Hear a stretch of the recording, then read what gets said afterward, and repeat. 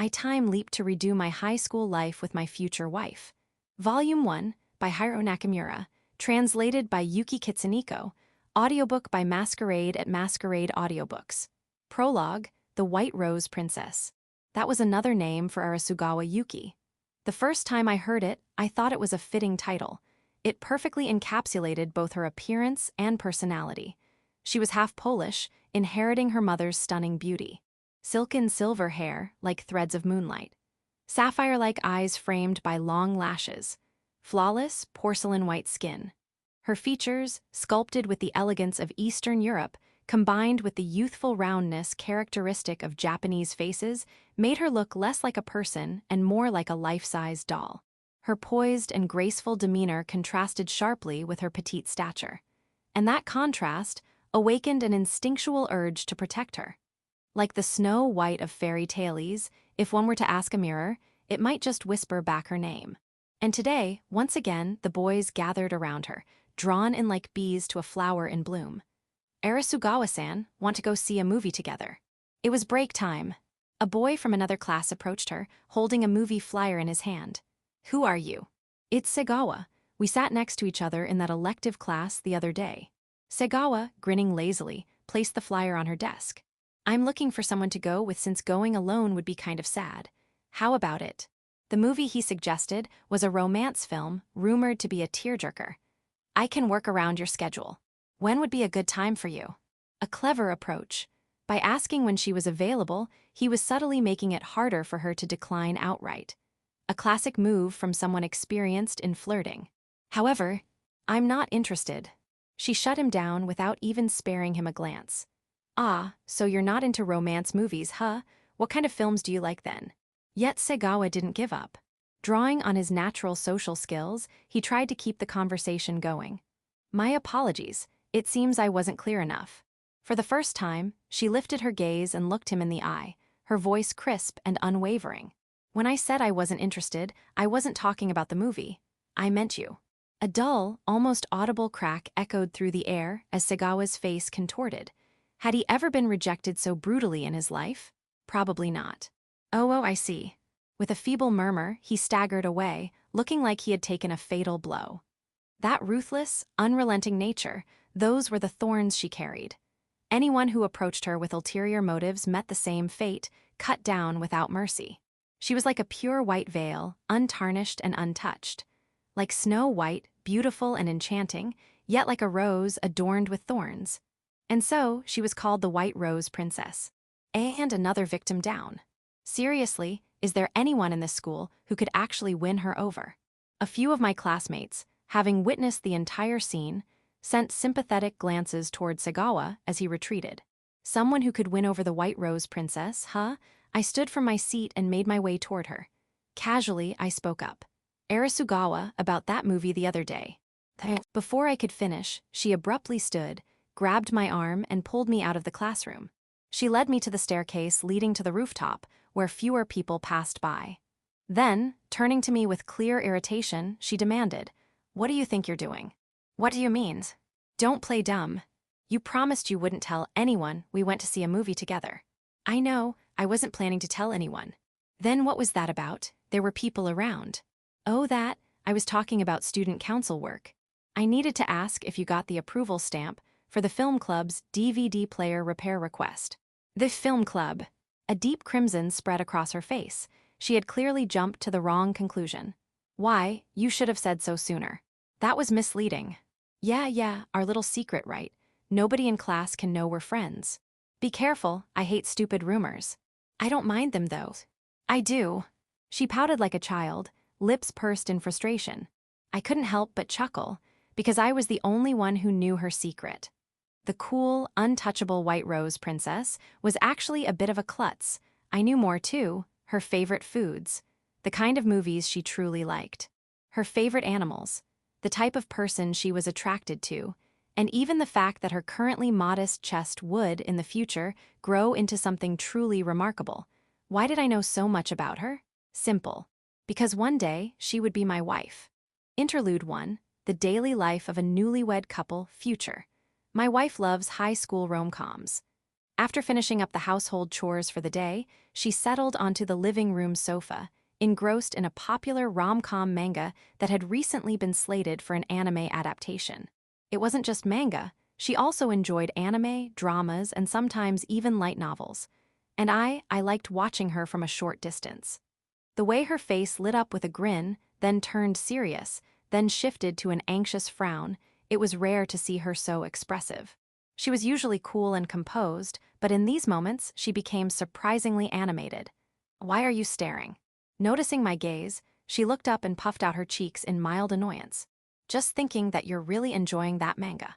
"I am. It's so good. I can't believe I never read it before. It would have been such a waste to miss out. The way the heroine's emotions are portrayed is just so well done." Her eyes sparkled as she passionately rambled about the story.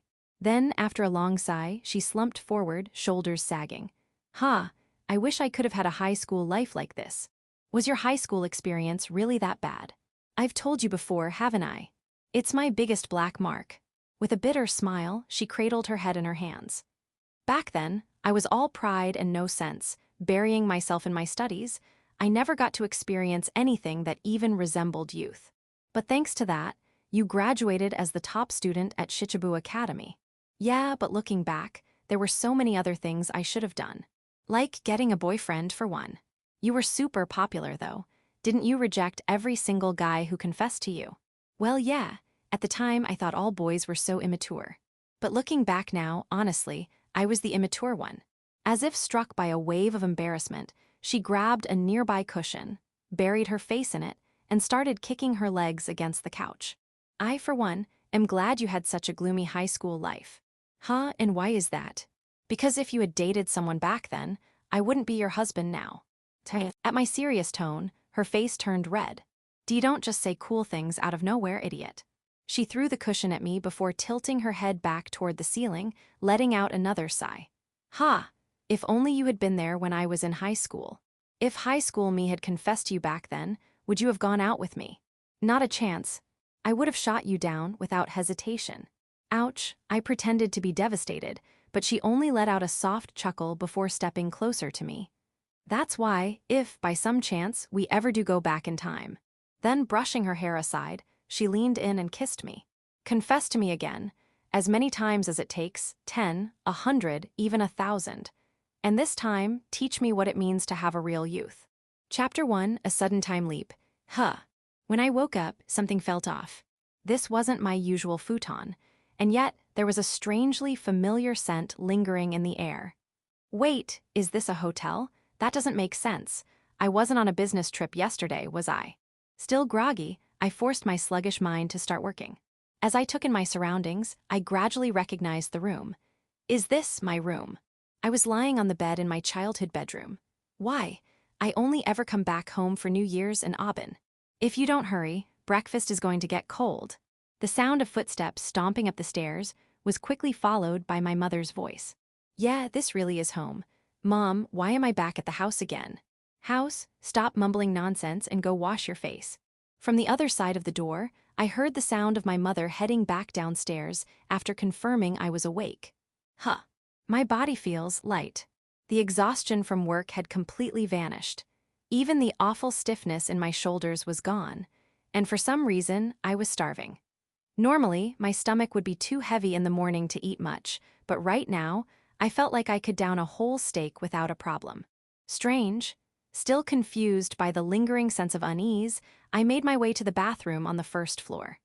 I washed my face, wiped it with a towel, and was about to fix my bedhead when I looked in the mirror. A child's face stared back at me. The height I once had, almost 180 cm, was now barely 160 cm. My face looked rounder, more youthful. My chin, once rough with unshaven stubble, was now smooth. And the muscles I'd built at the gym to stay in shape, completely gone. This is me from high school, no middle school. No. What the hell is this, a dream? But it felt too real. The chill of the water on my skin, the texture of the towel, it was all too vivid to be an illusion. "Ma-kun, what are you doing? If you don't hurry, you'll be late for school." As I pinched my cheek in disbelief, my mom appeared, holding a ladle in her hand. She looked younger, Mom always had a youthful face, but now there wasn't a single wrinkle or gray hair in sight. Mom, did you get younger or something? Oh, you noticed, I changed my skincare products. You caught on faster than your dad did. Dad. No way. Heart pounding, I rushed to the dining room and froze. I don't want to go to work. My father, who should have been dead, was sitting at the table eating breakfast. Silently stuffing his cheeks like a squirrel, he radiated an aura of pure negativity. Dad passed away 5 years ago from an illness, and yet here he was, alive and well. Maybe I should just call in sick today. Yeah, I think I have a fever. Maybe I should just stay home. No skipping work. You're the company president now. You need to set an example for your employees.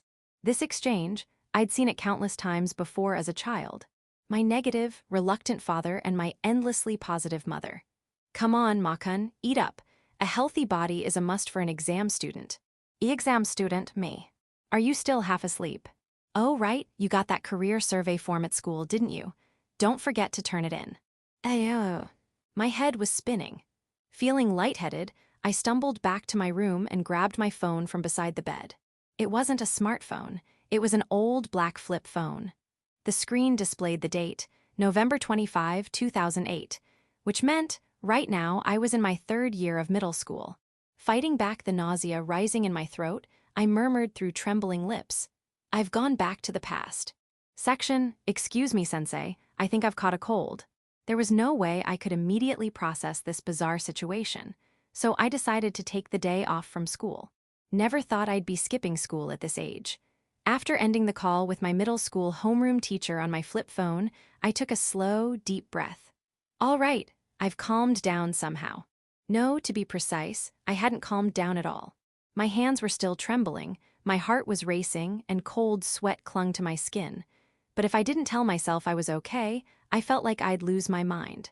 First, I needed to organize my thoughts. Today was November 25, 2008. In my room, there was a PSB with Monster Hunter loaded in it. A bulky CRT TV that wasn't compatible with digital broadcasting. A VHS player and a PS2 Slim sitting beneath it. Reap. Inside my Velcro strap wallet, embarrassingly outdated, I found a measly 6,000 yen. Among the bills, a rare 2,000 yen note had somehow snuck its way in. And, of course, there was no sign of anything resembling a time machine.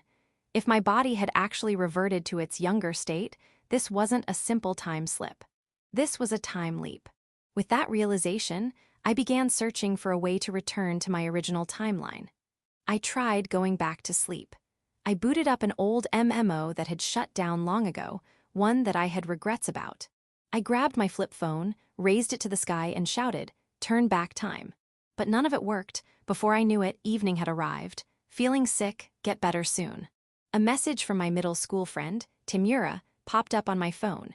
I replied, "I've got something worse than a cold." A moment later, he responded, "The flu," sounding genuinely concerned. I barely saw him after we ended up at different high schools. That thought brought a wave of nostalgia and a tinge of loneliness. Maybe I should go for a walk. Staying cooped up in my room wasn't going to help me figure anything out. And honestly, I was starting to feel a little suffocated. I threw on a coat and stepped outside. The scenery of 2008 wasn't all that different from the present, but there were 2 things that stood out as unmistakably different. One, there were far fewer people wearing masks. It made sense. COVID-19 hadn't hit this era yet. And the other thing, there was no one walking while staring at a smartphone. Instead, everyone had flip phones in their hands. Smartphones had already been released, but it seemed like their widespread adoption in Japan was still a little ways off. I really have time leaped, haven't I? After walking for about 30 minutes, I found myself at the bridge leading to the neighboring town. I came to a stop. Resting my arms on the railing, I gazed down at the river.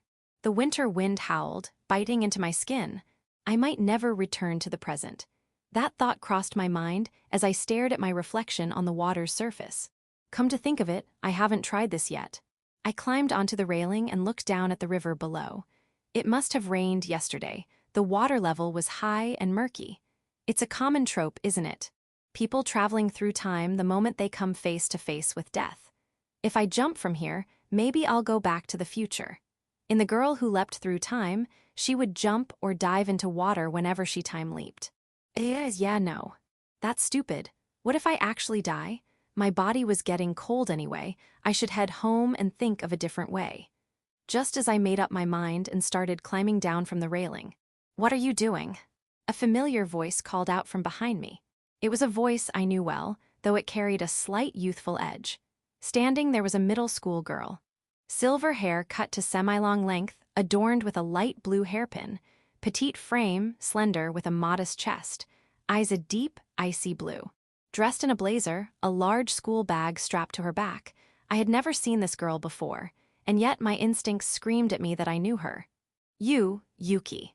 Standing before me was my wife, when she was still in middle school. How do you know my name? Have we met before? She tilted her head, a wary expression on her face. It really was Yuki. Middle school Yuki. Tears welled up in my eyes. Maybe it was because my younger body had weaker tear ducts.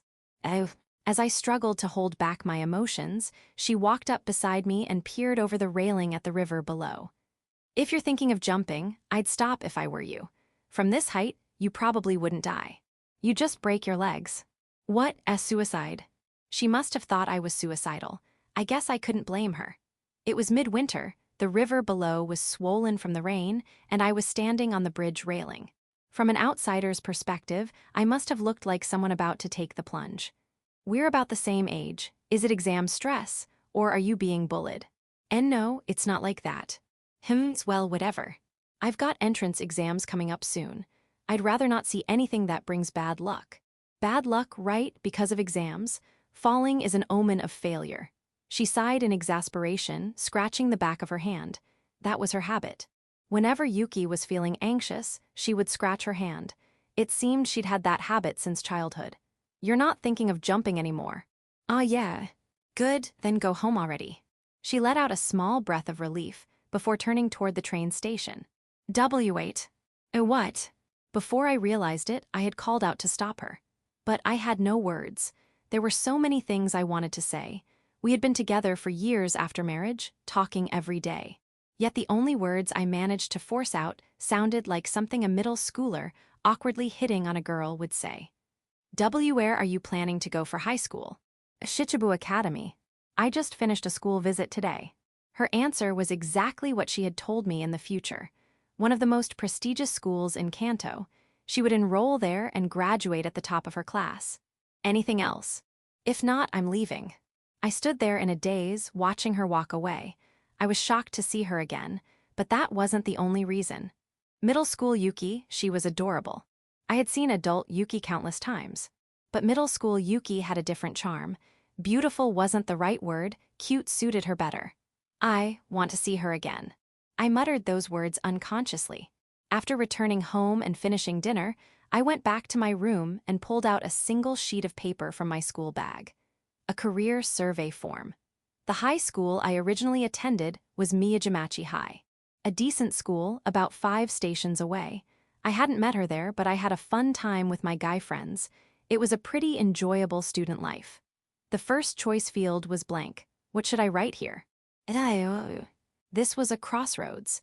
If I didn't write Miyajima High, my life would take a completely different path from my previous one. I wasn't without fear. I might end up regretting it, thinking my previous life was the better one. But I gripped my ballpoint pen tightly. If you ever get the chance to go back in time, confess to me, over and over, as many times as it takes, and show me what youth is. Yuki's words from the future echoed in my mind. Maybe this time Leap happened to grant her wish. Why had I been sent back to this exact moment, winter of my 3rd year in middle school? Why today, the very day I had to decide my future? The reason was obvious. All right, let's do this. The fear had disappeared. All that remained in my heart was one thing, the desire to see her again. I scrawled the high school name onto the career survey form. Suzuhara Masyami. Desired high schools, first choice. Shichibu Academy. Reason for applying, because my wife is there. Interlude 2, meeting Arasugawa Yuki, future. Sometime in 2020. Please, I beg you, grant me this loan. In a private room of an upscale ryotai in Akasaka, a middle-aged man was bowing so low his bald head nearly touched the floor. His name was Arasugawa Shijuki, the president of Arasugawa, a major corporation with over 2,000 employees. I'm afraid that's not possible. We don't exactly have the luxury of excess funds either. I swear, I'll pay you back with interest within 3 years. Please, just this once. I let out a sigh, already finding this situation troublesome. Arasugawa was a company specializing in manufacturing automotive control components. They supplied parts in bulk to major Japanese car manufacturers. But right now, they were facing a serious crisis: a severe semiconductor shortage. The COVID-19 pandemic had triggered a surge in remote work, leading to an explosive demand for computers. As a result, semiconductor prices had skyrocketed, and shortages became a persistent issue. Since automotive control components heavily relied on semiconductors, Arasugawa was hit hard. Normally, a company of their size could weather this kind of blow, but the timing couldn't have been worse. 3 years ago, Arasugawa had constructed a number of new factories to ramp up production. Sensing the early signs of an industry rebound, they had poured an enormous amount of capital into expansion. And just as expected, the automotive sector experienced a boom. The only miscalculation was the semiconductor shortage striking at precisely the wrong moment. No matter how high demand soared, it was meaningless if supply couldn't keep up. Drowning in massive debt, Arasugawa was struggling to keep the company afloat. Things were so dire that he had resorted to requesting a loan from me, his direct competitor. No matter how many times you ask, my answer won't change. It's simply not possible. There was no point in dragging this out any further. Just as I was about to stand up. "Wait, I'm not asking you to do this for free." Arasugawa suddenly turned toward the adjoining room and called out, "Come in." The sliding fusuma door opened, revealing a woman. A stunning beauty dressed in a business suit, her silver hair shimmering under the soft lighting. Western? No, likely Nordic. Long white eyelashes framed her sapphire-like eyes. Her features were perfectly sculpted. She looked to be in her early 20s. She was so breathtakingly beautiful that every idol I'd ever seen paled in comparison. "This is my daughter, Yuki." Daughter, that didn't add up. She looked nothing like him. In fact, she was clearly foreign. But her petite nose and slender frame had a distinctly Japanese quality to them. A half-Japanese, then? Perhaps her mother was foreign. "Nice to meet you. I'm Arasugawa Yuki." She gracefully knelt on the tatami and bowed deeply. Her silvery white hair shimmered faintly, and from between her bangs, those jewel-like eyes peered up at me. But there was something off. A murky shadow seemed to dull the brilliance of her sapphire irises. "Well, isn't she beautiful?"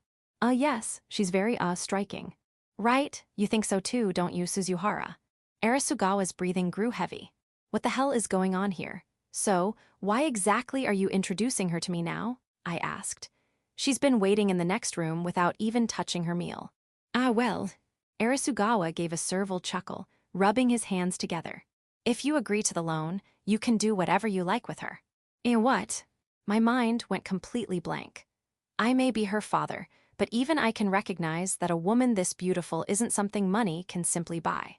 He placed a hand on Yuki's back and nudged her forward, bringing her closer to me. Avoiding my gaze, Yuki turned her head to the side. Unimpressed by my silence, Arasugawa clapped her on the shoulder. "Yuki, isn't it a bit warm in here? Take that coat off." "Take it off." Biting her lip, Yuki hesitantly began to remove her coat. "The suit too, this room is well heated. A shirt will do." "Yes, father." She had been sitting in this heated room all this time, still bundled up in her coat. Sweat clung to her skin. Because of that, her damp blouse clung tightly to her figure, outlining her curves. Her undergarments were black, and bold, far too extravagant for everyday wear. Lingerie meant to seduce. It was hard to believe this was her choice. It felt more like something Arasugawa had forced upon her. "Of course," he added smugly, "she's untouched. A pure maiden raised to be just that." Yuki's face turned scarlet with shame. I couldn't even begin to fathom how humiliating it must have been for her own father to declare her virginity to a stranger. But I did understand one thing: this had gone far enough. I wasn't about to let her suffer any further indignity. Without a word, I grabbed my suit jacket from the seat beside me and tossed it over to her. "You call yourself a father. What the hell does he think his own daughter is?" "Of course, I am a father. I don't want to do this either. but she agreed for the sake of the company. That's why, with a heavy heart, lies, my fist clenched tightly. Ever since taking over as president, I've met all kinds of people. I may still be young, but I've learned to see people for what they really are. And this man, he doesn't see his daughter as a person. To him, she's nothing more than a bargaining chip. I wanted nothing more than to wipe that smug grin off his face with a single punch. But that was exactly what he wanted. Arasugawa was deliberately playing the role of a detestable man. If I lashed out, he'd twist the situation to his advantage. He'd use it against me, coercing me into accepting his terms as part of a settlement. Calm down. I took a deep breath, forcing my boiling blood to cool. That's right. All I have to do is refuse. There's no way I'm going along with this filth. But a thought crept into my mind. What happens to her if I walk away? Arasugawa will just take her elsewhere, to another company. And eventually, someone will say yes. With beauty like hers, it's only a matter of time before someone accepts his offer. She curled into herself like a discarded kitten. Her long bangs obscured most of her face, but, "Help me." That's what it looked like she was saying. May I have some time to think this over? I needed a moment to clear my head.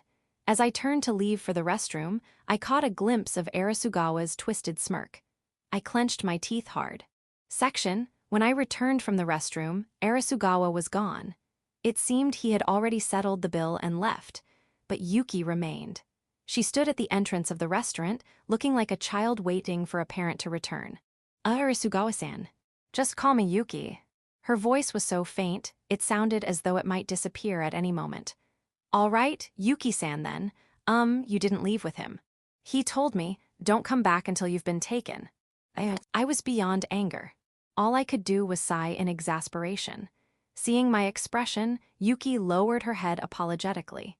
"I'm sorry, that's just the kind of person he is. He genuinely believes that women exist only to serve men." "Yeah, I know the type. Outdated relics of a bygone era. No, calling him that would be too kind. He was just filth. Tell me something, why didn't you refuse?" Her voice was hoarse, barely above a whisper. "You were going to reject him, weren't you? But at the last moment, you hesitated." She had noticed. I decided to be honest. "If I turned him down, I had a feeling something even worse would happen to you. You're kind, aren't you?" Leaning back against the wall, she let out a quiet sigh. "You were right. If you had said no, he was planning to visit Numakura from Central Bank tomorrow to ask for a loan. That would have been bad. Numakura from Central Bank. I'd heard of him before. A high-ranking bank executive, infamous for his predatory tendencies. His hobby was preying on desperate, washed-up idols in exchange for financial backing. If rumors of his exploits had reached even my ears, there was no doubt they were true. For now, find a hotel for the night. I'll cover the cost. 30,000 yen should be enough for a taxi and a decent hotel."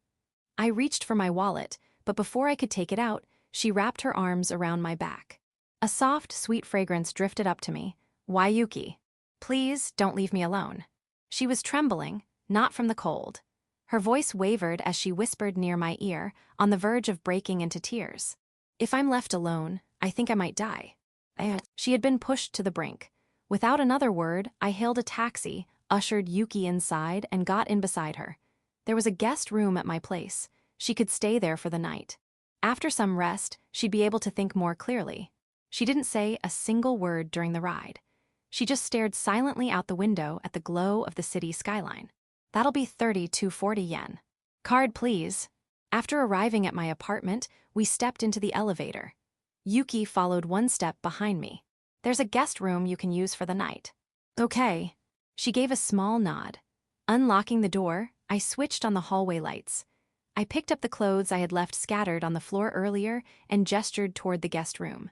"That room is yours for the night. The bathroom is over there. Do you want to take a bath?" "I'll just use the shower. My body feels cold." "Got it. There are towels in the dressing area. Use whichever you like." Thanks." With that, she disappeared into the changing room. A soft rustling sound followed as she began undressing. Then, shortly after, I heard the water begin to run. I sank into the sofa, staring absent-mindedly at the ceiling. For some reason, my throat felt unusually dry and I swallowed hard. When was the last time I felt this tense? I wasn't inexperienced with women. I had dated before, brought girlfriends over to this apartment. But none of them had been as stunning as her. And right now, she was right there, just beyond that door, showering. Even if I had no intention of making a move, it was impossible not to think about it. Her bare skin. What the hell am I thinking? I shook my head, trying to push the thought away. Maybe some tea would help clear my mind. I switched on the heater, activated the hot carpet, and turned on the electric kettle. Her shower was surprisingly short, about 5 minutes at most. I heard the sound of a towel brushing against her skin as she dried off. Thanks, that felt refreshing. The door to the changing room opened, and Yuki stepped out. All right. The hairdryer is in the bathroom if you need. Wait. The moment I saw her, the tea bag in my hand slipped from my fingers. She wasn't wearing any clothes, just a single bath towel, loosely wrapped around her body, so precariously that the slightest movement could unravel it. Her makeup was gone, yet her features remained just as flawless. With her body warmed from the shower, her skin was faintly flushed, not just her cheeks, but the soft, pale skin normally hidden from view was tinged with a delicate pink. Pervert! Yuki let out a small giggle, clearly amused that I was staring at her. Sorry. I apologized instinctively. But wait, why was I the one at fault? More importantly, why wasn't she dressed? Why aren't you wearing any clothes? I'll put them on later, but right now, I don't need them. With that, she took a step closer. The subtle sway of her chest beneath the thin towel made my brain scream at me to look away. I hurriedly covered my eyes with both hands. Even with my vision blocked, I could feel her drawing near. She had used the same shampoo as me, yet her scent was sweet, almost intoxicating. Then, without warning, she pushed me onto the sofa. With a soft thud, she straddled me. Her bare hips pressed against my lower abdomen, warm, impossibly soft. Yet she felt strangely weightless. My first time, I'll give it to you. It was as if my brain had been struck by lightning. W8, was she serious? Hey, you don't have to go along with your father's orders. This isn't for him.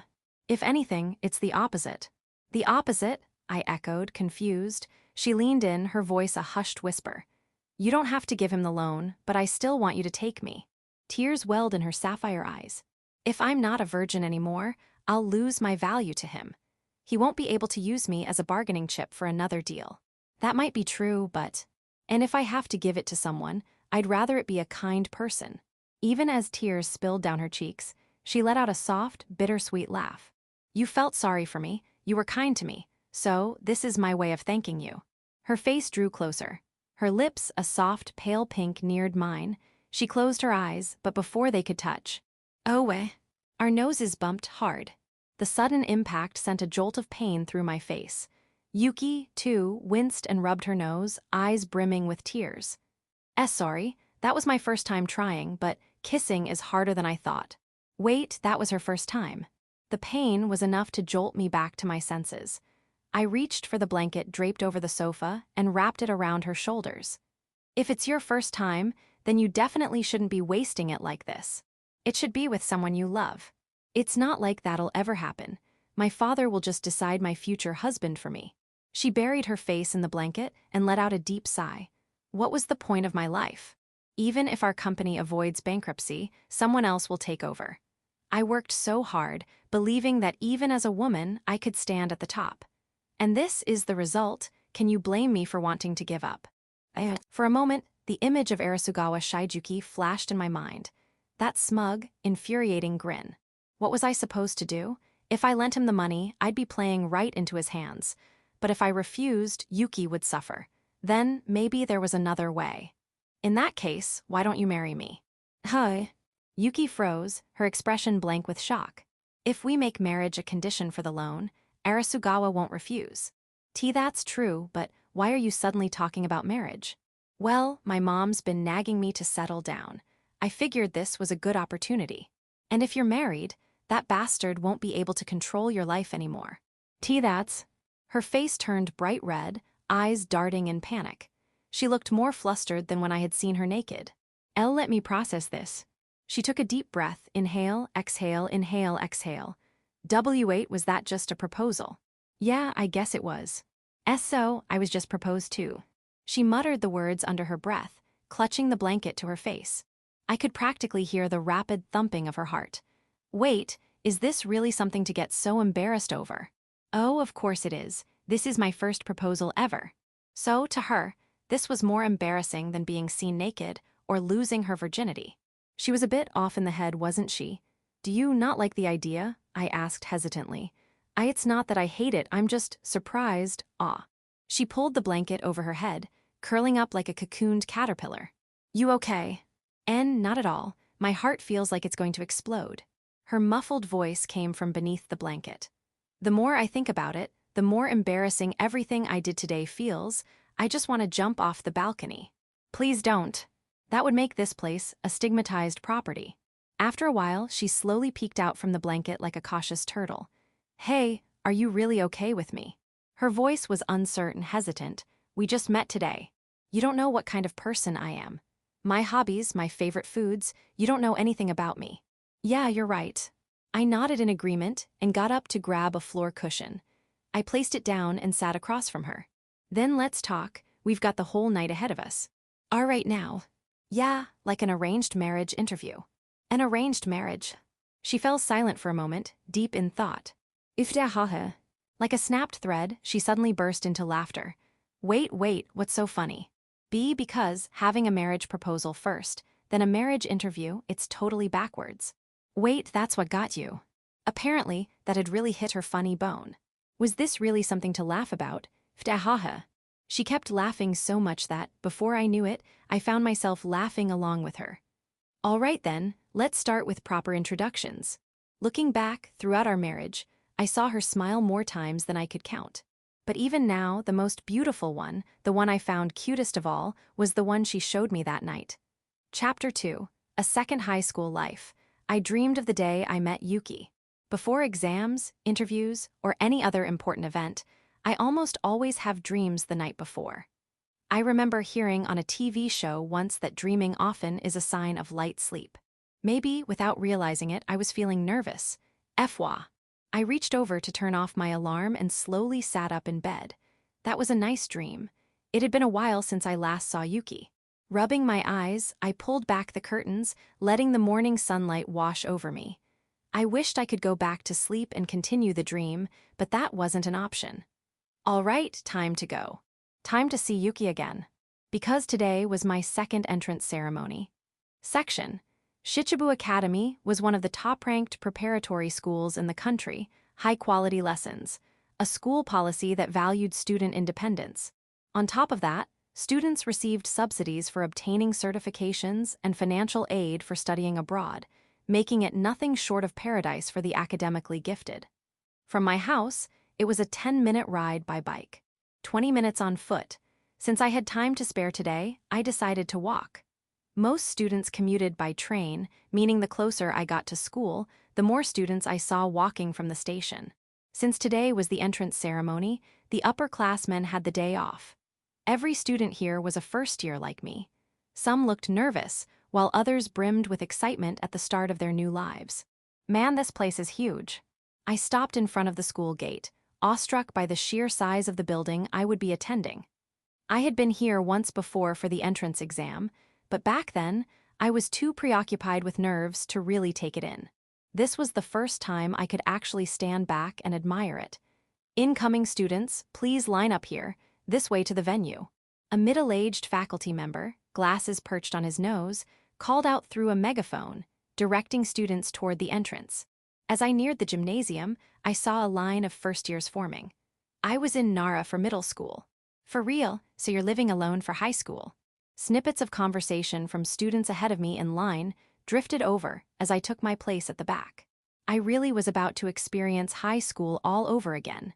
Damn, this was actually exciting. When was the last time I felt this thrilled? There were so many things I had wanted to do as a student. Now that I had a second chance at high school, I was going to do everything I had ever wanted to.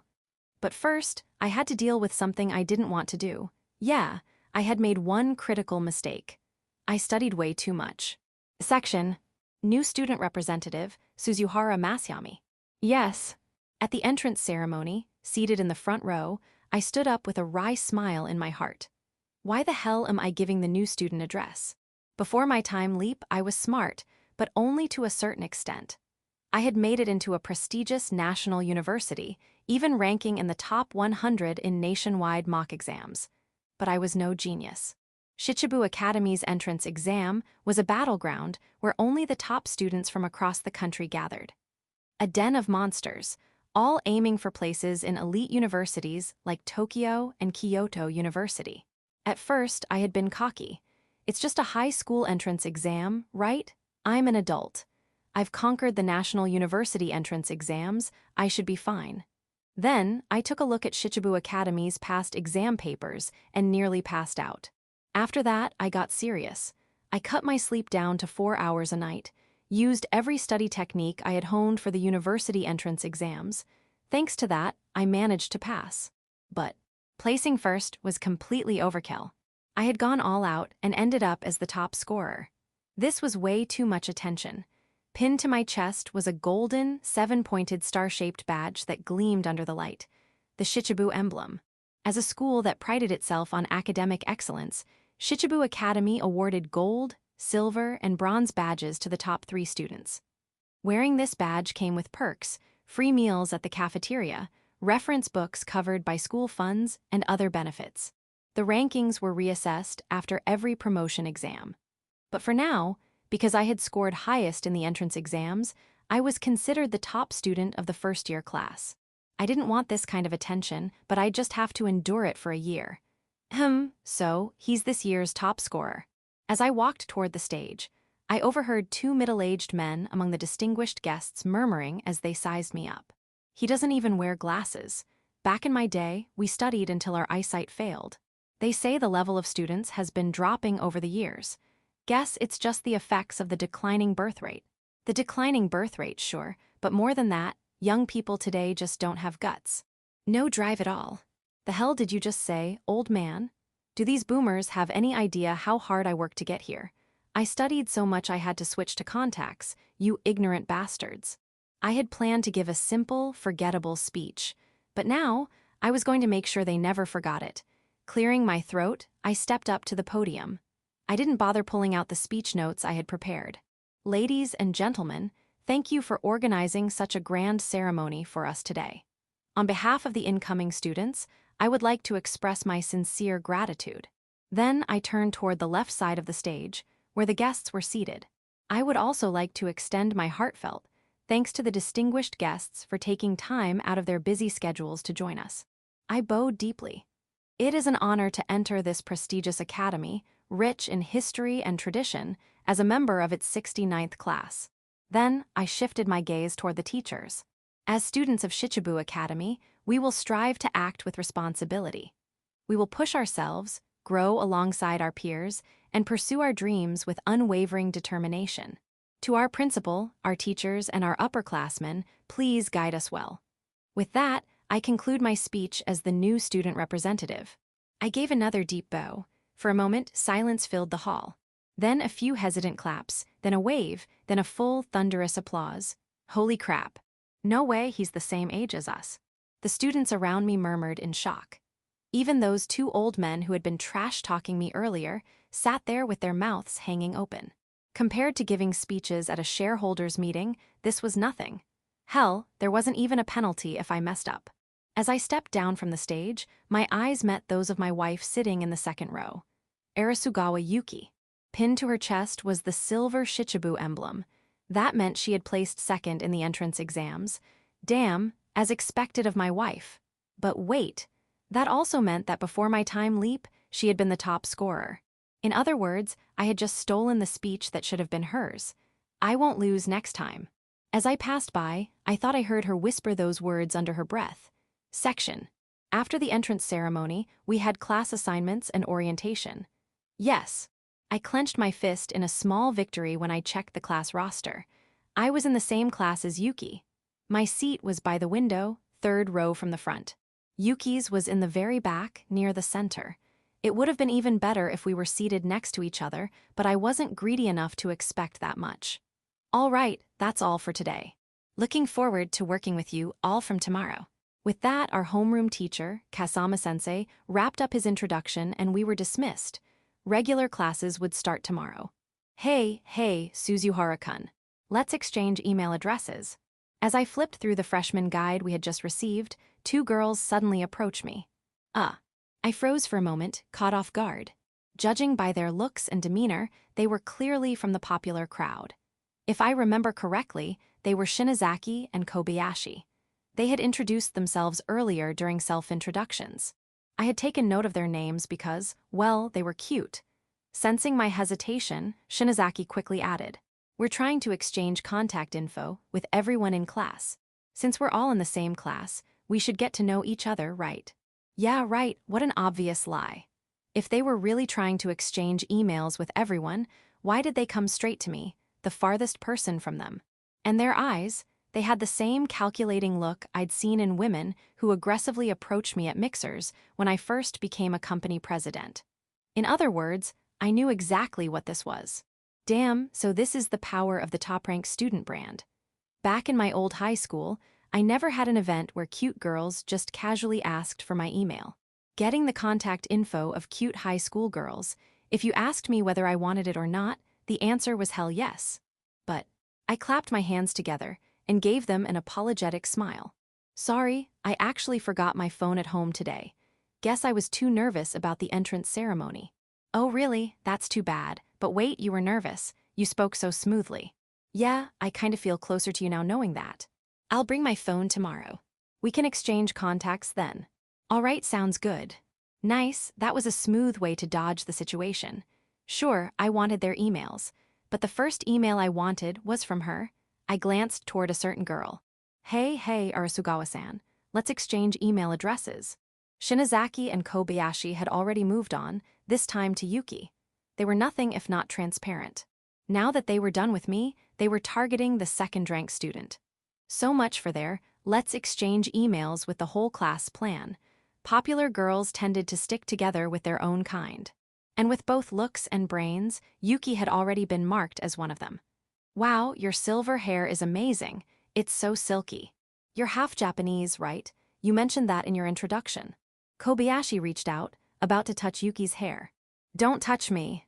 Yuki immediately swatted her hand away, shooting her a piercing glare. Sorry. Kobayashi flinched, clearly startled by the sheer force of Yuki's rejection. I don't have my phone with me. You forgot it. I didn't forget it, I just don't need it in a place meant for studying. But isn't that kinda inconvenient? Not really. As if dismissing the entire conversation, Yuki snapped her bag shut and stood up to leave. Wait, then, why don't you come to karaoke with us after this? Kobayashi hurriedly tried to stop her. Karaoke? Yeah, just to get to know each other better. There's so much we want to ask you. I'm not going. Without a second thought, Yuki flatly refused. Stopping by entertainment facilities on the way home is against school rules. Her voice was cold, completely unbothered. It's just a school rule, though. It's not a big deal if no one finds out. Whether someone finds out or not is irrelevant. As a student of this academy, I follow the rules. That's all. Maybe next time. Shinozaki and Kobayashi quickly backed off and left the classroom. They said, next time, but I had a feeling they wouldn't be inviting her again. I see, so this is what she was like back then. Watching the exchange unfold, I couldn't help but smirk. So this was the Yuki from 15 years ago. The same Yuki who had once called her past self a cringeworthy embarrassment. Yeah, I could see why. She was seriously uptight. But at the same time, I couldn't help but wonder. What would it look like when someone as rigid as her finally let her guard down? Would it be different from the Yuki I knew as an adult? Would her reactions be different when she finally fell for me? This is getting interesting. Right now, her affection level is at 0. The difficulty level was at its highest. But I had one ultimate advantage. I knew everything about her future self. All right then, let's begin my second youth. Chapter 3, The White Rose Princess. A week had passed since the entrance ceremony. During that time, I decided to observe Yuki for a while.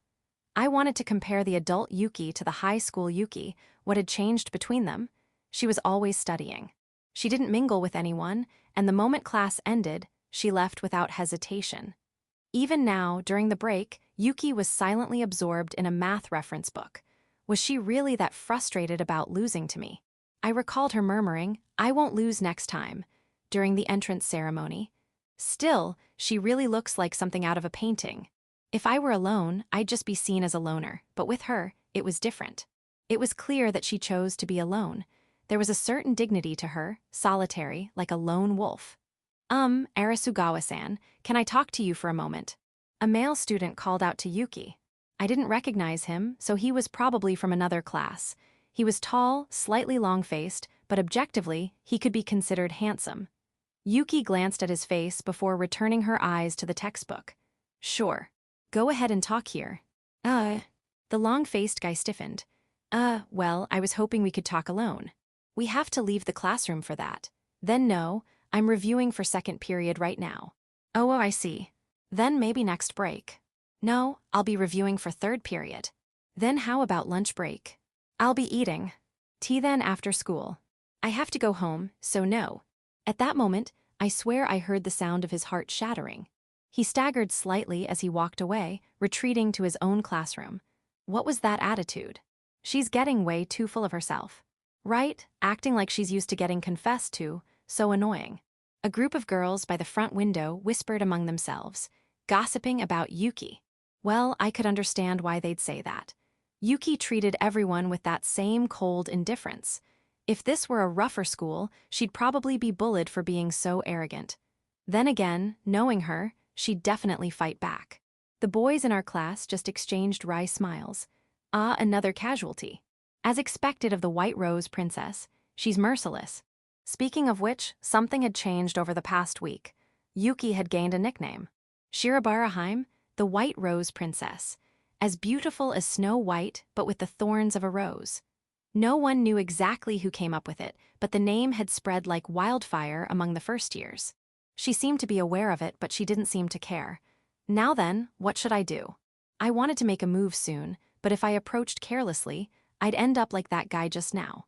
How could I reach her without getting pricked by her thorns? Just as I was contemplating this, I noticed something odd. She was rummaging through her bag, looking for something. That flustered look, where had I seen it before? Oh, right. That was the same panicked expression you make when you realize you forgot your wallet on a date. So, she forgot her textbook. The next class was world history, and the teacher was Sato-sensei. If I remembered correctly, he liked to call on students by name. Without a textbook, she wouldn't be able to answer. No way. She was really planning to sit through the entire lesson without a textbook. She had her Japanese textbook open instead, as if she was trying to disguise the fact that she didn't have the right one. She could just ask the person next to her to share, but knowing her, her pride wouldn't allow that. I let out a small chuckle. Didn't she realize it'd be even more embarrassing if she got called on? But this was a perfect opportunity. I took out my world history textbook from my bag and placed it on her desk. She turned to me, startled. Leaning in slightly, I whispered into her ear. You forgot it, didn't you? Here, use mine. Leaving just those words behind, I walked toward the classroom door. All right, hurry up and take your seats. Class is starting. Oh, perfect timing. Sato-sensei had arrived. Suzuhara, something wrong? Sorry, I'm not feeling great. Can I go to the infirmary? You're feeling sick. Sato-sensei narrowed his eyes at me, clearly suspicious. He probably thought I was trying to skip class. But then the golden shichibu, the 7-pointed emblem, pinned to my chest came in handy. All right, go ahead. He must have assumed that the top-ranked student wouldn't skip class for no reason. And with that, I was free. Now then, time for a nice nap in the infirmary. Walking down the empty hallway, I let out a small yawn. Section, come with me for a second. During the next break, I had just returned from the infirmary when Yuki called me over. She led me to the landing of the stairs that led to the rooftop. Then, she abruptly turned around. What was that supposed to be? Her expression was skeptical as she shoved the textbook I had lent her back at me. You could at least say, thank you first, don't you think? I never asked for your help, and besides, you were faking being sick, weren't you? Well, yeah. Of course she wasn't easy to fool. So, what's your angle? She narrowed her eyes in suspicion, tilting her head slightly. Just being nice. You looked like you needed help. Liar. Why do you think I'm lying? Experience. With a sigh, Yuki pinched the bridge of her nose as if dealing with a headache. It's always been like this, ever since middle school. I helped you, so go out with me. Since I did you a favor, give me your number. Every single person who's ever helped me has had ulterior motives. I see. That explained why the Yuki of this era was so distant from others. I let out a small sigh and shook my head. That's disappointing. You're lumping me in with guys like that. Are you saying you're different? Well, if you're asking whether I have ulterior motives or not, I do. See, I knew it. Actually, you could say I only have ulterior motives. So, Yuki took a step back as if raising her guard. I'm not gonna do anything, okay? Wanting to get close to a cute girl, isn't that normal for a guy? Unbelievable. I thought you were above that kind of thing. She glanced at the golden 7-pointed emblem on my chest. I thought you were like me, someone who dedicates everything to studying. High school only lasts 3 years, you know. Gotta enjoy everything, fun, romance, all of it. I don't have that kind of time. She muttered under her breath, then let out a tired sigh. Fine, let's get this over with. Huh, get what over with? You're going to confess, aren't you? I nearly stumbled in shock.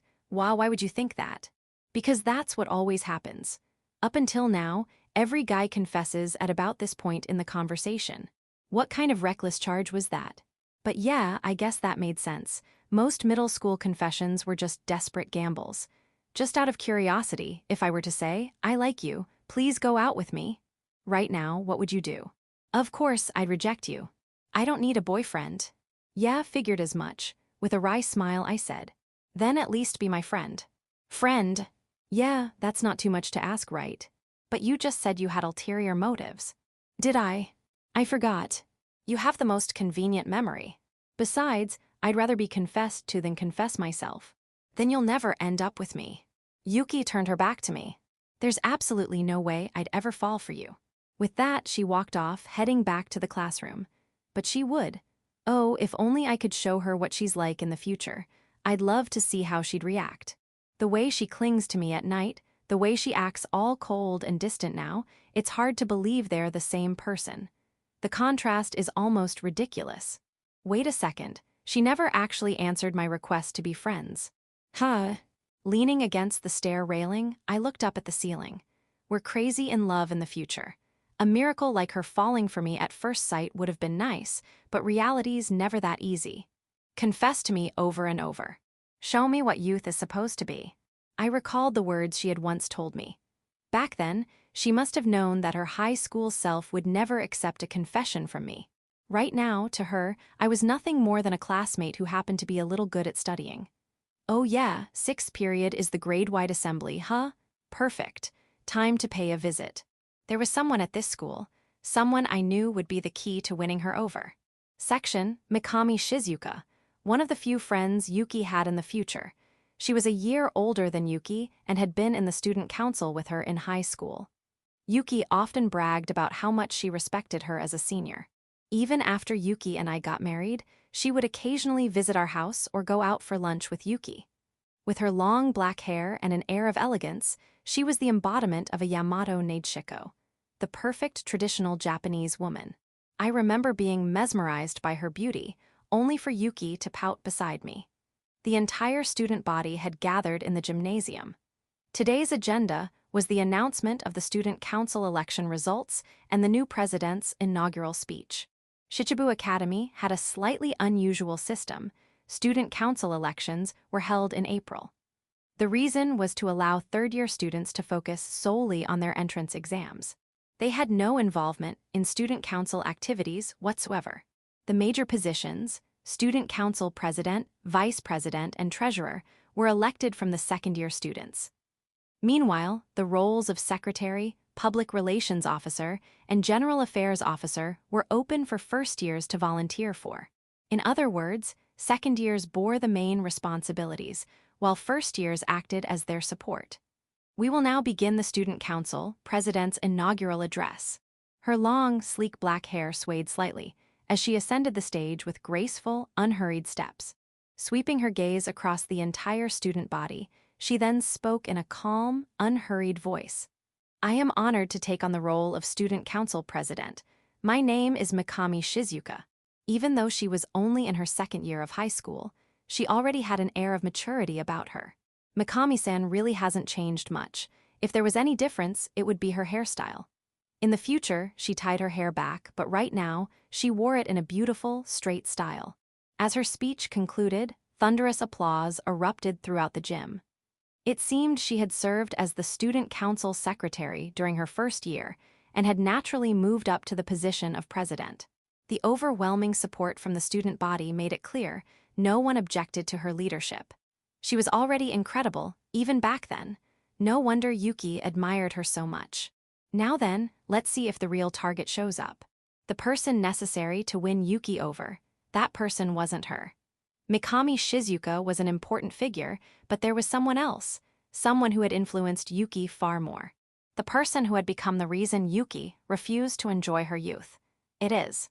Next, we will now hear the farewell address from the former student council president. A tall male student, seated in the front row of the third year, stood up and made his way to the stage.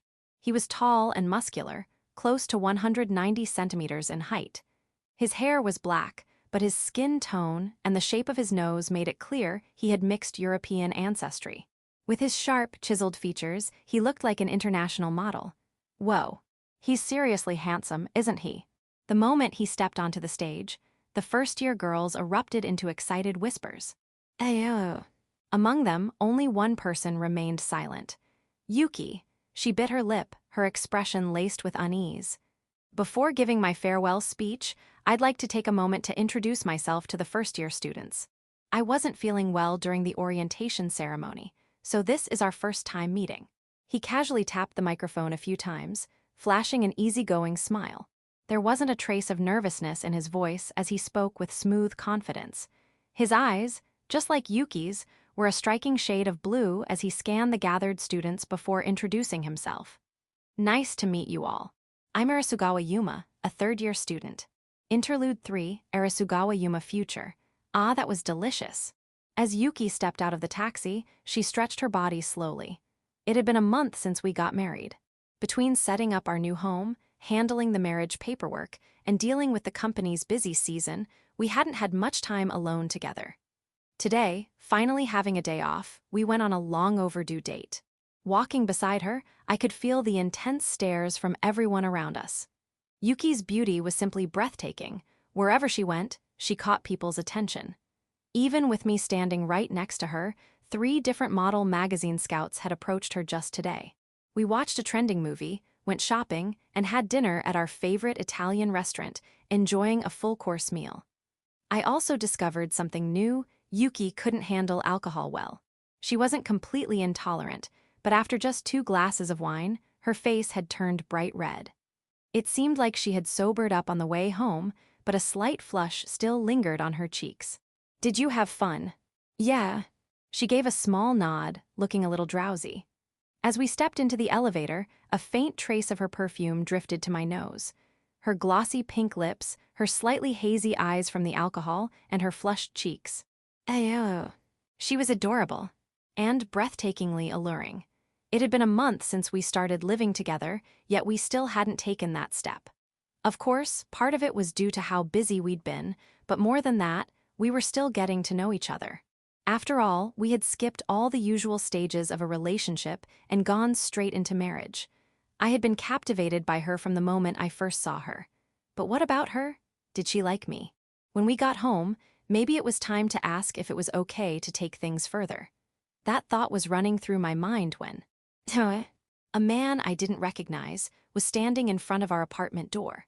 He tilted his head slightly as he pressed the intercom.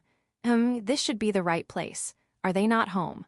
He looked to be around our age, maybe a little older, dressed in an expensive-looking coat. More than anything, he was huge. At least 190 centimeters tall. Instinctively, I took a step forward, gently guiding Yuki behind me before speaking up. Excuse me, can I help you? Oh.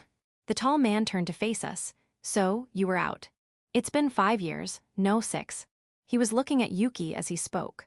From the side, his long hair had obscured his face, but now I could see he had the features of a Hollywood actor. He had some stubble, but instead of looking unkempt, it only added to his rugged charm. With sharp, well-defined features, thin yet striking eyebrows, and, just like Yuki, brilliant blue eyes. Nei-san. Yuki's voice trembled as she widened her eyes in shock. His name was Arasugawa Yuma, Yuki's older brother, 2 years her senior. Apparently, he lived in America and rarely returned to Japan. I had never heard her mention a brother before. She had never spoken about her family at all, so I had assumed she was an only child.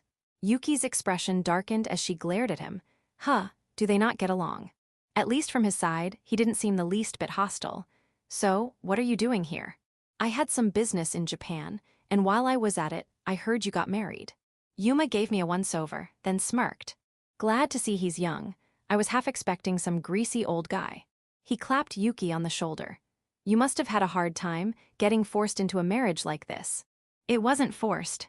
Yuki brushed off his hand. I was the one who decided. I chose to marry him. Really? Didn't you always say you never wanted to get married? That was years ago. People change. Damn, so do you actually like this guy? I do. Yuki lowered her gaze, mumbling under her breath. I love him. He's the one who saved me. Then she lifted her head and glared at Yuma before shouting. I'm happy now. Today's date was amazing, and I had so much fun. So stop looking at me like you pity me. Yuma stared at her dumbfounded, then. Love, huh? That's the first time I've ever heard you say that so openly. Covering his face with his hand, he let out a low chuckle. Man, just seeing that made this trip to Japan worth it. He patted my shoulder and slipped something into my chest pocket. Take care of Yuki, brother-in-law. With just that, he waved and walked away. What the hell was that? What a free-spirited guy. He was the total opposite of the serious and reserved Yuki. Curious, I pulled the object from my pocket. It was a business card. And when I saw the company name, my eyes widened. Whoa. Your brother works for that company. Cross Streamers. A major American company specializing in video distribution. They had anticipated the rise of streaming before anyone else and launched a free video sharing platform covering a variety of content. In just a year after its launch, it had skyrocketed to become one of the world's most subscribed platforms. He doesn't work for them. He founded it. I took another look at the business card. And there it was, written in small letters above his name, President. Yuki's brother was the CEO and founder of Cross Streamers. Then wouldn't it have been better to ask him for the Arasugawa loan? My brother is completely estranged from my father. Dad wanted him to inherit Arasugawa, but he refused and left for America. I see, so that's why she had come to me for the loan instead. What do you think of your brother, Yuki? I hate him. Her immediate response caught me off guard. It was the first time I had ever seen Yuki express this kind of childish anger. He's the worst. A total womanizer, always grinning like an idiot, looking down on everyone else, and he's constantly calling me awkward, naive, and clueless. He never puts in any effort, yet he can do anything perfectly. It was as if all the frustration she had bottled up over the years was pouring out at once. When I was in middle school, my father told me, just beat Yuma in something. I thought that if I could, maybe I could change the life that was being forced on me. So I worked hard, all through my student years, hoping for that tiny chance, but in the end I never beat him. Not even once. I could see the tears welling up in her eyes. That's why I never wanted to see him again, and I definitely didn't want you to see me like this. Ayo. She looked like she was about to cry. I took her hand and gently led her inside our apartment. Then I pulled her into an embrace, holding her delicate, slender body close. Why are you doing this all of a sudden? What you said earlier made me really happy. I whispered into her ear, was it true? That you love me? Why yeah, over this past month I've really fallen for you. I see. Feeling the warmth of her body rising against mine, I whispered. The past doesn't matter. The only Yuki I know is the one I've spent this past month with. Her complex feelings toward her brother, all that resentment, I wanted to erase it all. I love you too. I see, that makes me happy. I could feel the tension leaving her body as she relaxed in my arms.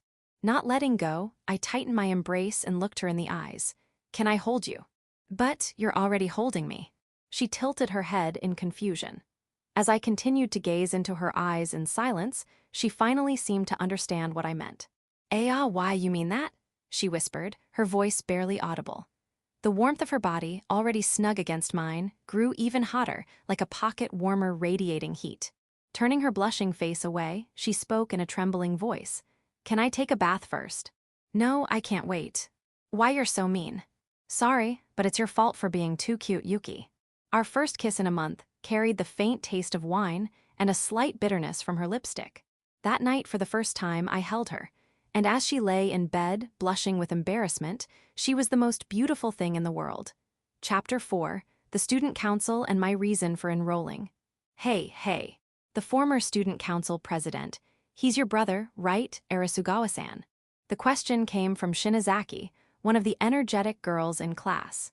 It was right after the school assembly, and her voice was filled with excitement as she turned to Yuki. He's my brother. Yuki responded flatly, her eyes never leaving the reference book in front of her. I knew it. Hey, so, does he have a girlfriend?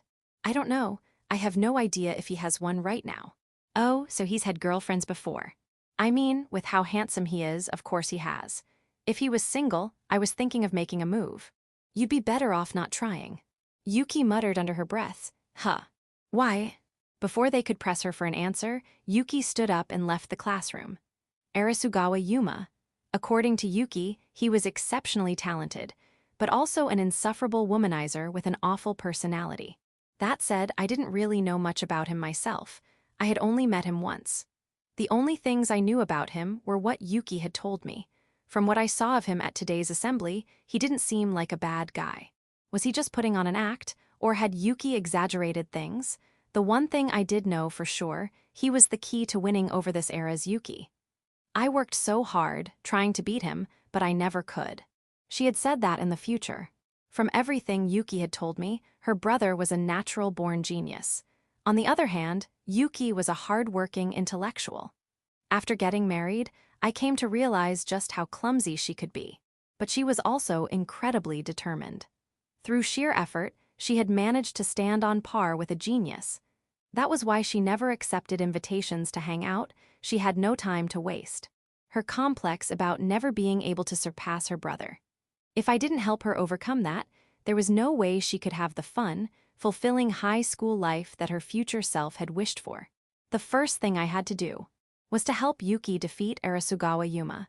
Section: Hey, are you really planning to join the student council? Yeah, looking forward to working with you. After school, I followed behind Yuki as she made her way toward the student council room. Today was the day the first years would be meeting the second-year members. I had already known Yuki would join the student council. Her future self had told me. Does the anti-stalking law apply inside school grounds? Ouch. That's harsh, especially toward a friend. When did I ever become your friend? A great historical figure once said, friendship is something that happens before you even realize it. Who said that? Tokugawa Yasu. He definitely didn't. Yuki let out a sigh, looking exasperated. Future Yuki used to laugh at jokes like this. Come on, don't be like that. We're both lacking in the friends department, let's get along. Don't lump me in with you, I do have friends. They just don't go to this school. Yeah, that's kind of a fatal flaw, isn't it? Most of my classmates are impossible to talk to. If I get along with a guy, he immediately confesses. And girls. They just talk about pointless things, what they do for fun, who they like, gossiping behind people's backs. It's all so low level. I can't relate to any of it. Ayo. Too low level to relate to, huh? Her future self had said the same thing, but she had also said she regretted it. She had wished she had been less stubborn and made more friends. Even now, she wasn't immune to loneliness. That much was obvious. She had never once said, I don't need friends. Well, no worries then. I don't badmouth people, and I won't bore you with pointless talk. Didn't you just spend the past few minutes saying the most pointless things imaginable? That was just your imagination. By the way, I've been meaning to ask. Halfway up the stairs, Yuki stopped and turned back to look at me. Before we entered this school, have we met somewhere before? She must have been talking about that day last December, on the bridge leading to the neighboring town. We had only spoken for a brief moment, so I thought she had forgotten, but it seemed like she remembered, even if only vaguely. Wait, are you hitting on me? What? Why would you think that? It's a famous pickup line, isn't it? Forget it, I must have been mistaken. Sighing, Yuki turned away and started climbing the stairs again. It was probably best not to mention that winter meeting. If she found out I had asked about what high school she was planning to attend, she might actually think I was a stalker. Well, technically, I am one. Speaking of which, there's something I don't get. Why was the student council so competitive? Only 3 first years could join the student council, yet 17 students had applied. At a school like Shichibu Academy, which prioritized academic excellence, seat rankings determined selection. Since I was ranked first and Yuki was second, we were accepted, along with the third-ranked student, a girl named Niyazuma. From what the teachers told me, the top 3 ranked students had also been selected last year. Student council work just seemed like a hassle to me. You're unbelievable. You applied without even knowing about the benefits. Benefits? Shichibu Academy holds an gathering every few months, a networking event for the most successful alumni. Not just CEOs of major corporations, but also high-ranking politicians. And the only students who get to attend are the current student council members. So if you join the student council, you can build connections with those kinds of people. Exactly. That made sense. Networking with influential people would be a huge advantage in the long run. Connections were more valuable than money. That was something I had learned firsthand after reaching the top of a company. It helps with securing jobs at major corporations, getting recommendation letters. The clearer your career goals are, the more valuable these connections become. Do you have any particular goals, Arasugawa? Yuki hesitated. Her father had already decided which university she would attend and where she would work. Maybe she didn't have anything she could truly call a dream. Most likely, the only reason she joined the student council was because she wanted to become a better president than her brother. For the record, my dream is to find a cute wife. Great, hope you find someone other than me. Oh, so you do know you're cute. Shut up, Yuki muttered as she quickened her pace up the stairs. Section. Excuse me, my name is Arasugawa Yuki, and I will be joining the student council starting today. As we stepped into the student council room, we found 2 people inside. One was the student council president, Mikami Shizuka. She was seated at a desk by the window with a president nameplate in front of her, focused on writing some documents. The other was a male student wearing glasses, sitting at a desk labeled treasurer in the right corner of the room, typing away on a laptop. The laptop was covered in various anime stickers. One glance was enough to tell he was an otaku. Oh, you're early. The president looked up and glanced between the 2 of us before saying, Sorry, Risa, the vice president hasn't arrived yet. Just relax and have some tea while you wait. She personally prepared the tea for us, and the soothing aroma of black tea filled the room. Go ahead, have a seat over there. Thank you. Yuki, as expected, sat at the farthest corner of the sofa, maximizing her distance from me. How tragic. Ow, hot. She took a sip of the tea and immediately flinched, revealing her cat tongue. Adorable. As I sipped the tea that the president had prepared, I took a moment to observe the student council room. It was slightly smaller than a standard classroom. 6 executive desks lined the room. In the center, there was a large table with 2 sofas facing each other, most likely for receiving visitors. That was where we were sitting. The walls were adorned with certificates of achievement, along with a row of nameplates listing the past student council presidents. At the far right, a new plate had been added, 69th Student Council President Mikami Shizuka. How's the tea? It's delicious, but next time you don't have to trouble yourself, please allow us to prepare it instead. It's fine. I enjoy making tea. Besides, I don't really like strict hierarchies, so no need to be overly formal with me.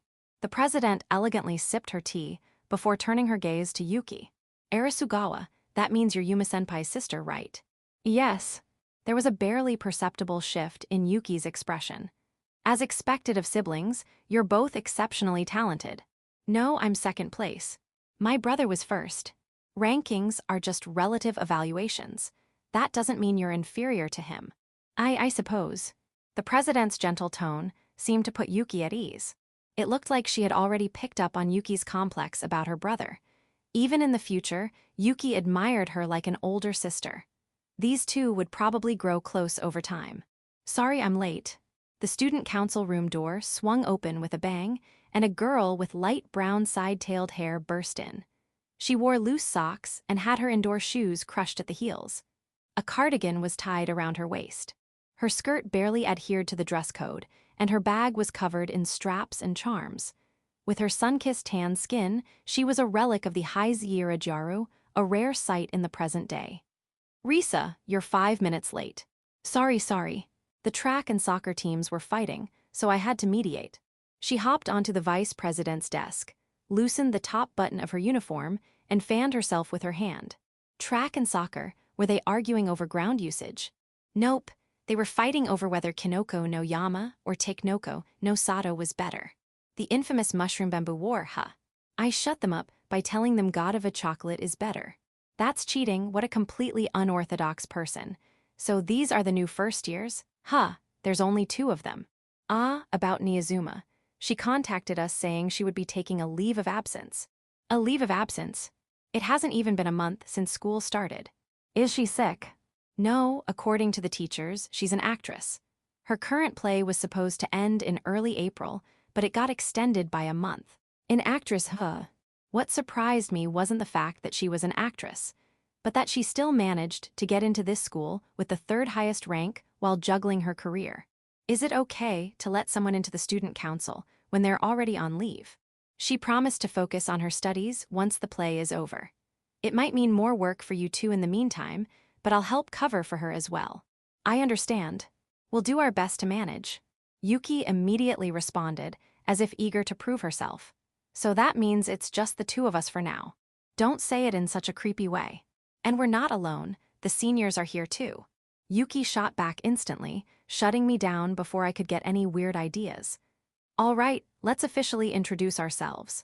The president clapped her hands together, straightened her posture, and bowed politely. I am Mikami Shizuka, the 69th Student Council president. Since I already introduced myself during the election, I'll skip the details. But if you have any questions, don't hesitate to ask. With her kind voice and serene smile, she practically radiated a holy aura. Her gentle demeanor and graceful presence, it was clear why she was so admired. Yes, I have a question. Do you have a boyfriend? The Gyaru, Risa, grinned mischievously as she raised her hand. And that would be our vice president, Shimizono Risa, the local troublemaker.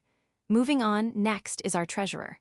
Hey, don't just breeze past my introduction like that.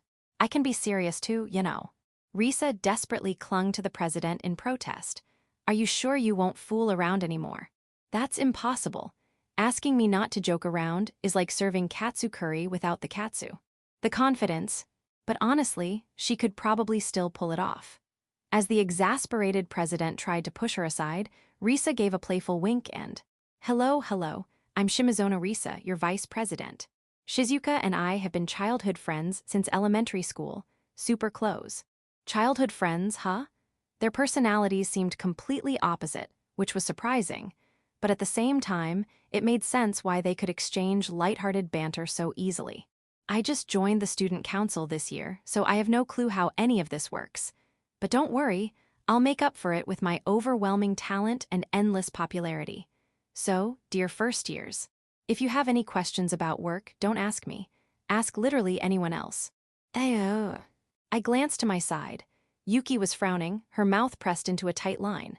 Yeah, I had a feeling she wouldn't get along with this type of person. The president sighed, rubbing her temples. If she gives you any trouble, just let me know. A good smack or 2 usually fixes her. That sounded like how you fix a broken TV. And now, the last introduction. The glasses-wearing guy who had been sitting at the treasurer's desk finally spoke for the first time today. I'm Sugita Baotaru, the treasurer. Whoa, what a deep voice. It was the kind of baritone that could rival professional voice actors. Funny, right? He's a total otaku, but his voice is unnecessarily amazing. Risa burst into laughter, smacking Sugita on the back. According to the election results, he had been promoted from last year's student council, just like the president. Apparently, he had already been serving as treasurer. Well, looking forward to working with you. With that, Sugita sat back down. He seemed like the quiet type, definitely the complete opposite of Risa.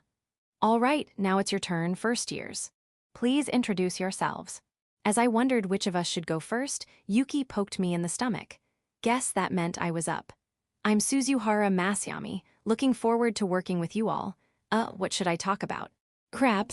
I hadn't prepared anything for my introduction. How about this? Anyone have any questions? I can answer those instead. Do you have a girl for us? The vice president was immediately silenced by an elbow strike from the president. So she's the designated straight man in this group.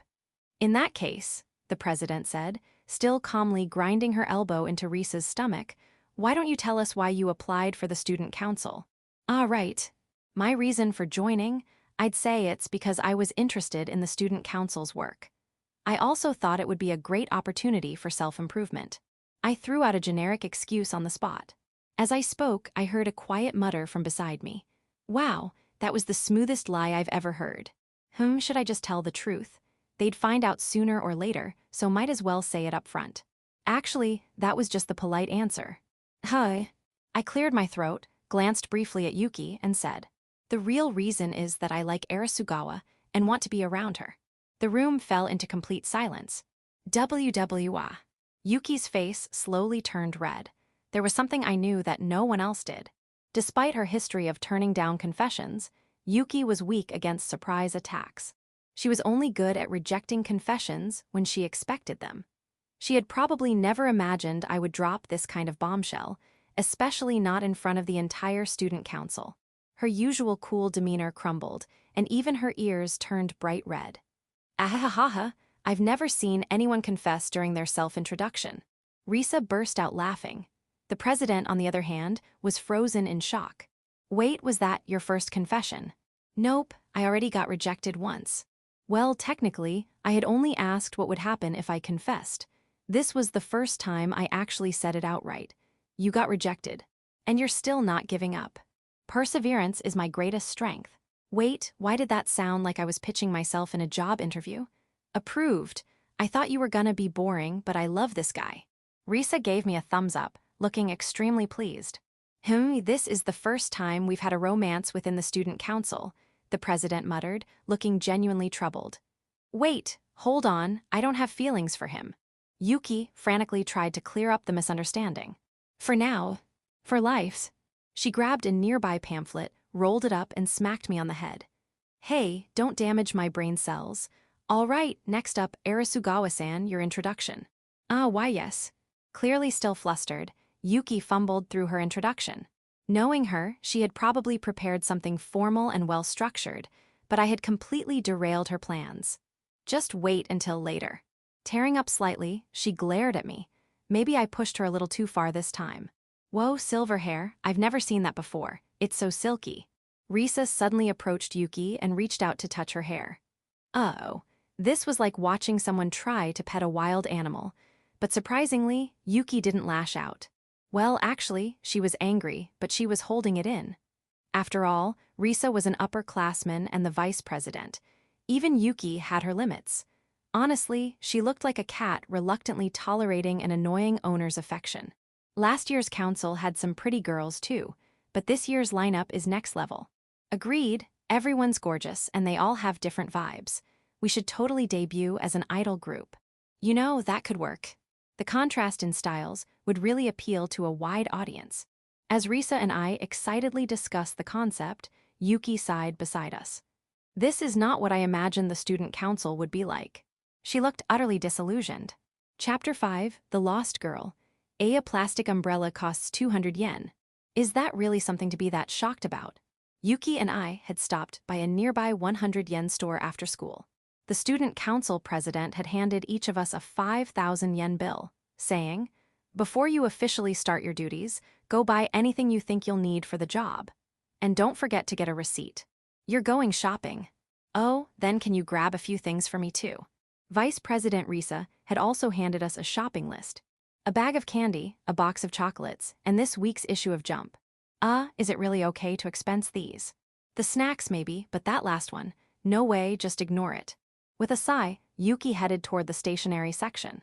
Watching her shop, I couldn't help but see traces of her future self. This pack of 2 mechanical pencil leads is the better deal. Surprisingly, she was quite frugal. Even though she was a rich girl who had never experienced financial hardship until her family's company went under, she was incredibly mindful of prices when shopping. She would rush to bargain sales and without hesitation grab half-price stickers on prepackaged meals. When I once asked her why, she said it was a habit she inherited from her mother. She had learned all her household skills, including cooking, from her. Yuki's mother had passed away from illness when she was in 6th grade. She was Polish and, according to Yuki, always bright and cheerful. If she were still alive, would Yuki's life have been different? What are you zoning out for? A gentle bonk landed on my head. Yuki had smacked me with a rolled-up poster tube. I was just thinking, you're really good at shopping. I couldn't exactly tell her I was comparing her to her future self, so I dodged the question. Of course I am. I do all the cooking at home. You cook? My mom's gone, so I've been the one making meals. Though lately, I only cook for myself. Dad eats out all the time, and my brother just complains about my food. He complains, but your cooking's amazing. I recalled the meals she had made before. Her skills were restaurant level. Was her brother's taste completely broken? You've never had my cooking. What are you talking about? Oh, crap. Whoops slipped up again. And no, I mean, just a guess. You seem like the type who'd be good at cooking. Do I really give off that impression? Looking slightly proud, she muttered, well, I guess I am better than average. If you ever made me a homemade bento, I'd be really happy. And why would I do that? If I had to cook for you, I'd rather feed a stray dog. Woof woof, I'd love to eat your cooking, master. Do you have no pride? You said you'd feed me like a dog. One day, I wanted to taste her cooking again. For some reason, she was particularly skilled at Japanese cuisine. Her shigureni beef and simmered yellowtail radish were incredible. Enough nonsense. Aren't you going to shop? I already finished. I lifted my basket to show her. I had gotten all the necessary stationery items and even finished Risa's errand. Then, let's head back. If we return quickly, we can show them how efficient we are. You go on ahead. I need to stop by the electronics store first. Electronics, what for? A USB drive. I want to back up my data. Each student council member was given a laptop, but I wasn't sure if the school handled data recovery in case of failure. It was entirely possible they'd just issue a new laptop and call it a day. Uploading files to the cloud was another option, but as a former working professional, that made me uneasy. Since we'd mostly be dealing with text files, even an older USB drive should do the job. All right, I'll head back first then. Yeah, see you later. After parting ways with Yuki, I made my way to the electronics store. Wow, this feels like stepping into a retro shop. They were still selling 2 GB USB drives. Old gaming consoles were proudly displayed as the latest models. Coming to places like this really made me feel the time leap. No cloud services, slow internet speeds. For someone used to smartphones and high-spec PCs, it was incredibly inconvenient. Crap, I need to hurry back. Even though I knew what I was buying, I got distracted browsing. After making my purchase, I started heading back to school. And then, I heard a child wailing from a nearby convenience store parking lot. What's going on? I turned toward the sound and saw a little girl, around 4 years old, crying her eyes out. Next to her stood a young woman, shopping bags in hand, trying to console her. Yuki. Wasn't she supposed to be back at school? Hey, where's your mom? UWAHHHHHH. Do you know which way your home is? What's your name? UWAHHHHHH. From the looks of it, the child was lost. But more than that, she was not calming down. What should I do? Clearly at a loss, Yuki bit her lip. Passers-by noticed but didn't intervene, probably assuming Yuki had it handled. Is she lost? Oh, Suzuhara-kun. Noticing me, Yuki let out a small breath of relief. She must have been feeling anxious dealing with this alone. I think so, but the moment I spoke to her, she just started wailing. Is she hurt anywhere? There were no visible injuries on the little girl. I crouched down to her eye level and spoke in a gentle voice. Why are you crying? Does something hurt? The girl, her face streaked with tears, looked at me, then pointed at Yuki with her tiny hand. The snow woman is Skaraye. Snow woman. Yuki's eyes widened in shock. She hadn't expected herself to be the reason the girl was crying. Snow woman. I tried my best to stifle my laughter, but Yuki narrowed her eyes at me. What are you laughing at? No, nothing at all. A blue vein throbbed on her temple.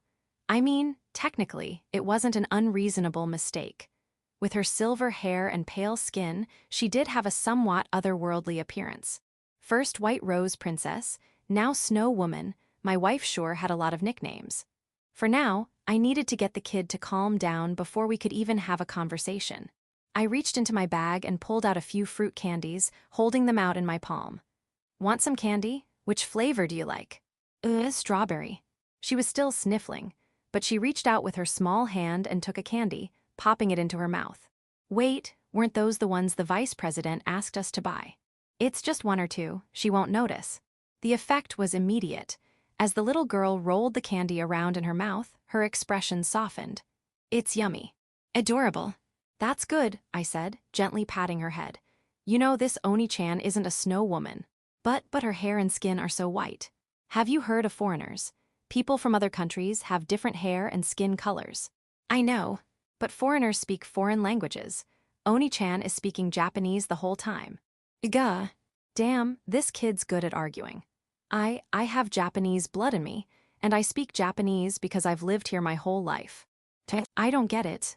Yuki's explanation was too complicated. The girl pouted, looking down. Maybe I needed a different approach. Hey, snow women are supposed to be cold, right? Yeah. Then, if someone's warm, they can't be a snow woman, right? Yeah.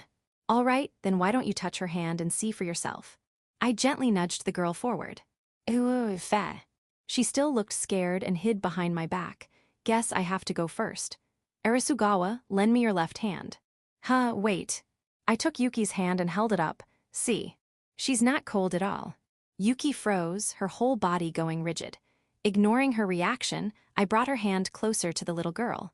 After a moment of hesitation, the girl tentatively reached out and poked Yuki's hand with her tiny fingers. It's warm. Her expression brightened in relief. Oni-chan isn't a snow woman after all. That's what I've been saying from the start. The girl stared at Yuki's face and suddenly gasped. Oh, now that I look closer, your face isn't white, it's red. Hi. I glanced at Yuki. Sure enough, her face was bright red. Why? It didn't take long to figure out the reason. She was fidgeting with the hand I had just touched. Wait, was she blushing because I held her hand? Why, you should at least warn me before touching me. That was surprising. She muttered under her breath, furrowing her brows. Even in this era, Yuki still had no immunity to boys. It made sense. After all, her future self had zero resistance. God, she was so cute. Section. With the misunderstanding cleared up, we managed to get some information from the little girl. Her name was Fujimiya Ayaka, and she was 4 years old. Apparently, she had come shopping with her grandmother, but when she tried to go home by herself, she got lost. Why did you try to go home alone? I wanted to go home by myself and get praised for it.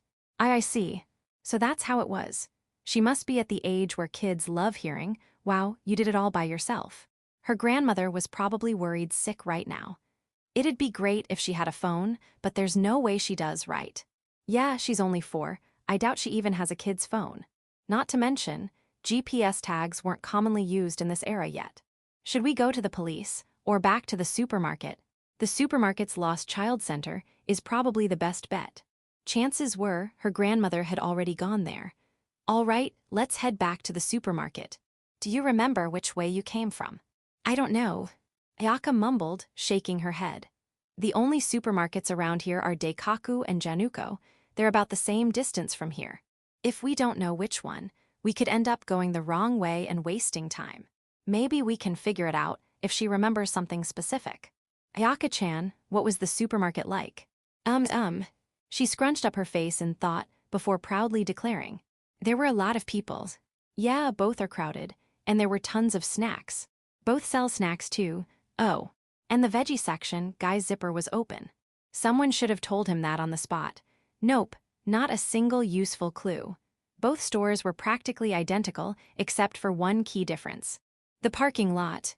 Oh, did you take any transportation to get there? A train or a car? A car, a white vroom vroom. Bingo, I snapped my fingers. Daikaku is right next to the station, so it doesn't have a parking lot. Only Januko does. Unless there was some unusual reason, they wouldn't have gone to a store without a parking lot.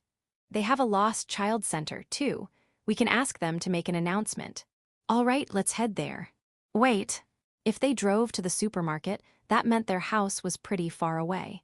And she tried to walk home? This kid had guts. By the way, do you live around here? You seem pretty familiar with the area. Yeah, I live in the next town over. I walk to school every day. I see, my house is far away, so I'm jealous. Since the road had no sidewalk and cars passed frequently, I took Ayaka's hand and started leading her toward Januko. Her short legs slowed our pace. Normally, I could reach it in under 10 minutes, but at this rate, it'd take twice as long. We had only walked a little when Ayaka suddenly stopped. I'm tired, carry me. Seriously. See, can't you try walking a little more? I can't, I'm gonna ascend to heaven. That's a problem. She knows some big words for a kid. Her eyes started to water again. I didn't want another crying fit, so I reluctantly picked her up. After walking about 100 meters, Ayaka frowned.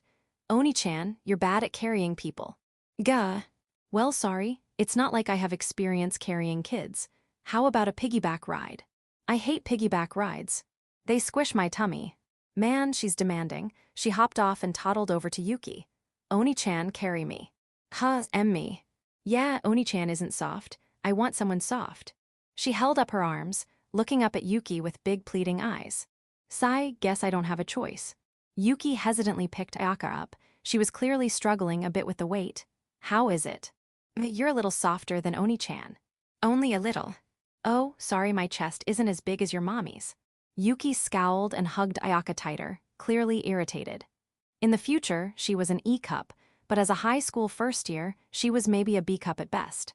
Ayaka wriggled, trying to find the most comfortable position. Hey, quit squirming so much. Yuki flinched, clearly ticklish. Oh, right, she was super ticklish in the future.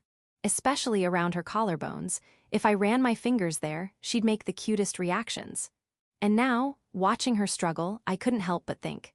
She looks kinda sexy like this. Section. Ayaka-chan. At the Lost Child Center in Januko, a middle-aged woman sat anxiously in one of the chairs. The moment she spotted Ayaka, she shot up from her seat and rushed over. Despite being called her grandmother, she looked quite young, probably in her early 50s. She had an elegant air about her, dressed in refined clothes with a pearl necklace, the picture of a sophisticated lady. Thank you so much. Where did you find her? She was in a convenience store parking lot, about 10 minutes from here on foot. What? How did she end up all the way over there? She was trying to walk home on her own. The grandmother was speechless. I mean, it made sense. Her grandchild had gone missing inside the store, and now she was suddenly a kilometer away. Now then, time for the emotional reunion. I gave Ayaka a gentle push on the back. Go on, kid. Run into your grandma's arms. Grandma, Ayaka went to the convenience store all by herself. We all nearly fell over. This little. She had completely erased the fact that she got lost and was now proudly proclaiming she had successfully made a solo trip to the store. What a shameless move. But damn it, she was cute, so no one could scold her. This kid was definitely going to be someone important one day. Honestly. The grandmother sighed in exasperation, but her hand was gentle as she stroked Ayaka's head. Then turning to us, she bowed deeply. Both of you, thank you so much. Oh, it was nothing, just common decency. Oh my, you're both Shichibu students. Yes, we started high school this spring. My. Are you two a couple? Yes. No, we're just classmates.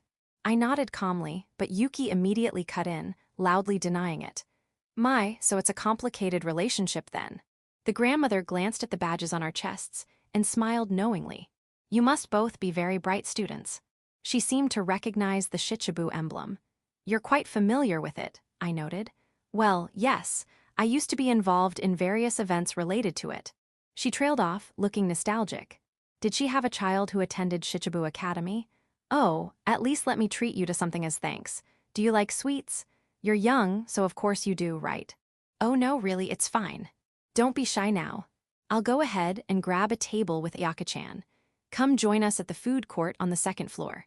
Before we could protest, the grandmother took Ayaka's hand and led her away. This is a problem. I really wanted to get back to school quickly.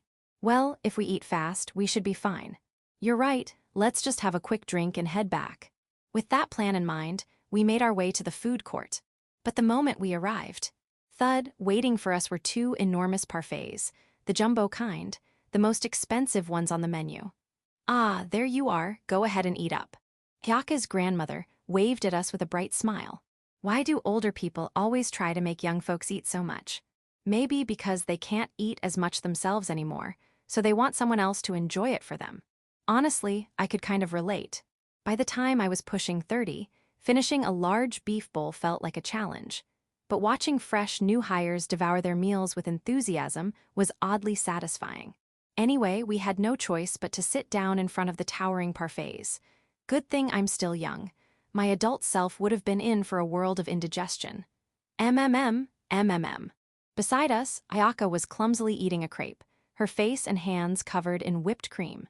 Adorable. Oh, honestly, this child. Her grandmother chuckled and stood up. I'll go grab some napkins. Let's eat quickly and get going too, Yuki murmured, picking up her spoon. Why, yeah. I glanced at her out of the corner of my eye. A beautiful girl, quietly eating a parfait across from me in a food court after school. Isn't this kinda date-like?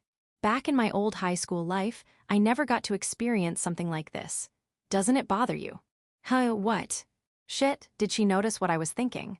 But it seemed she meant something else entirely. When you're with me, people stare at you. Oh, Now that she mentioned it, I finally noticed. People around us were sneaking glances our way. Yuki's appearance was simply too striking. Walking down the street, she would always get second glances. Even after we got married in the future, this kind of attention had been a constant source of frustration, especially from men. I could practically hear their thoughts. How did a guy like you end up with someone that beautiful? But humans are adaptable creatures. Eventually, I got used to it, so much so that I started meeting their jealous stares with a smug, jealous kind of grin. Well, I don't really care about that kind of stuff. You're surprisingly thick-skinned. Besides, they're not looking at me, they're looking at you. Aren't you the one who should be bothered? Are you worried about me? Yuki's spoon froze midair as she stared at me, wide-eyed. I gave her a small nod. There's no need. I've been dealing with it since I was a kid. I'm used to it. She rocked her body side to side slightly as she spoke. Oh, she's in a good mood. Yuki had this little habit. When she was happy, she'd unconsciously sway from side to side. It was kind of like a puppy wagging its tail, though she had no idea she did it. Speaking of which, earlier you mentioned Ayaka-chan not having a phone, right? Yeah. Shouldn't we exchange contact info too? I pulled out my phone, already prepared. Yuki thought for a moment, then turned her face away with a small huff. Nope. Her voice was oddly childish. Why not?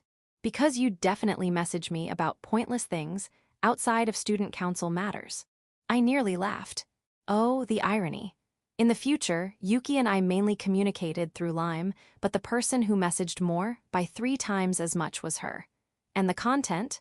Look at this cute cat picture I found. I discovered a new favorite dessert. Completely trivial things, all the time. But honestly, it was cute. Besides, she added, I don't bring my phone to school. Ayo. She had said that before, but was that really true? Yuki was strictly responsible, but also thoroughly prepared for anything. Would she really leave herself without a way to communicate in an emergency? Time for a little bluff.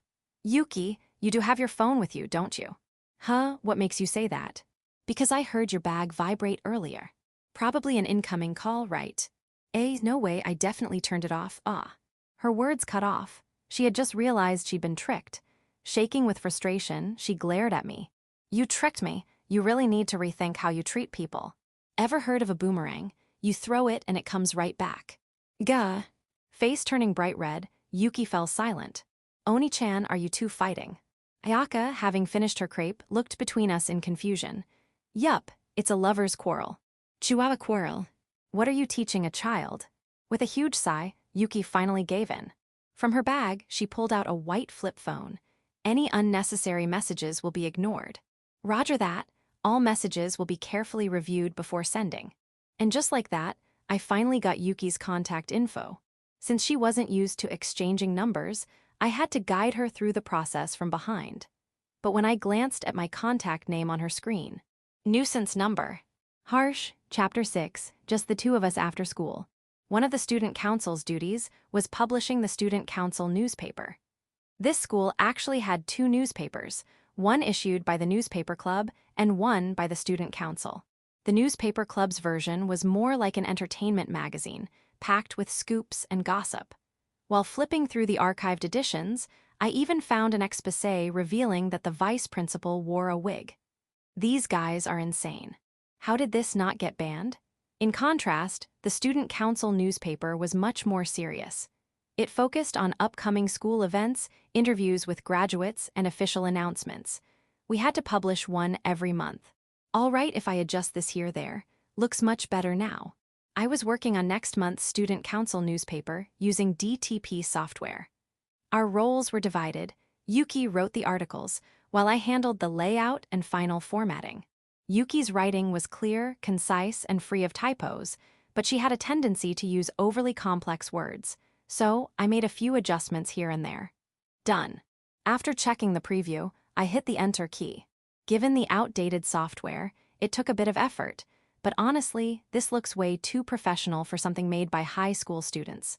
You two are really impressive. I can't believe this is your first time. When we handed the printed newspaper to the student council president, she widened her eyes slightly in surprise. Well, of course, I was a working adult before this. Making documents and reports was second nature to me. She neatly stacked the pages together and said, "All right then, I'm heading home. Can you lock up when you're done?" "Ah, yes.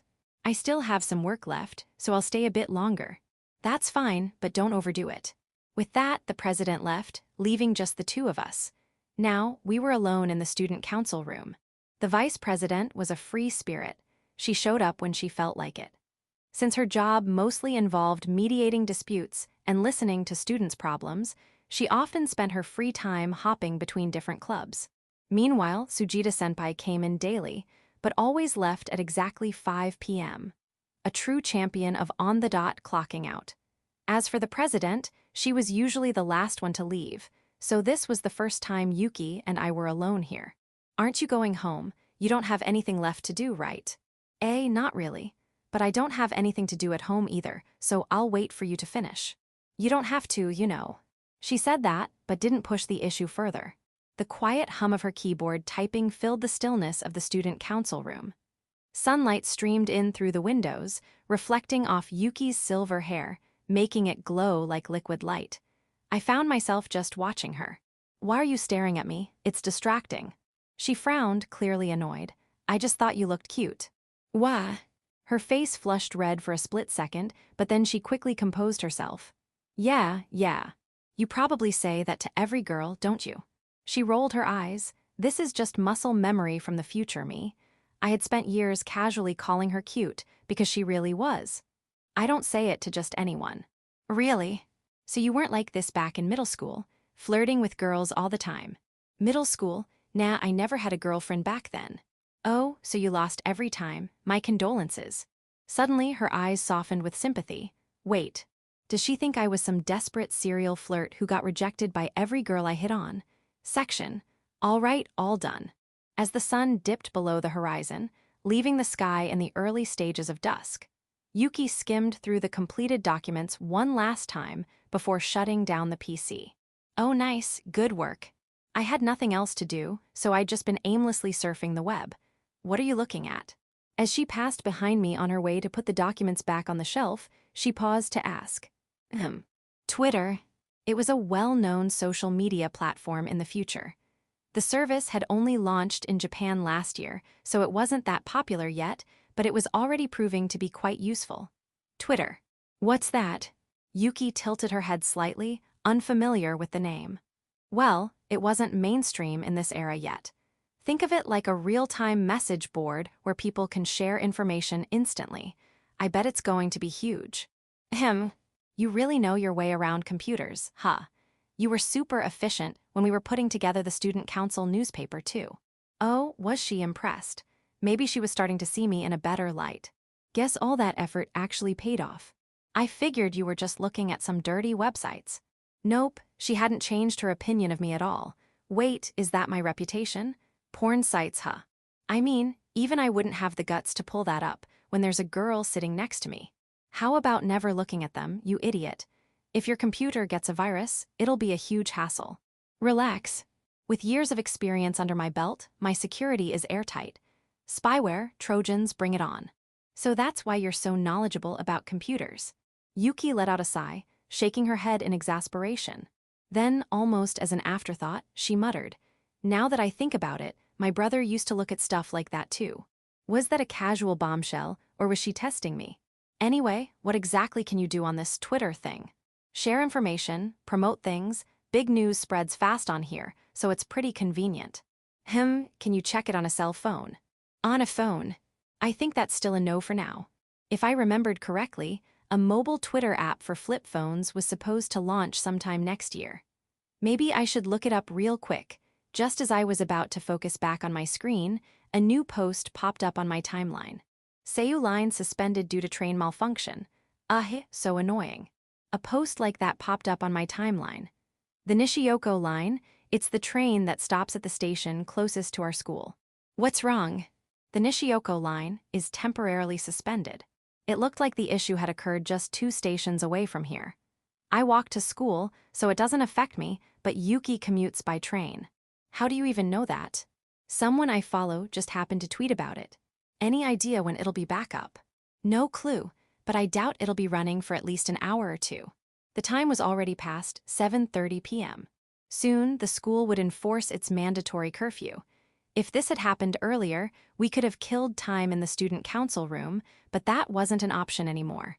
Oh well. The Sita line is still running, right?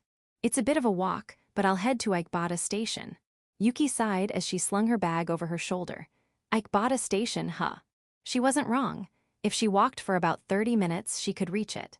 The only problem was that area had a bad reputation. At night, delinquent students loitered around, and sketchy guys prowled the streets for easy targets. Letting Yuki go there alone didn't sit right with me. After locking up the student council room, we left the school. Most of the students had already gone home. Hey, maybe you should just wait for the Nishiyoko line to start running again. Wait at the station. We don't even know when it'll be back. Then how about killing time at a karaoke place or something? That'd be against school rules. Then my place. There's no way I'm going to your house. Yeah, saw that one coming. You're acting weird. What's up with you? It's just that station's in a really sketchy area. I don't think it's safe. Following you home would be way more dangerous. Oof, hard to argue with that logic.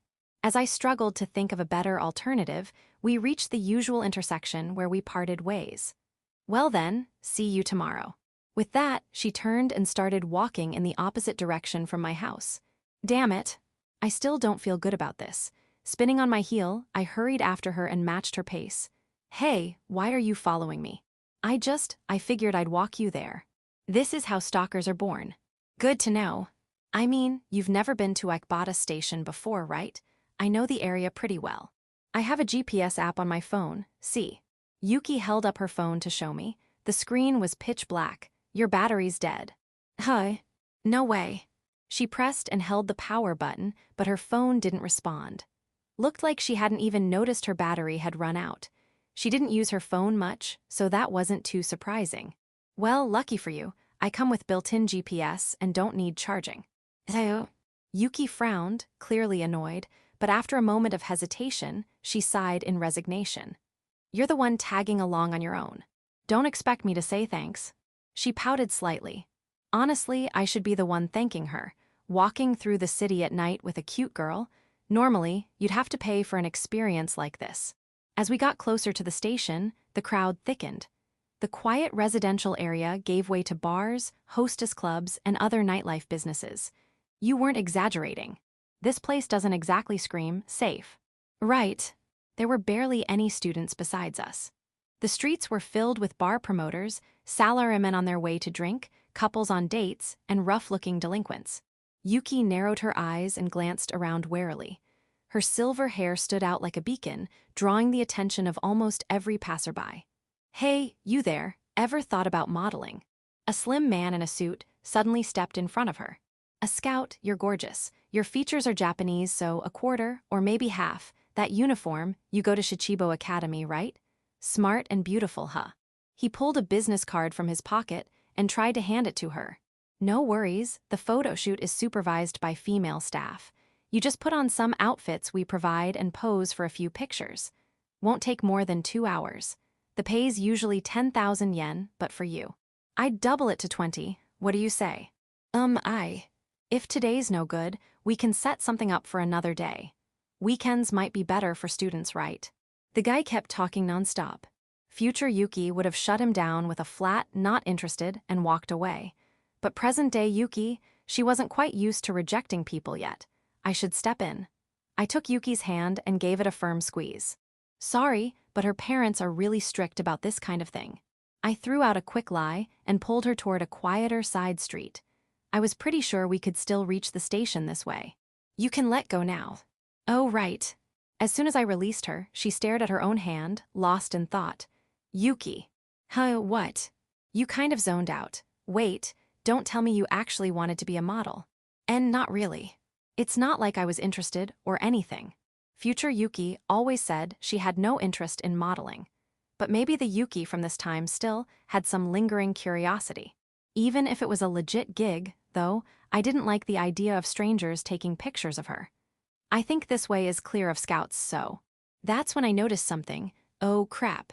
Lined up ahead were multiple buildings glowing with garish pink neon signs. This was a love hotel district. I'd been so focused on getting her away from the scout that I'd led her straight into the worst possible place. From an outsider's perspective, it totally looked like I was trying to take her somewhere shady.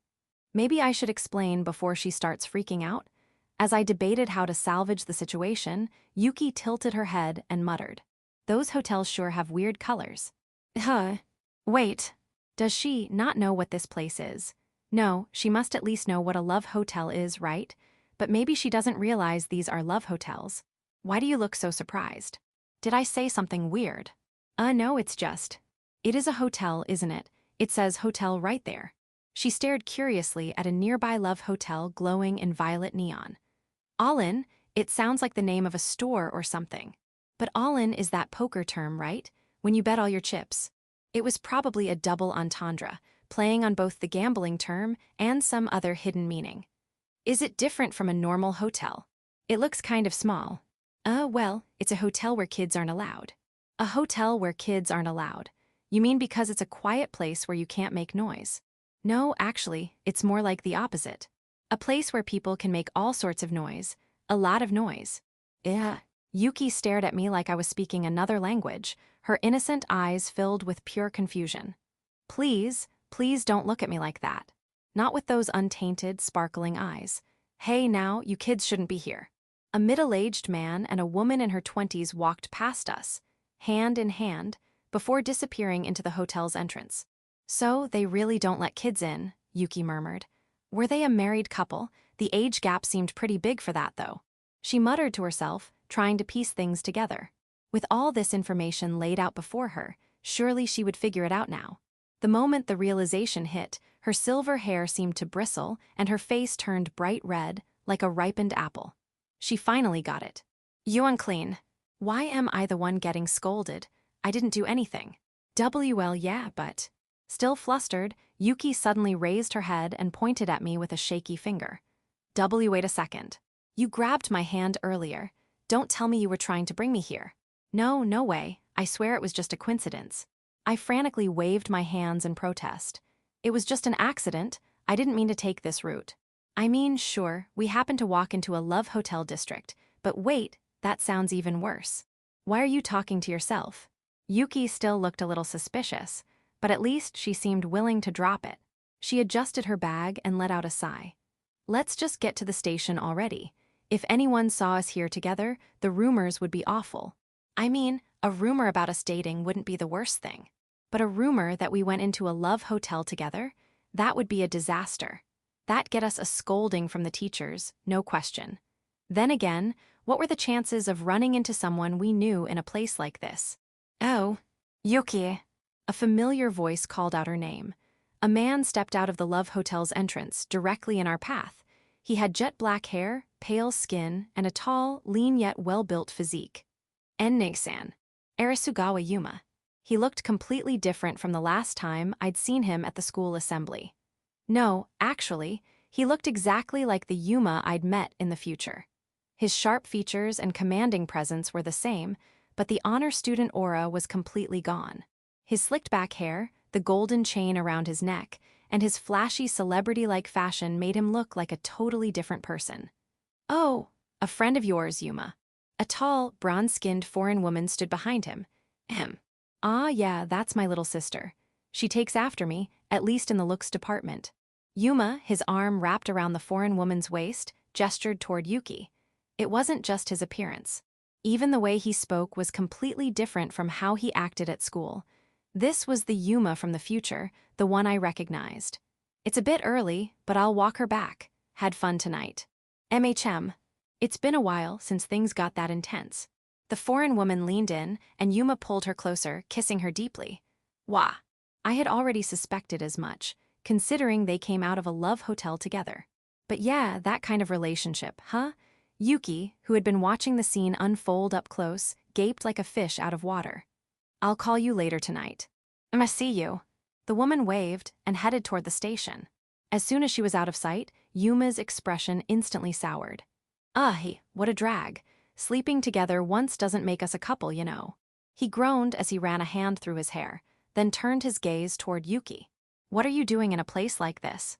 The Nishiyoko line got suspended, so I had to walk to the next station. Yeah, right, no way you'd take a back alley like this. What, you suddenly get curious? Don't lump me in with you. Some sketchy scout was hanging around the main street, so I took this way instead. Yuki glared at him sharply, then suddenly narrowed her eyes. And that woman, she's different from the one you were with the other day. Did you break up? Huh?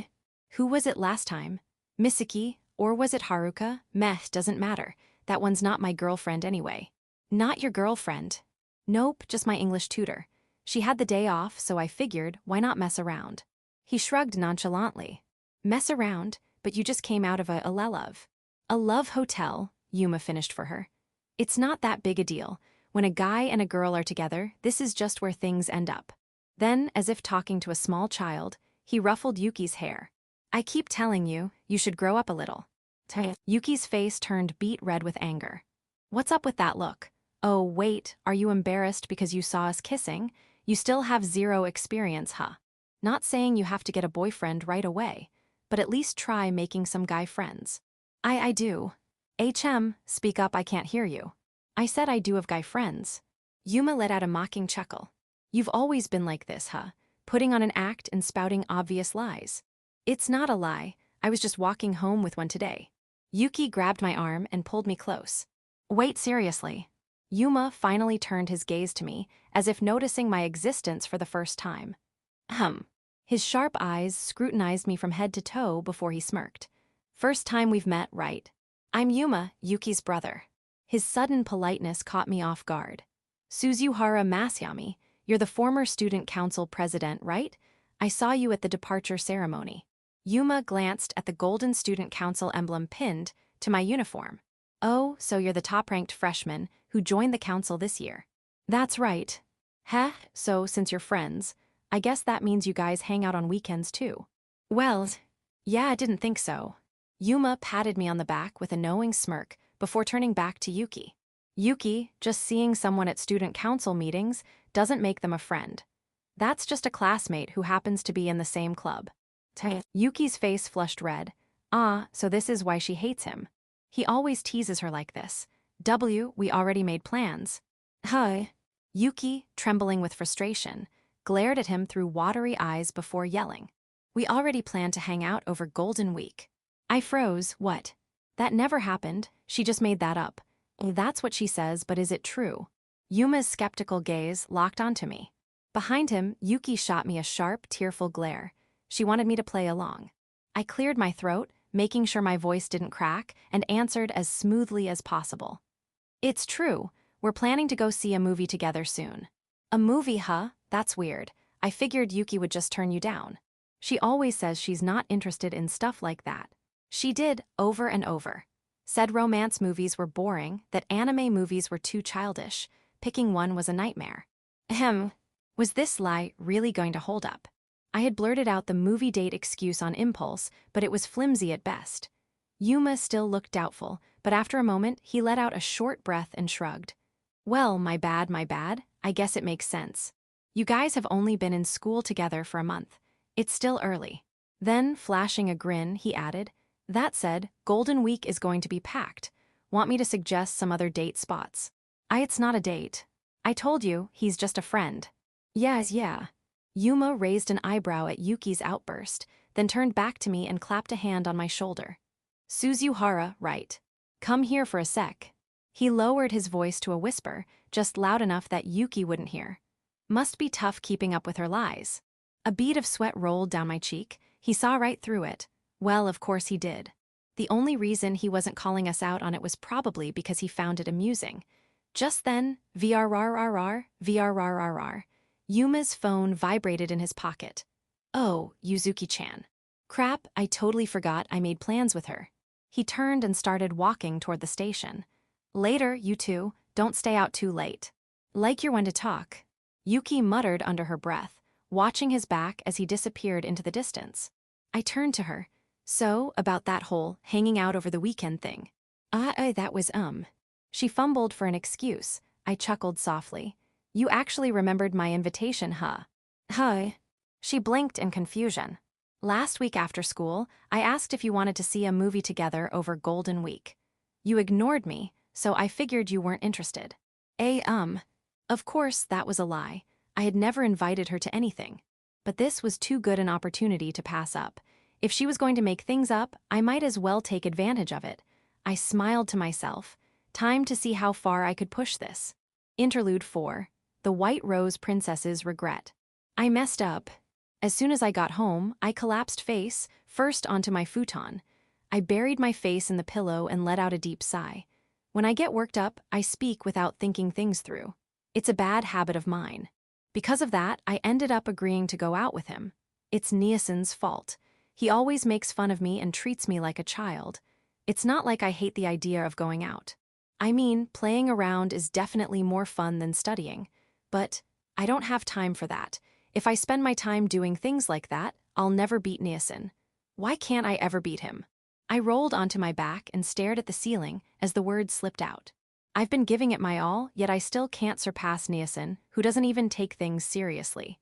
He says it's because I'm clumsy. I know I lack the same natural talent. Even so, I don't want to lose. My eyes drifted toward the silver, 7-pointed star on the uniform hanging on the wall. My first goal is to turn that into gold. I'll be at the top of the rankings for the midterms, just watch.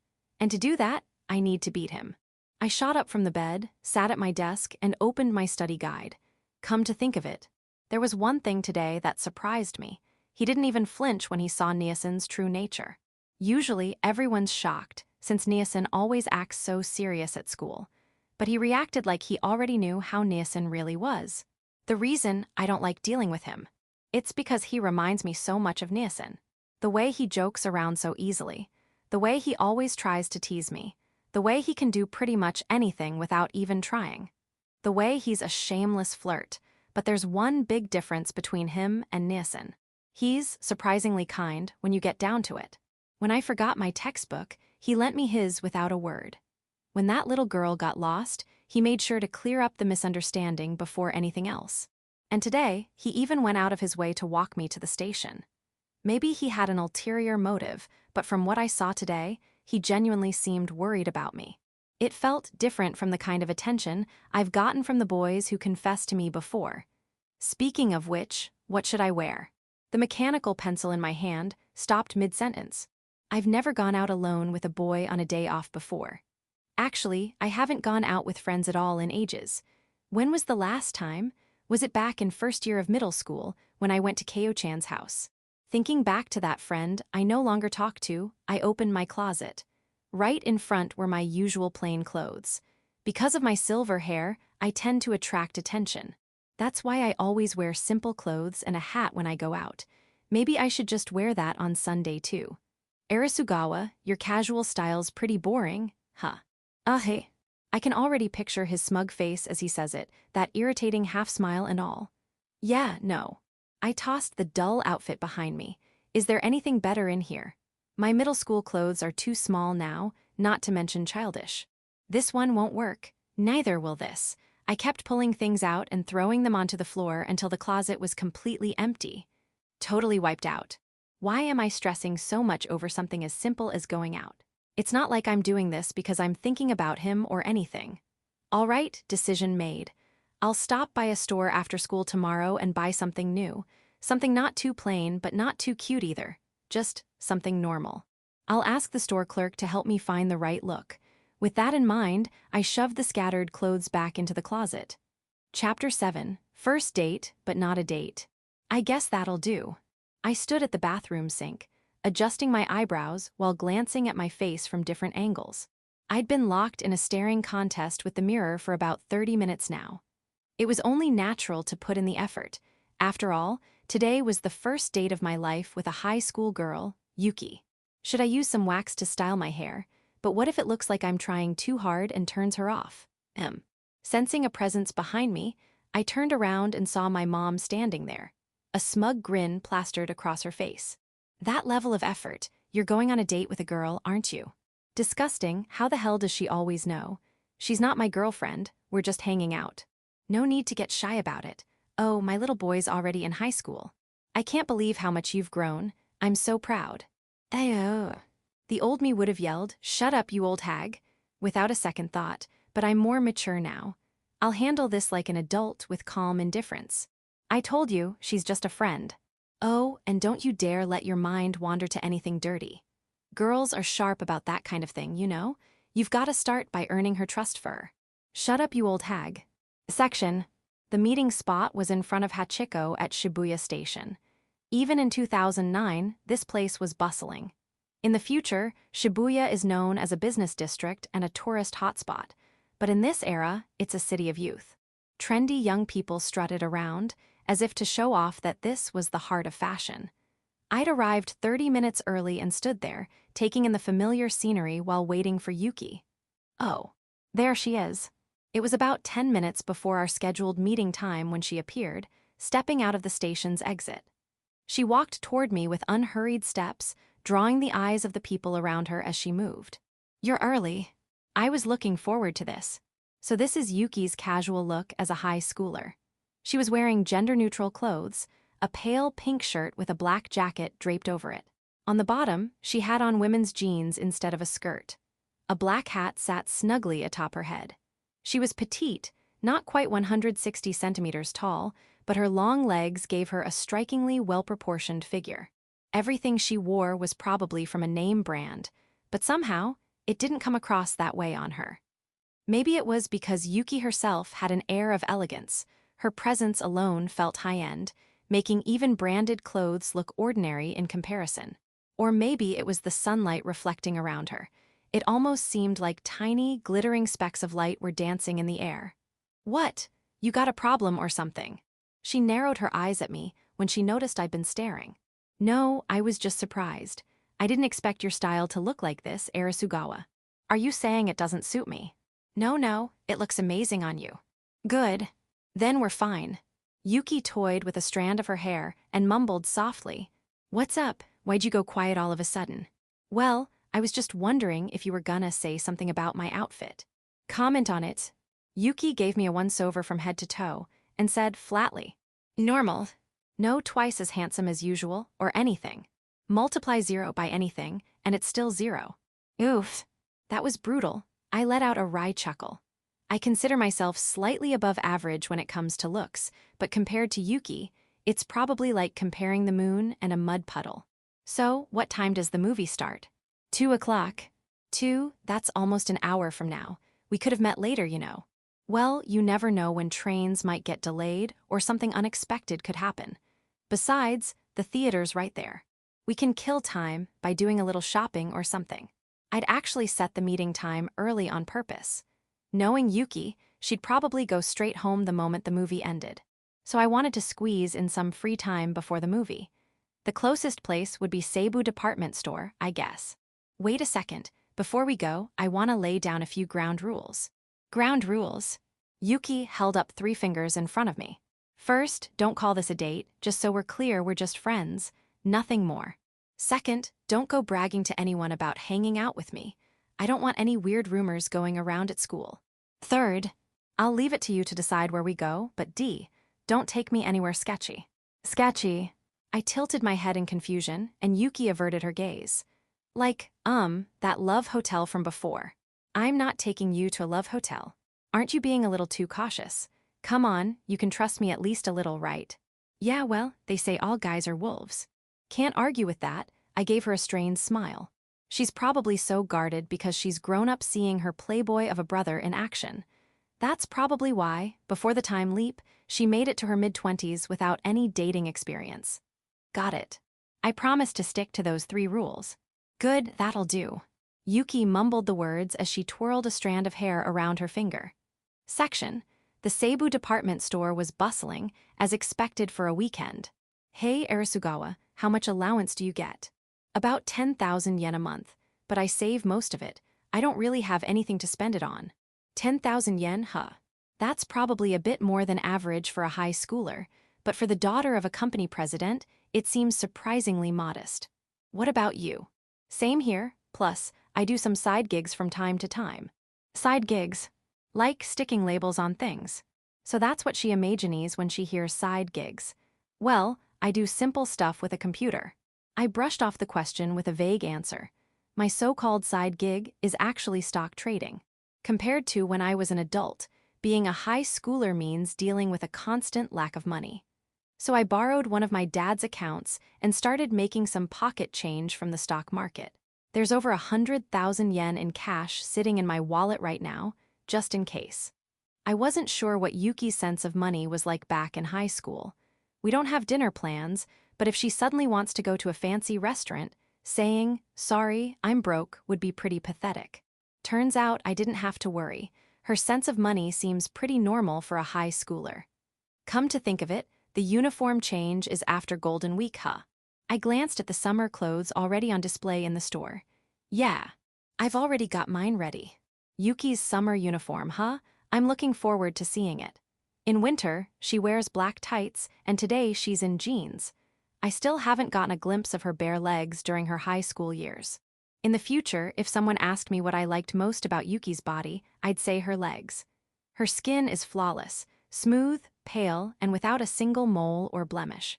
I was never particularly interested in legs before, but after seeing hers, I became a full-blown leg guy. I'm not buying anything today, I just went shopping last week. Wait, so is that outfit new too? It is, but wait no. I mean, this one's from last year. That reaction gave it away. She probably bought it specifically for today, but didn't want me to know, so she did put some effort into this outing. That realization made me smile. I'm good on clothes too, I'd rather check this place out. This place? I headed toward the accessories section, a space with items for both men and women. The shelves were lined with perfumes, colognes, and other small accessories. The prices weren't exactly high schooler friendly. This shop was clearly aimed at working adults. You wear cologne. Just a little, more for etiquette than anything. Is that even allowed under the school rules? As long as it's not too strong, it's fine. Eau de cologne should be okay. Eau de what? Is that a brand? Nah, it's a type of fragrance concentration. There are different levels. Parfum, eau de toilette, and eau de cologne. Eau de cologne has the lightest scent. Huh, how do you know all this? Well, I can't exactly tell her that she taught me all this in the future. My mom's a perfume fanatic. I picked it up from her. I threw out a half-truth to dodge the question. Anyway, you pick one for me. What, why me? Because you're the one who sits closest to me in the student council. You're the one who will have to smell it most often. Makes sense, right? Don't say it like that. You make it sound like I'm sniffing you all the time or something, like some kind of weird creep. Her ears turned red as she protested. Well, future Yuki did sniff me all the time. When I asked if she was a scent fetishist, she just said, "It helps me relax. Just pick the best one you can find." The best one, huh? She stared at the shelves with a bored expression at first, but then her eyes lit up. Are you sure about that? The absolute best one? Yeah. Okay, then this one. She pointed to a cologne with a 7-figure price tag, 70,000 yen. It was probably the most expensive men's fragrance in the store. Wait, this one? Really? Yeah, it smells great, and it's clearly the best here. I checked my wallet. All right, let's go with it. Wait, seriously. Yuki's eyes widened in disbelief as I took the price tag and headed toward the register. Did you even see the price? It's 70,000 yen. That's like half a year's allowance. But if it's for you, Arasugawa, that's way too much dedication. Fine, give it here. I'll pick a reasonable one. Guess her conscience kicked in. Yuki snatched the price tag from me and put it back on the shelf. This one should work. The perfume she picked out was a soft, soap-scented one that cost about 3,000 yen. Hey, this does smell nice. Right. I thought so too. After paying, I turned to her with a grin. Okay, now it's your turn. Wait, my turn. She blinked in surprise, then quickly shook her head. I don't need any. But summer's almost here. It wouldn't hurt to have some.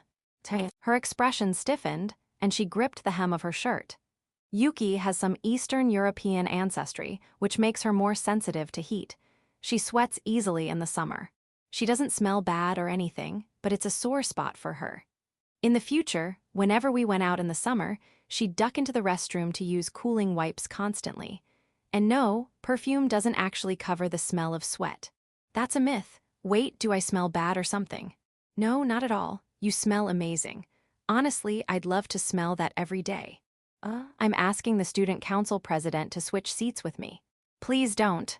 I'd get reassigned for sexual harassment. Come on, just think of it as a backup. If you ever feel like you need it, you'll have it ready. Well, I guess that makes sense. We browsed the shelves together. How about this one? I picked up a sample of a pale pink bottle. It had a gentle magnolia scent that wasn't too overpowering. Oh, this one's nice. She sniffed it repeatedly, clearly intrigued. Of course she likes it. It's the same perfume she loved in the future. Should we go with that one? Let me check a few more first. She sampled a few others, but ultimately went back to the magnolia scent and bought it. Section. We arrived at the building where the movie theater was located and took the elevator up to the lobby. Come to think of it, I haven't been to a movie theater since elementary school. I think the last time I went was back in middle school. Since I'd already booked the tickets in advance, I printed them out from the ticket machine and headed back toward Yuki, who was waiting near the corner. Now that I think about it, what movie are we watching? She'd left the movie selection up to me, so I picked one without telling her beforehand. It's an American film. Starts off as a comedy, but it turns into more of a tearjerker toward the end. Memo. Yuki stared at the movie title printed on the ticket. I've already seen this one.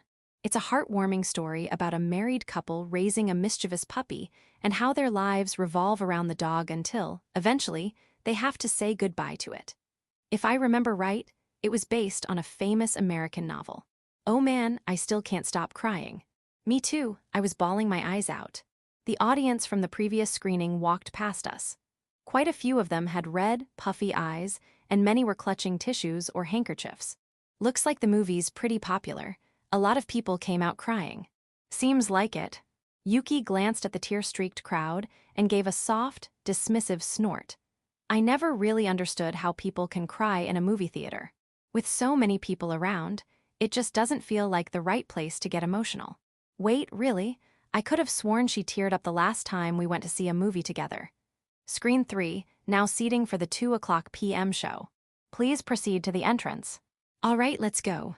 Yeah, oh, and if I end up dozing off halfway through, don't wake me up, okay? She said that with a small yawn. Section, sniff, The movie had ended, long story short. Yuki was an emotional wreck. She rarely cries at movies where a person dies. Sure, she might get emotional, but it never brings her to tears. What does break her is when an animal dies. The movie we watched today had a scene where the once rowdy dog passed away in a hospital, with the protagonist by its side. Need a tissue. I'm not crying. Even as she said that, her sleeves were soaked with tears. I'm gonna go to the bathroom for a bit. I figured I should give her a moment to collect herself. So I went to the restroom, fixed my hair, scrolled through my phone for a while, and then headed back to where she was waiting. Marley. She was still crying. Yuki sat slumped on the lobby sofa, whispering the dead dog's name with a devastated expression. Even the guys loitering around, clearly looking to flirt, backed off the moment they saw her. Not even the usual, hey, wanna talk about it? Line was getting deployed. That's how grim she looked. Damn, I really screwed up with this movie choice. Future Yuki had told me that movie was so touching. I loved it, but I guess the high school version of her found it a bit too intense. Originally, I'd planned for us to sit in a cafe afterward and casually discuss the movie. But that plan was already dead in the water. She didn't look reflective, she looked absolutely shattered. She was probably going to be haunted by that dog's death for the next few hours, no helping it. I'd hoped to save this ace for later, once we were more comfortable with each other. But desperate times call for secret weapons. Hey, there's somewhere I want to stop by. You up for it? Where? She lifted her tear-streaked face with a soft sniffle. There's only one cure for a heart broken by an animal's death: the comfort of living, breathing animals. Section Cat Cafe. Yeah, apparently, a new one just opened nearby, and I've been wanting to check it out. I've heard of them. They're cafes where you can pet cats, right? In this era, cat cafes were just starting to gain popularity across Japan. The first one appeared in Osaka around 2004, and Tokyo followed a bit later. In the future, many cafes ban picking up cats to reduce stress on the animals. But right now, it's all you can touch, all you can cuddle, all you can get scratched. Cats. I noticed Yuki's expression brighten just a little. The Yuki I knew in the future was a massive cat lover. When we first started dating as adults, I took her to all sorts of places: zoos, movie theaters, baseball games, even Disney Sea. She enjoyed those outings, but she always seemed like she was holding back a little for my sake. The first time I took her to a cat cafe, though, she was all in. She even found a favorite cat and visited the cafe 5 days a week. You're a cat person too. If I had to choose between dogs and cats, I'd pick cats. You're like a cat yourself, Arasugawa. Stubborn, independent, and impossible to please. Oh, same as me then. Judging by the way she kept fidgeting, this version of Yuki probably liked cats just as much as her future self. The cafe, called Mau Mau, was on the second floor of a small building tucked away in a side alley. Welcome. A young woman greeted us when we stepped inside. Are you members? No, this is our first time. In that case, please have a seat over here while I explain how it works. Yuki. Huh, oh yeah, right. Sitting here, right. She'd barely registered the instructions. Her eyes were glued to the cats lounging around the room. Yep, just as I thought. She's been a cat lover since high school. Once we sat down, the staff member began her explanation. During this time slot, these 3 cats can be held. The others are fine to watch or play with using toys, but please don't pick them up. Oh wow, even in this era, they were running a cat-friendly operation. This place was definitely high quality. Yuki listened intently, nodding along as if taking mental notes. We have a 1-drink minimum order. What would you like? I'll have the Wildcat coffee. I'll have the same. Of course. This cafe had separate zones for drinks and for interacting with the cats, probably to prevent any accidents with curious paws. Even from the drink area, though, we could watch the cats through the glass partition. There were 8 cats total. Aside from us, the only other customers were a pair of young women. Yuki squirmed in her seat, clearly itching to get into the cat area. We'll head in once the drinks get here, okay? I know that. She puffed her cheeks slightly, irritated at my parental tone. After about 5 minutes, the drinks arrived. Here are your Wildcat coffees. The cups were set down with a soft clink. I'd ordered the cheapest item on the menu, which turned out to be just regular hot coffee. No sugar, no milk. I took a sip, letting the hot liquid burn a path down my throat. You drink it black. Oh yeah, I don't really mind either way. Black's nice in its own way, just like sweetened coffee has its own appeal. So you're not just trying to act cool. Yuki added sugar and milk to hers, then stirred it slowly. She took a sip and winced, her eyes watering from the heat. Watching her blow gently on the cup, cheeks flushed, I finished my coffee. Shall we? Yeah. The moment we stepped into the cat area, 2 cats immediately wrapped themselves around Yuki's legs. One was Kuro-kun, a sleek black cat, and the other was Shakura-chan, a chocolate-colored tabby. Her hands trembled as she bent down to pet them, overwhelmed by how quickly they'd warmed up to her. The cats purred, their throats rumbling like tiny motors. Yuki's expression lit up instantly. See, come here. She sat down and patted her lap eagerly. Kuro-kun hopped up without hesitation and tucked his paws under himself in a loaf-like pose, practically demanding more attention. Sheesh if you insist. She resumed petting him, trying to sound aloof despite her obvious delight. She was the one who'd called him over in the first place. It made no sense. But hey, mission accomplished. Her heartbreak from the movie was gone. I'm gonna hit the restroom, be right back. Emma. The coffee must have gotten to me. As I stepped out into the hallway, the 2 women who'd been here earlier were paying their bill. That'll be 2,500 yen, thank you. Now it was just Yuki and me left. Is this place gonna be okay financially? Having only 2 customers on a weekend afternoon seemed concerning. Then again, it's a small shop, maybe the rent isn't that high. There I go again, thinking like a business owner. I shook off the thought, washed my hands, and headed back. Wait. I stopped dead in my tracks. Through the glass wall of the cat area, I saw Yuki holding one of the cats. She glanced around, checking for other people. Then, when she realized she was alone, she tilted her head toward the cat and whispered, "Naya, Naya, Naya." Is she talking to it in cat language? Naya, Naya, Naya, Nayan. She cooed at the cat like she was talking to a baby. The cat, unfazed, purred contentedly. "You're just the cutest little thing." "Why are you so cute, huh? Oh, Nuo. Stop it, you're killing me with that face." The cat licked her cheek, and Yuki giggled with pure, unfiltered joy. Whoa, even in the future, I'd never seen her act this soft. I stood there, mesmerized. She picked up another cat and scratched under its chin, earning a blissful purr in return. Her eyes sparkled. Her voice turned syrupy sweet. She tapped their tails, stroked their backs, and gently rubbed their ears like a cat-whispering pro. She's gone completely feral for these cats. That expression should be illegal. I felt my soul leave my body. She was adorable, beyond adorable, adorable squared. No, cubed, I needed to capture this moment. I yanked out my phone, but the crappy resolution and outdated zoom made it impossible to get a decent picture. To take a high-quality picture, I need to get a little closer. I erase my presence and creep forward. All right. Just 2 more meters. Naya, you like it here, Naya? Then I'll pet you even more. Just then, the doorbell jingled as a new customer entered. Yuki looked up, our eyes met. Ayo. Ayo. Her eyes widened, and her face turned bright red in an instant. Panicking, I quickly put my phone away and started petting Chocolat-kun, who was sitting nearby. I've seen this expression on Yuki before. It was about a year after we got married. She had bought an adult toy out of curiosity, and I happened to find it.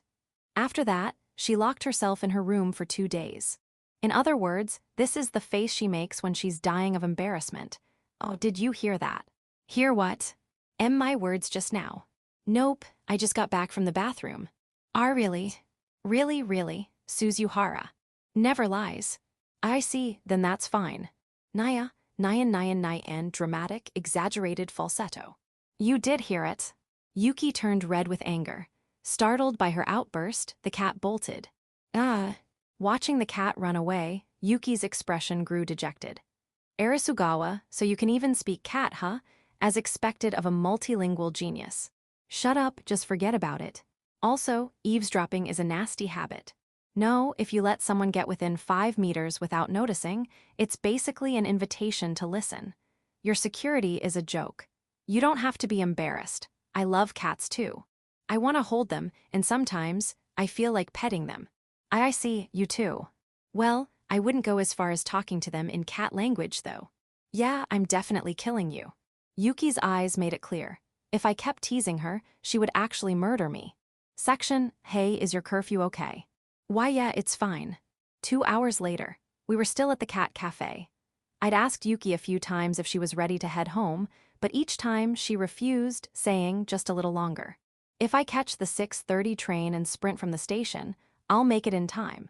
Sprint, huh? She really wants to stay with the cats that badly. It seems her love for cats is even stronger now than when she was an adult. I'm glad I came with you today. Yeah, I got to meet this little one. Yuki seemed particularly taken with Milkshan, a small black and white cat. Milkshan seemed to like Yuki too, purring contentedly on her lap the entire time. I'm happy she's having fun, but it kind of feels like all her memories from today are going to revolve around the cat. It's a weirdly complicated feeling. I imagine this is what it feels like when your spouse is stolen from you. Damn you, cat. That's unusual. She doesn't usually sit on people's laps. The waitress who brought us our drinks widened her eyes in surprise. Really? Yeah, looks like she likes you. She likes me. Hey. Yuki's face lit up with delight. I'll definitely come back. I want to see her again. The waitress's expressions suddenly clouded. After hesitating for a moment, she let out a small sigh and murmured, "Well, it's already decided, so I guess it's okay to tell you. That cat's being moved to another branch next week." What? The waitress gestured toward a tortoiseshell cat sprawled out lazily on the couch. That one over there is her brother, Choco-kun. They don't get along very well. Compared to Choco-kun, Milkshan was noticeably smaller. When they're together, he bullies her from time to time. So we decided she'd be better off moving to a different location. No way, so you're moving the one who's being bullied. Yeah, I know how that sounds and I feel bad about it. The waitress averted her gaze and lowered her voice. To be honest, between the two of them, Choco-kun is the one the customers like more. He's friendly and has a lot of regulars who adore him. So, when it came to deciding who to move, well, it had to be Milkshan. Yuki fell silent. The waitress quickly tried to reassure her. Ah, don't worry. The place she's moving to is a nice cafe, and this is really what's best for her. Yuki bit her lip, then asked quietly, can I give her a treat? She bought a chicken snack for an extra fee and gently stroked Milkshan's head while she eagerly devoured the treat. Stay strong in your new home, okay. A sister cat, bullied by her popular brother. Sounds familiar. Yuki must be thinking the same thing. Hey, about Yuma-senpai, you and your brother really don't get along, huh? No, we don't. You saw that last time. She didn't ask, why are you bringing this up now? She probably already knew what I was thinking. His personality is rotten. He's a womanizer, always putting on that fake smile, looking down on others. He calls me clumsy, naive. Treats me like a joke. That sounds exactly like what the adult Yuki would say. I couldn't help but smile a little. You're an only child, right? Yes, how'd you know? Just a feeling. As she stroked Milkshan, who had finished her treat and was grooming herself contentedly, Yuki began to speak slowly, as if letting go of something she'd held in for a long time. When I started middle school, everyone immediately recognized me as Arasugawa Yuma's little sister. At first, I was happy. I was proud to have such a talented older brother. But over time, it got harder. Everywhere I went, people compared me to him. No matter what I did, I could never beat him. The frustration of constantly losing. The disappointment in everyone's eyes when they said, so that's all the little sister of Yuma Arasugawa can do. That's when I realized they weren't looking at me. They only saw me as Yuma Arasugawa's sister. Her voice trembled slightly as she continued. I want to be seen as me, as Yuki Arasugawa, and to do that I have to beat him. Winning, huh? If you hated being compared to your brother so much, couldn't you have just gone to a different high school? I did think about that. But Yuki puffed out her cheeks slightly and looked away. But that would have been running away. Of course she'd say that. I chuckled to myself. Yuki is Yuki. Whether she's a kid or an adult, that stubborn streak never changes. Is Yuma-senpai really that amazing? I didn't know much about him. All I really knew was that he went to the US to start cross-streamers and that he's good-looking and popular with women. That's about it. He's infuriating, but yeah. He's an absolute genius. He got into this school as the top student and has been #1 in his grade ever since. And it's not just academics, he's athletic too. He made it to nationals in basketball back in middle school. That's a total cheat character. I mean, now that I've seen him in person, I can't deny it. Does he have any weaknesses? He's got a nasty personality. And he's a womanizer. Yeah, I can see that. I remembered the time I met him and gave a wry smile. But one day, I'll definitely beat him. You mean in academics? That's part of it. But do you know about the Wakaba Festival at the end of May? Wakaba Festival? Yeah, I remember seeing it on the calendar when I was writing the student council newsletter. It's an event where each club hosts activities to welcome new students. It's different from a regular culture festival because it's led by the student council. People say it's a test of the new council's capabilities. Huh, so what about it? Last year's student council president was my brother, and he ran the whole festival by himself. Now I get it. So, you want to make this year's festival even more impressive, right? Exactly. Yuki nodded firmly. Also, alumni from the school usually attend. Last year, the chairman of Nanny Steel and a former Tokyo governor, Shigetomi-san, showed up. Seriously, that's not the kind of guest list you'd expect for a school festival. Being a former adult, I knew just how unusual that was. All right, looks like I've got my next goal. I slapped my knee and said, all right, let's take down Yuma-senpai together. For a second, Yuki's face lit up with joy, but she quickly caught herself. I don't need your help. If I don't beat him on my own, it won't mean anything. Don't sweat it, I'm just here as your ally. The actual battle is between you and Yuma-senpai. In allies, huh? Why would you? Well, if I had to pick between Yuma-senpai and you, I'd obviously go with the one I like better. Yuki's ears turned red. I see. Well, do whatever you want. She muttered that last part in a small voice. Section. Golden Week had ended, and the seasonal uniform change had taken place. In the future, most schools would have air conditioning in every classroom. But in this time period, back in 2009, many schools only had AC in the staff room. However, as expected of our prestigious Shichibu Academy, there were 2 air conditioning units installed on the ceiling of each classroom. The first day of the uniform change, all the boys in class had their eyes on Yuki. Her summer uniform gave her a different kind of charm compared to her winter outfit. Short sleeves, a lighter skirt, but the biggest difference was her legs. During the winter, she had always worn black tights. Now that they were gone, her pale legs were exposed. Smooth and fair, the kind of skin that made you want to reach out and run your hand across it. That's just not fair. Do you think she uses sunscreen or something? The girls whispered among themselves, trying to figure out the secret behind Yuki's silky, flawless legs. I didn't know about this version of Yuki, but I was pretty sure the Yuki from the future used sunscreen. The next period was a class in a different room. Yuki picked up her textbooks and left the classroom. As she passed by, one of the boys sitting near the path she walked along leaned over to his friend, excitement in his voice. Hey, dude, after the White Rose Princess walked by, there's this super sweet, amazing scent lingering here. Probably her shampoo. But it kinda smells like flowers. White roses, maybe. Roses don't smell like that. Her fragrance, the scent came from the perfume I had picked out for her. I'm probably the only one who knows that. Enjoying that little sense of satisfaction, I took out my phone and started typing a message. The recipient was Shizuka Mikami, the student council president. Chapter 8, Anxiety and Failure. How did it come to this? It was lunchtime, and I was sitting at the table furthest in the back of the cafeteria. It was the most conspicuous table in the entire cafeteria, and hardly anyone ever sat there.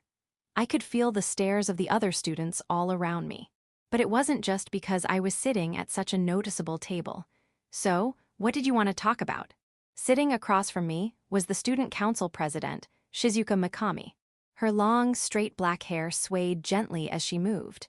She had a calm, graceful aura, like someone who'd look great in a kimono. On her chest gleamed the golden Shichibu emblem, marking her as the top-ranked student in the second year. In front of her sat a plate of pizza toast, a salad, and a cup of consommé soup. In front of me was a plate of katsu curry. I only said I wanted to talk with you for a bit. How did that turn into us having lunch together? Oh, I'm sorry. Did you bring a lunch from home today? No, that's not it. But if we needed to talk, we could have done it in the student council room. Why go out of your way to do it here? I wanted to sit down and have a proper, one-on-one conversation with you. I've been curious about you for a while. She smiled at me with calm, clear eyes. Even in the future, I'd never spoken with her one-on-one. That was because Yuki would get jealous whenever I did. Whenever we talked with Shizuka, it was always the 3 of us together. Shizuka-san said she's curious about him. Hey, isn't that guy the first-year top student? He's got the gold badge. Wait, does she like smart guys? Isn't that the new student council member? What's his name, Suzuhara? I could hear the jealous murmurs of the older students around us. Apparently, she was something of an idol among the second years. I should probably watch my back on the way home tonight. Don't say stuff like that, people might get the wrong idea. But it's the truth. What about me could possibly be worth noticing? I look average, and getting in as the top student was mostly luck. Looks don't matter. I'm more interested in what's inside. She leaned in slightly and lowered her voice so only I could hear. You're intentionally holding back on your student council work, aren't you? Bullseye. I'd been going easy on purpose to avoid upsetting Yuki. I'd even made a few mistakes here and there. Yuki was capable, sure, but there's a big gap between an adult and a kid. If I gave it my all, the difference would become painfully obvious. How did you know? Women's intuition, she said with a playful smile, sticking out her tongue just a little. I'm not here to scold you about it. You're still doing the work properly. Thank you. Anyway, you said you wanted to talk to me. Yeah, it's about Arasugawa and her brother Yuma-senpai. I lowered my voice to make sure no one nearby could hear. I explained the rift between Yuki and Yuma, how she wanted to make this year's Wakaba festival a success and surpass what Yuma had achieved the year before, and what Yuma was really like. Shizuka listened quietly until I had said everything. That's all I know. I'd told her all this because I wanted her on our side. The Wakaba Festival was student council-led, after all.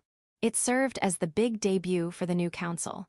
But the one ultimately in charge was the student council president. No matter how hard Yuki worked, she couldn't move forward without Shizuka's approval. I wasn't asking her to hand over the entire event. I just wanted her to create a situation where Yuki's efforts could be properly recognized. I see, so that's what's been going on. You might find it hard to believe, but Yuma-senpai isn't exactly who he seems to be. Oh, I know. His personality is pretty twisted. Hi. Shizuka took a sip of her tea and gave a bitter smile. I was on the student council with him for a year. I'd be surprised if anyone from that council didn't notice what he's really like. Wait, so you knew the whole time? Yeah. It's not like he did anything outright terrible, though. That's why no one said anything. I did have to warn him about his womanizing once, though. Wait, really? Even at school? Oh, yes. He even tried hitting on me once. You're kidding. I turned him down as politely as I could, told him I preferred someone more devoted. I breathed a quiet sigh of relief. Good thing Shizuka wasn't the easily swayed type. She pushed her hair behind her ear and said, "All right, if there's something I can do to help, I'll support you." Seriously? Yes, I like Arasugawa-san more than Yuma-senpai anyway. She smiled warmly. So, how are things going with her? Why would you ask that? We've exchanged contact info, that's about it. Oh, that's a shame. A shame? Are you seriously okay with romantic relationships in the student council? Like I told you before, if it's a pure relationship, it's fine. And I think you two make a great pair. Her smile was brimming with pure goodwill. I'd seen that kind of look before, the same expression older women get when they try to set up younger couples.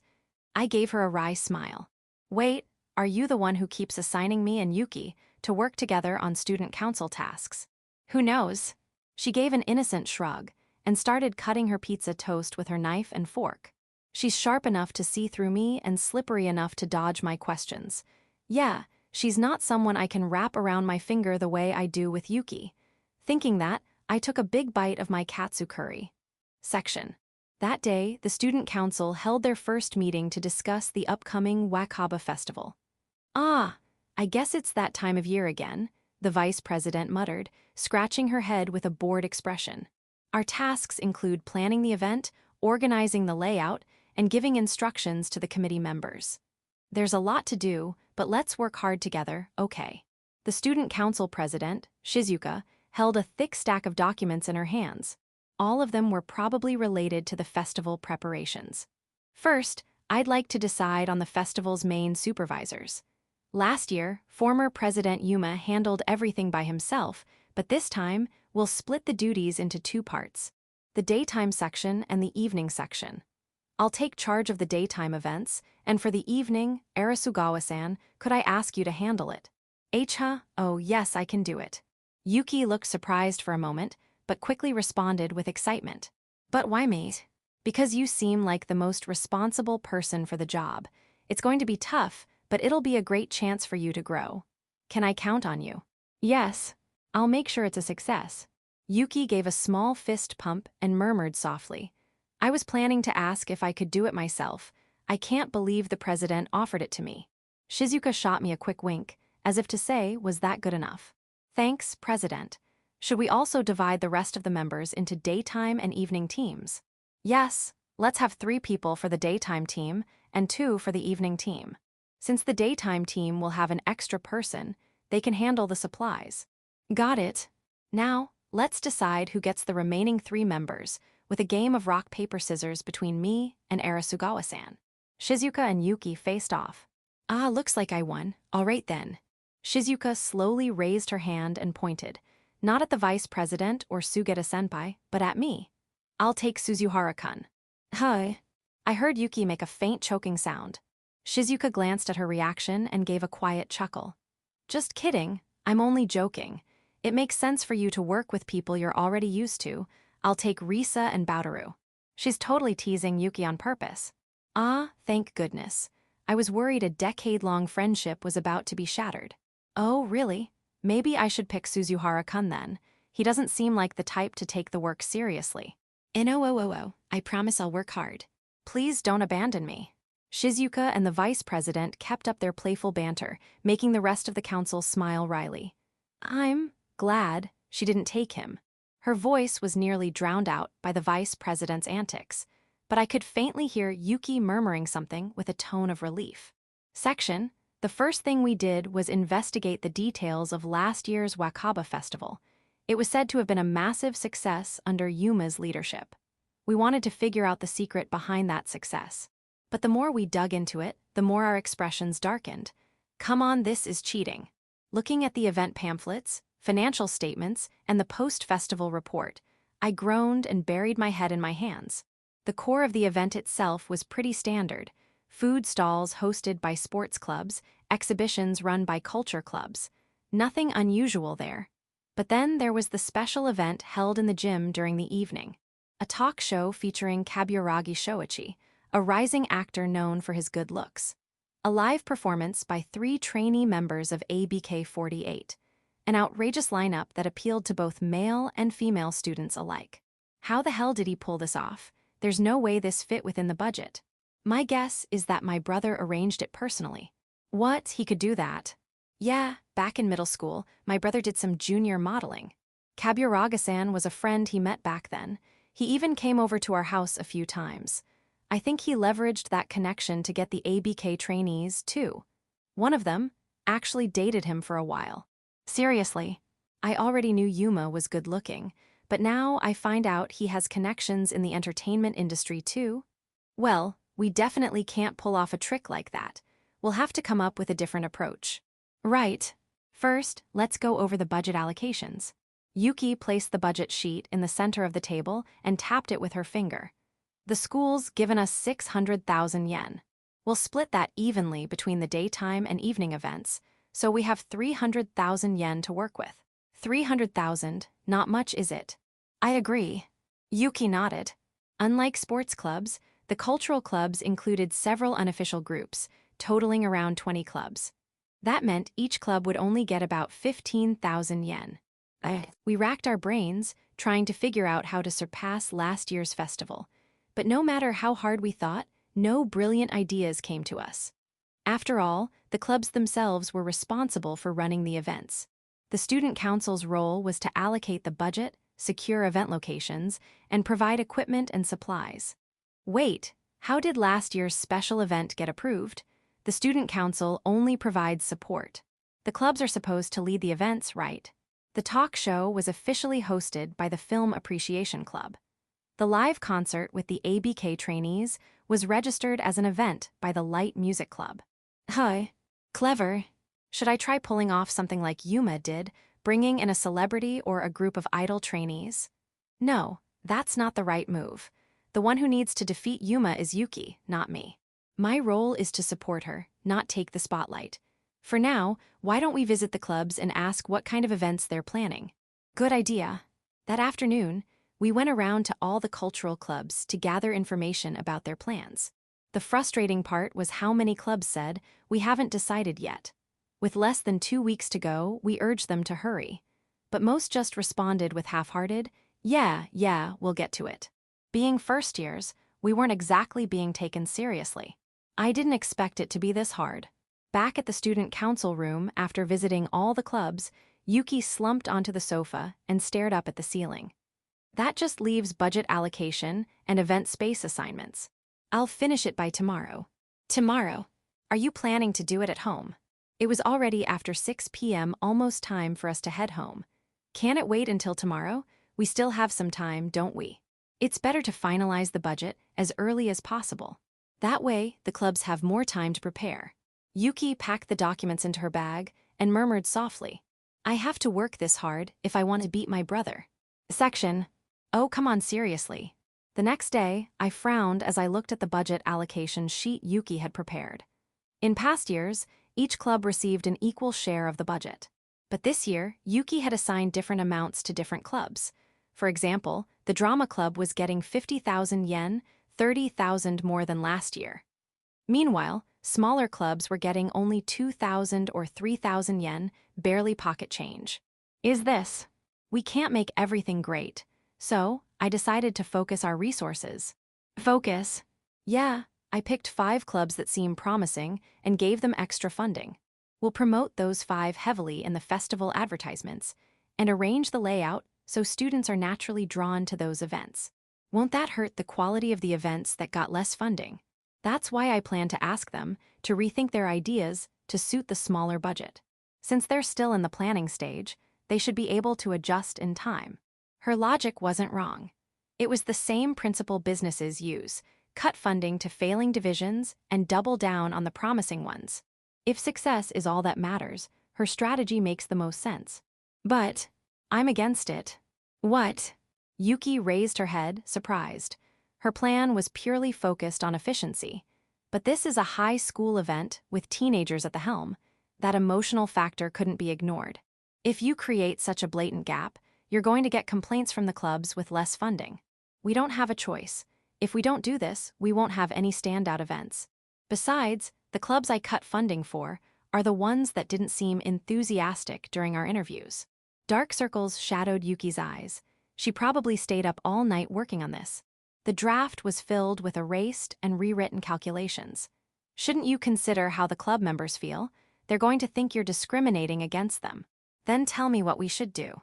Do you have a better idea? Her fists clenched as she shouted.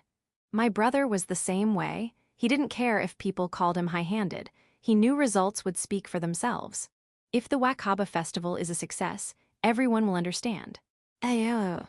In the end, we made a few minor adjustments, but submitted the budget plan with significant differences between clubs. And just as I feared, the backlash came quickly. Excuse me, why did our budget get cut from 20,000 yen last year to just 10,000 this year? The day after the budget list was posted, a girl with narrow eyes came to the student council room. She was Kisanuki-senpai, a third year and the head of the tea ceremony club. Their festival event was a traditional tea ceremony where guests were served tea and Japanese sweets, a tradition they upheld every year. They had planned to do the same this year, but with half their usual budget, they were at a loss. I looked through last year's report. Your event drew about 40 guests, right? With 10,000 yen, you should still be able to cover the sweets for that many people. Why, yes, but our club has always used Manaka sweets from Marumido. It's part of our tradition. We need 20,000 yen to afford enough for everyone. Then maybe you should switch to a more affordable brand this year. No way. If it's too difficult, I can help find some cheaper alternatives. Zai. Yuki's tone was calm and logical, leaving Kisanuki-senpai visibly shaken. Through her glasses, I could see the disbelief in her eyes. Is she really just a first year? I understand. We'll look for something that fits the new budget. With slumped shoulders, she left the room. Her defeated posture made me feel guilty, even though I wasn't the one who cut their funds. Don't you think that was a bit harsh? Cutting their budget in half like that? It couldn't be helped. Their event was unpopular last year, and they're just repeating the same thing this time. We have to prioritize. Her approach seemed cold, but she wasn't as heartless as she looked. I could tell from the way she bit her lower lip. I hoped the complaints would stop there. Unfortunately, the very next day. Hey, why the hell did my club get only 2,000 yen? The person who burst into the room was Yashino-senpai, the dance club captain. She was a tall, blonde gal with a defiant glare, and she wasn't afraid to show it. She towered over Yuki by nearly 30 centimeters. Does the dance club really need that much money? We were going to rent stage lighting. With lighting, our performance would stand out more. Without it, the whole thing falls flat. She slammed her hands on the desk, practically vibrating with frustration. From what I remembered, the dance club had only 5 members. It was more of a casual group than a serious cultural club. You gave the drama club 50,000 yen, didn't you? Why is there such a huge difference? It's based on how long the events run. The drama club is putting on 2 40-minute performances. The dance club, on the other hand, has a single 5-minute show. That still doesn't explain the gap. The drama club made it to nationals last year. We took that into account as well. So you're saying we got less money because we don't have any achievements? Who the hell do you think you are? Yashino-senpai, the dance club captain, grabbed Yuki by the collar. It's for the success of the Wakaba festival. I'm asking for your cooperation. But Yuki didn't flinch. Her voice remained calm and even, devoid of emotion. That only made Yashino-senpai angrier. So you're really not going to give in, huh? She let out a sigh, then added in a cold, condescending voice. Geez, if Yuma-senpai were still president, he would have listened to us. Can't believe your siblings. You're nothing like him. Zai. For the first time since the conversation started, Yuki's composed mask cracked and anger flickered in her eyes. Oh, did I hit a nerve? I thought you were some emotionless machine, but you don't like being compared to your big brother, huh? It's not like that. Yeah, sure. It's hard not to have a complex when your brother's that perfect, huh? You don't know anything. Yuki's fists clenched. Shit, if I don't step in now, this is going to turn into a full-blown fight. Why Yoshino-senpai? I quickly stepped between them. I have an idea. An idea. The drama club uses stage lighting for their performance, right? What if the dance club borrowed their equipment? Borrow their lighting? Yeah. The schedules don't overlap, and lighting is crucial for a play.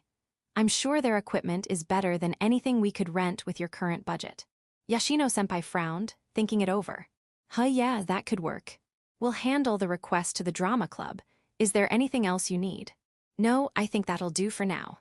Phew, at least she seemed satisfied. As she left, I watched her go and let out a breath, thinking back to my college days handling customer complaints during my part-time job. Then I heard a soft thump behind me. I turned around to find Yuki slumped into a chair. I'm hopeless. I didn't even think of something as simple as borrowing from another club. She rubbed her temples, exhaustion etched into her features. Arasugawa, did you even sleep last night? About 3 hours. Dark circles shadowed her eyes. You're going to collapse if you keep this up. There's still more than a week until the Wakaba festival. You won't last at this rate. Yeah, I'll go wash my face. She stood up and walked unsteadily toward the hallway. Yuki. I couldn't shake a strange feeling. She usually got frustrated with herself when things didn't go well. But today, she didn't show a hint of that. Maybe she's just tired. I tried to brush the thought aside. But the next day, Yuki didn't come to school for the first time. Section. The day Yuki was absent, I called her countless times, but she never picked up. Arasugawa, I heard she called in sick. I see. I figured the school would know something, so I asked a teacher. Apparently, she'd contacted them that morning to say she had a cold. She did look unwell yesterday. It was probably the lack of sleep and all that accumulated exhaustion finally catching up to her. How's the progress with the evening events? When I entered the student council room, Shizuka greeted me with a concerned expression. Honestly, not great. Arasugawa-san is absent today, right? Yeah. Seems like she caught a cold. I'm relieved it's not a mental health issue. Word had probably reached the president that Yuki had been clashing with the cultural clubs. Shizuka gazed into the distance and sighed softly. Not everyone can work as tirelessly as she does. Most people just want to have fun. As long as they're happy, that's all that matters to them. She wasn't wrong. Yuki and the cultural club members were fundamentally misaligned. Yuki wanted to make the Wakaba festival a success.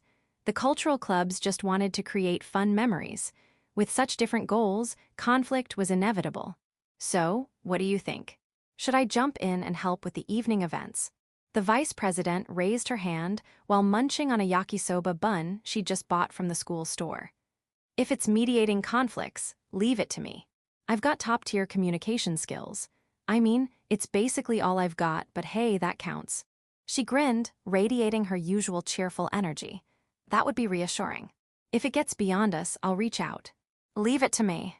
And don't hesitate to ask for help sooner rather than later. Shizuka added with a gentle smile, her voice calm and kind. You're both still first years, after all. All right, what now? I leaned back in my chair and stared at the ceiling.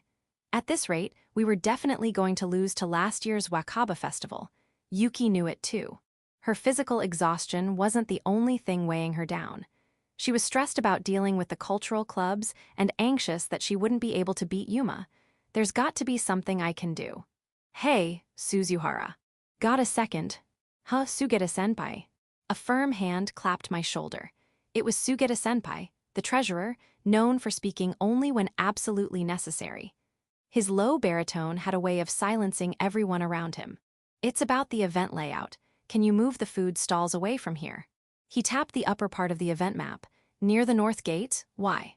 Oh, right, the first years wouldn't know about that. The vice president spun her chair around to join the conversation. Our school has some pretty bad blood with the local neighborhood council. With a sour expression, she gave us the rundown. The whole thing started 5 years ago when the school built a new wing. During construction, the neighborhood was flooded with complaints. Noise from the construction, traffic congestion caused by work trucks, and even complaints about the new building casting shadows that kept laundry from drying properly. But construction couldn't just stop, so the school pushed ahead. That's when things got ugly. The head of the neighborhood council and one of the school directors had a major falling out. As a result, the council cut off all funding to the school and canceled all community volunteer events.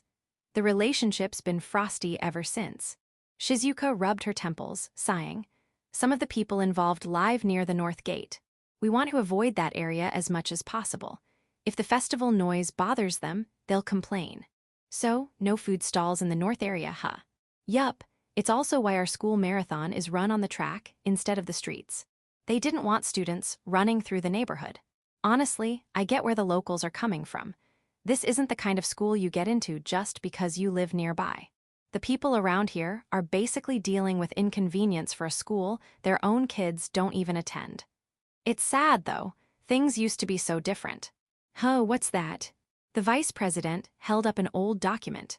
An old student council newsletter. Found it when we were cleaning the other day. It was from 5 years ago. A faded photo showed students and neighborhood council members working together at a community cleanup event. These days, everything's digital. But back then, articles were typed out and pictures were glued on by hand. Wow, the relationship really was better back then. Wait, can I see that photo for a second? Whoa, easy there. I gently snatched the paper from the vice president and stared at the photo.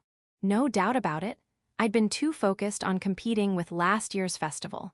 The Wakaba Festival isn't just a student event. It's a showcase of the council's abilities, and influential alumni come to see it. This might work. My thoughts clicked into place. President, do you know which teacher was involved with this event? Let me see.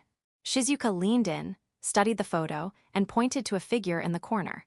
That's Gonda-sensei from the Social Studies Department. Thanks. I grabbed my bag and bolted out of the room. Section, still no answer. I tried calling Yuki again, but like before, she didn't pick up. I needed to talk to her as soon as possible. There was no guarantee she'd come to school tomorrow.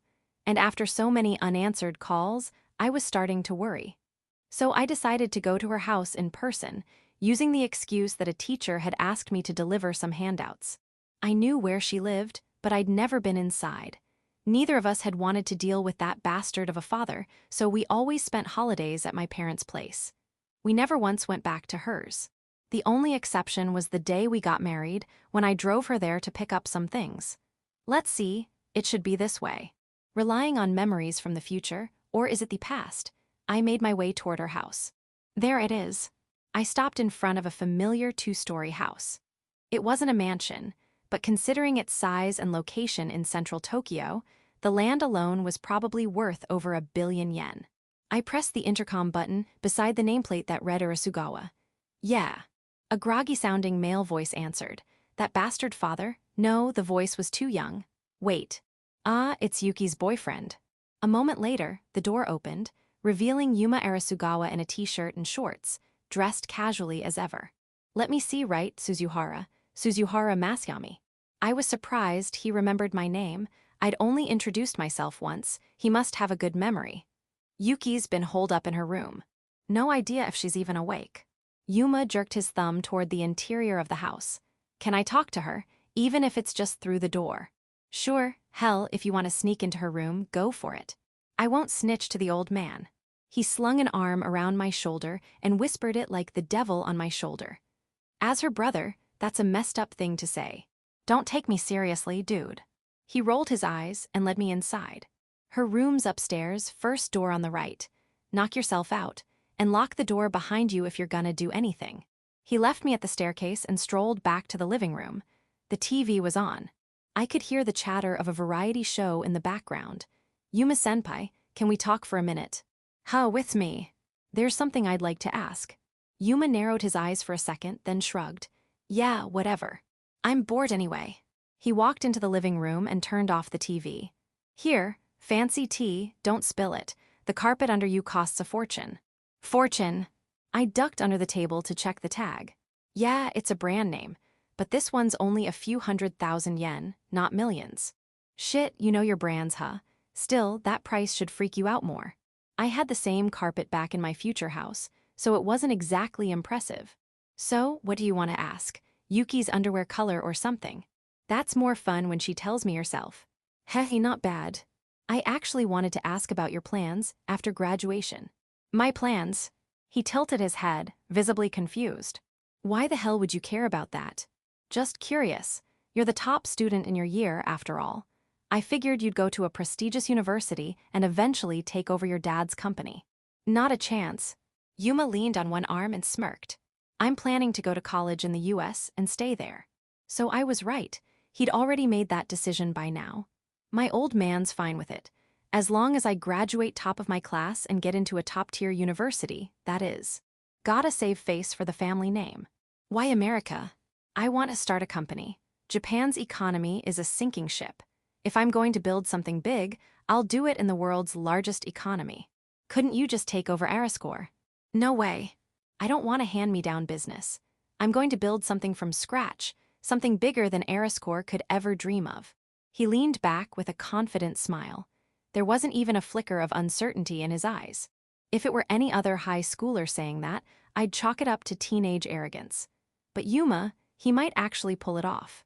And he does, I thought, remembering the day he visited me as the CEO of Cross Streamers. Let me ask you a hypothetical. Let's say you go to America, start your company, and it becomes wildly successful. Then, Arasugawa hits hard times and needs a massive capital infusion to survive. Would you help? Yuma raised an eyebrow at the unexpected question. Hell no, what's in it for me? He laughed through his nose.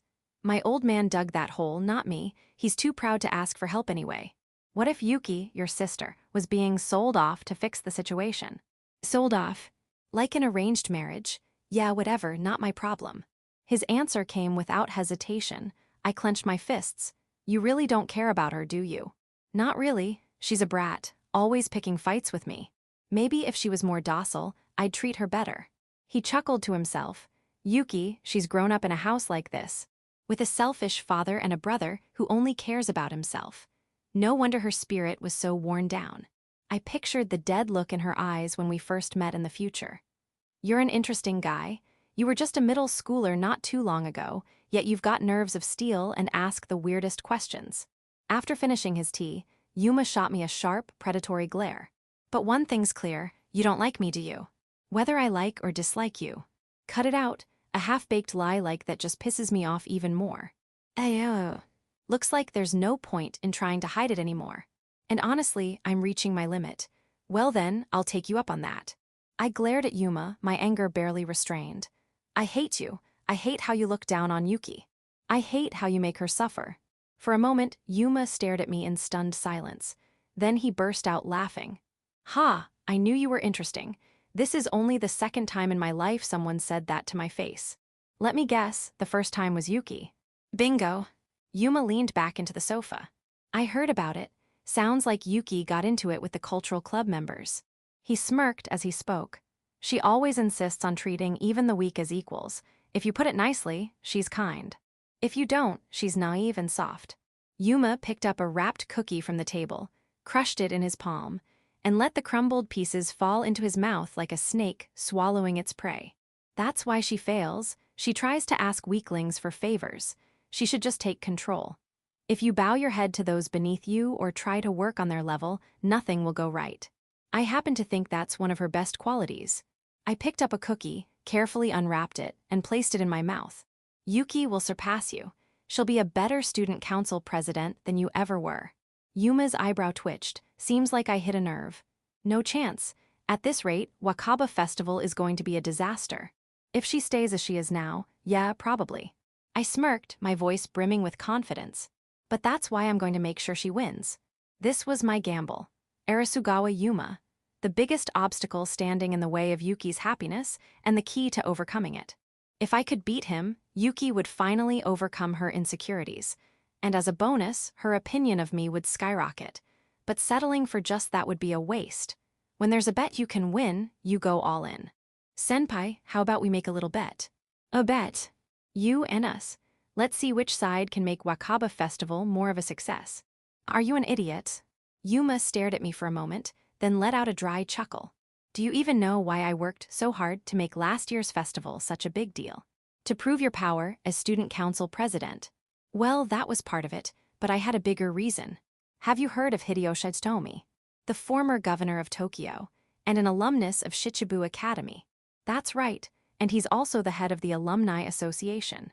I busted my ass last year because I knew that old man was going to be there. I had to show off my capabilities, prove I was worth investing in, so the Alumni Association would fund my startup in America. I see. So even though he said he was on bad terms with his father, he still managed to secure capital. Turns out he got the money from the Alumni Association. And you seriously think you can beat that? Yes. I answered without hesitation. Yuma crossed his legs, a sly grin spreading across his face. All right then, what's on the line? Since we each have different things we want, let's keep it simple. I took a sip of tea, then smiled. The winner gets to give the loser one command, anything they want. Section, Yuki's room was immediately to the right after going up the stairs, right? I climbed the stairs and knocked on her door. I waited for a while, but there was no response. Maybe she was asleep. I decided to knock one more time, and if she didn't answer, I'd leave a message and go home. It was definitely urgent, but there wasn't much we could do until she recovered. Just as I thought that, the door creaked open. Yuki appeared, dressed in her pajamas. Nick-san, what is it? I'm not hungry, so I don't need dinner. She must have been struggling to sleep because of the fever. Her pajama buttons were undone down to her chest, and without a bra, her smooth, pale skin and the gentle swell of her chest were clearly visible. The moment she saw my face, she froze. I froze too, and we locked eyes at an uncomfortably close distance. 3 seconds no, maybe 5. Realizing the situation, her fever-flushed cheeks turned an even deeper shade of red. She quickly covered her chest with one arm while using the other to slam the door shut. There was a dull thud. Ow! It seemed Yuki had caught her pinky toe on the doorframe. She lost her balance and fell backward, landing flat on her back on the floor. Are you okay? That looked painful. Yuki's face twisted in agony, but even through the pain, she seemed more concerned about me seeing her in her pajamas. She immediately started crawling toward her bed. Once there, she wrapped herself in the blanket and began rolling around, writhing in discomfort. I figured I'd wait until the pain passed. Her room was more girly than I'd expected. The pale pink curtains softly framed the window. 3 cushions were scattered across the wooden floor, clearly used as makeshift seating. On the desk sat a mountain of textbooks next to a small room fragrance diffuser. The faint scent of lavender filled the room. So, why are you here? Her voice was muffled by the blanket, but it seemed the pain had finally subsided. I came to check on you. If you're here, then my brother must have sent you. He just loves making me miserable. Her grumbling voice drifted out from beneath the covers. I couldn't see her face, but I could easily imagine her puffing out her cheeks in frustration. How are you feeling? My fever's gone. I'll probably be fine by tomorrow. That's a relief. I let out a breath I hadn't realized I'd been holding. A minor cold was a best-case scenario. Listen, I came up with a plan for Wakaba Festival. I can't guarantee it'll work, but it's worth trying. And I can't pull it off alone. I need you, Yuki. We need to work together. Yuki. No response. What was going on? Hey, is it okay if I just give up? Hi. Her voice sounded fragile, so unlike the strong, confident girl I knew. I recognized that voice. It was the same voice I'd heard when I first met her in the future, the voice of someone who'd given up hope. I realized something yesterday. I can't beat my brother. I couldn't even manage the event planning properly, and then I got sick on top of that. My brother would have handled it all with a smile like it was nothing. Don't worry, I'm not going to quit or anything. I just decided I'd stop aiming for first place. I'll work within my abilities, do my best, but stop pushing for something I can't reach. Honestly, I've had more fun hanging out with you than studying alone. I guess studying all the time isn't good, right? You've shown me so many fun things. Why don't we just do more of that? Her voice was unnaturally cheerful, like she was forcing herself to sound okay. I mean, I worked hard enough, right? Can't I just give up now? Yuki. If she were just an ordinary girl, maybe I'd tell her she'd done enough and that she should rest. But she's not. I knew exactly what she needed to hear. No. You need to push just a little further. What? Yuki sounded stunned. I stepped into her room. I made a bet with your brother earlier. A bet? We're competing to see which Wakaba festival is better, last year's or this year's. The loser has to do whatever the winner says. What were you thinking? Yuki shot out from under the covers, completely panicked. The embarrassment of me seeing her in pajamas was entirely forgotten. Do you have any idea what you've done? My brother is ruthless. He'll come up with something awful if we lose. It's fine, we just have to win. Win? I think my head hurts. She pressed a hand to her temple, swaying unsteadily. Are you okay? Is it the fever? It's you. She took a deep breath, steadied herself, and gave me a serious look. Okay, so, with your plan, how likely are we to beat my brother? Let's see, I'd say about an 80% chance. I smirked and held up 8 fingers. 80%? Wait, actually, maybe 70, no, considering the variables, probably more like 60. And with how little time we have, maybe 50. Why is your confidence plummeting by the second? Well, it's not like I can accurately calculate the odds of success. Okay, we've got a solid 30%, I'm sure of that. That's worse, we've got a higher chance of failing. Yeah, but imagine if someone told your brother we had a 30% chance of beating him. What do you think he'd feel? Well, Yuki tensed up, her expression uncertain. After a moment, she clenched the blanket in her hands. Her eyes sparkled like a child staring at a toy. That sounds exciting. Exactly. I saw the light return to her eyes.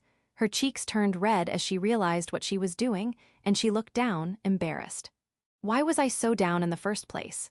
She murmured to herself before slapping both cheeks. It feels ridiculous how much I was stressing about it. See, you've got me to thank for that.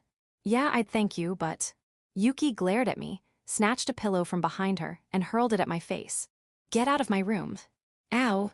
The pillow hit me squarely in the face, and I was promptly chased into the hallway. The pillow smelled faintly of her shampoo. I sat in the hallway, waiting in silence, when I heard the soft rustling of fabric through the door. Then the door burst open, and Yuki stepped out in casual clothes. She looked nothing like the weak, defeated girl from earlier. Her expression was confident, determined, the girl I knew. Tell me more about that plan. Interlude 5. A Tale of Revenge Future. What is this? On an ordinary day in 2022, I was in the Arasugawa reception room. Sitting across from me was Shijuki Arasugawa. Dressed in a tailored suit and a luxury watch, his expression shifted the moment he laid eyes on the documents I handed him. This is a list of the wrongdoings your company has committed in the past. It wasn't easy to compile. There were more than I expected, and narrowing it down was a challenge. The papers detailed the various acts of corruption carried out by Arasugawa and his closest subordinates. Arasugawa had always been surrounded by dark rumors. When I asked Yuki to investigate, my suspicions were confirmed. The most damning of all was the company's routine involvement in laundering money for organized crime. 30 years ago, when Arasugawa was trying to expand the company, he received a massive loan from the criminal underworld. It was back before the anti-organized crime law existed. As repayment for that loan, he'd been laundering their dirty money ever since. How did you find this out? Was it Yuki? Yes. Before we got married, Yuki had worked for Arasugawa. She still had connections on the inside. We paid off a few of them to sell us the information. Arasugawa clenched the paper in his fist and glared at me, sweat beading on his forehead.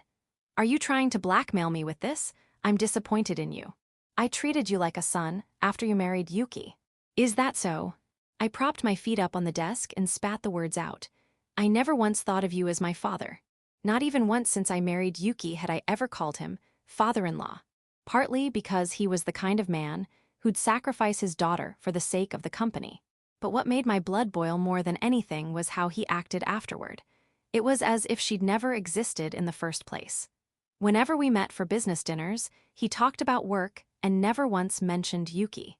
And once the company was stable, he spent his nights out on the town, parading around with his mistresses. I said everything I needed to, now it was her turn. You can come in now. The moment I spoke, the door creaked open, and Yuki stepped into the room, dressed in a sleek suit. Why, Yuki, what the hell is going on here? Are you betraying your own father? Betray you?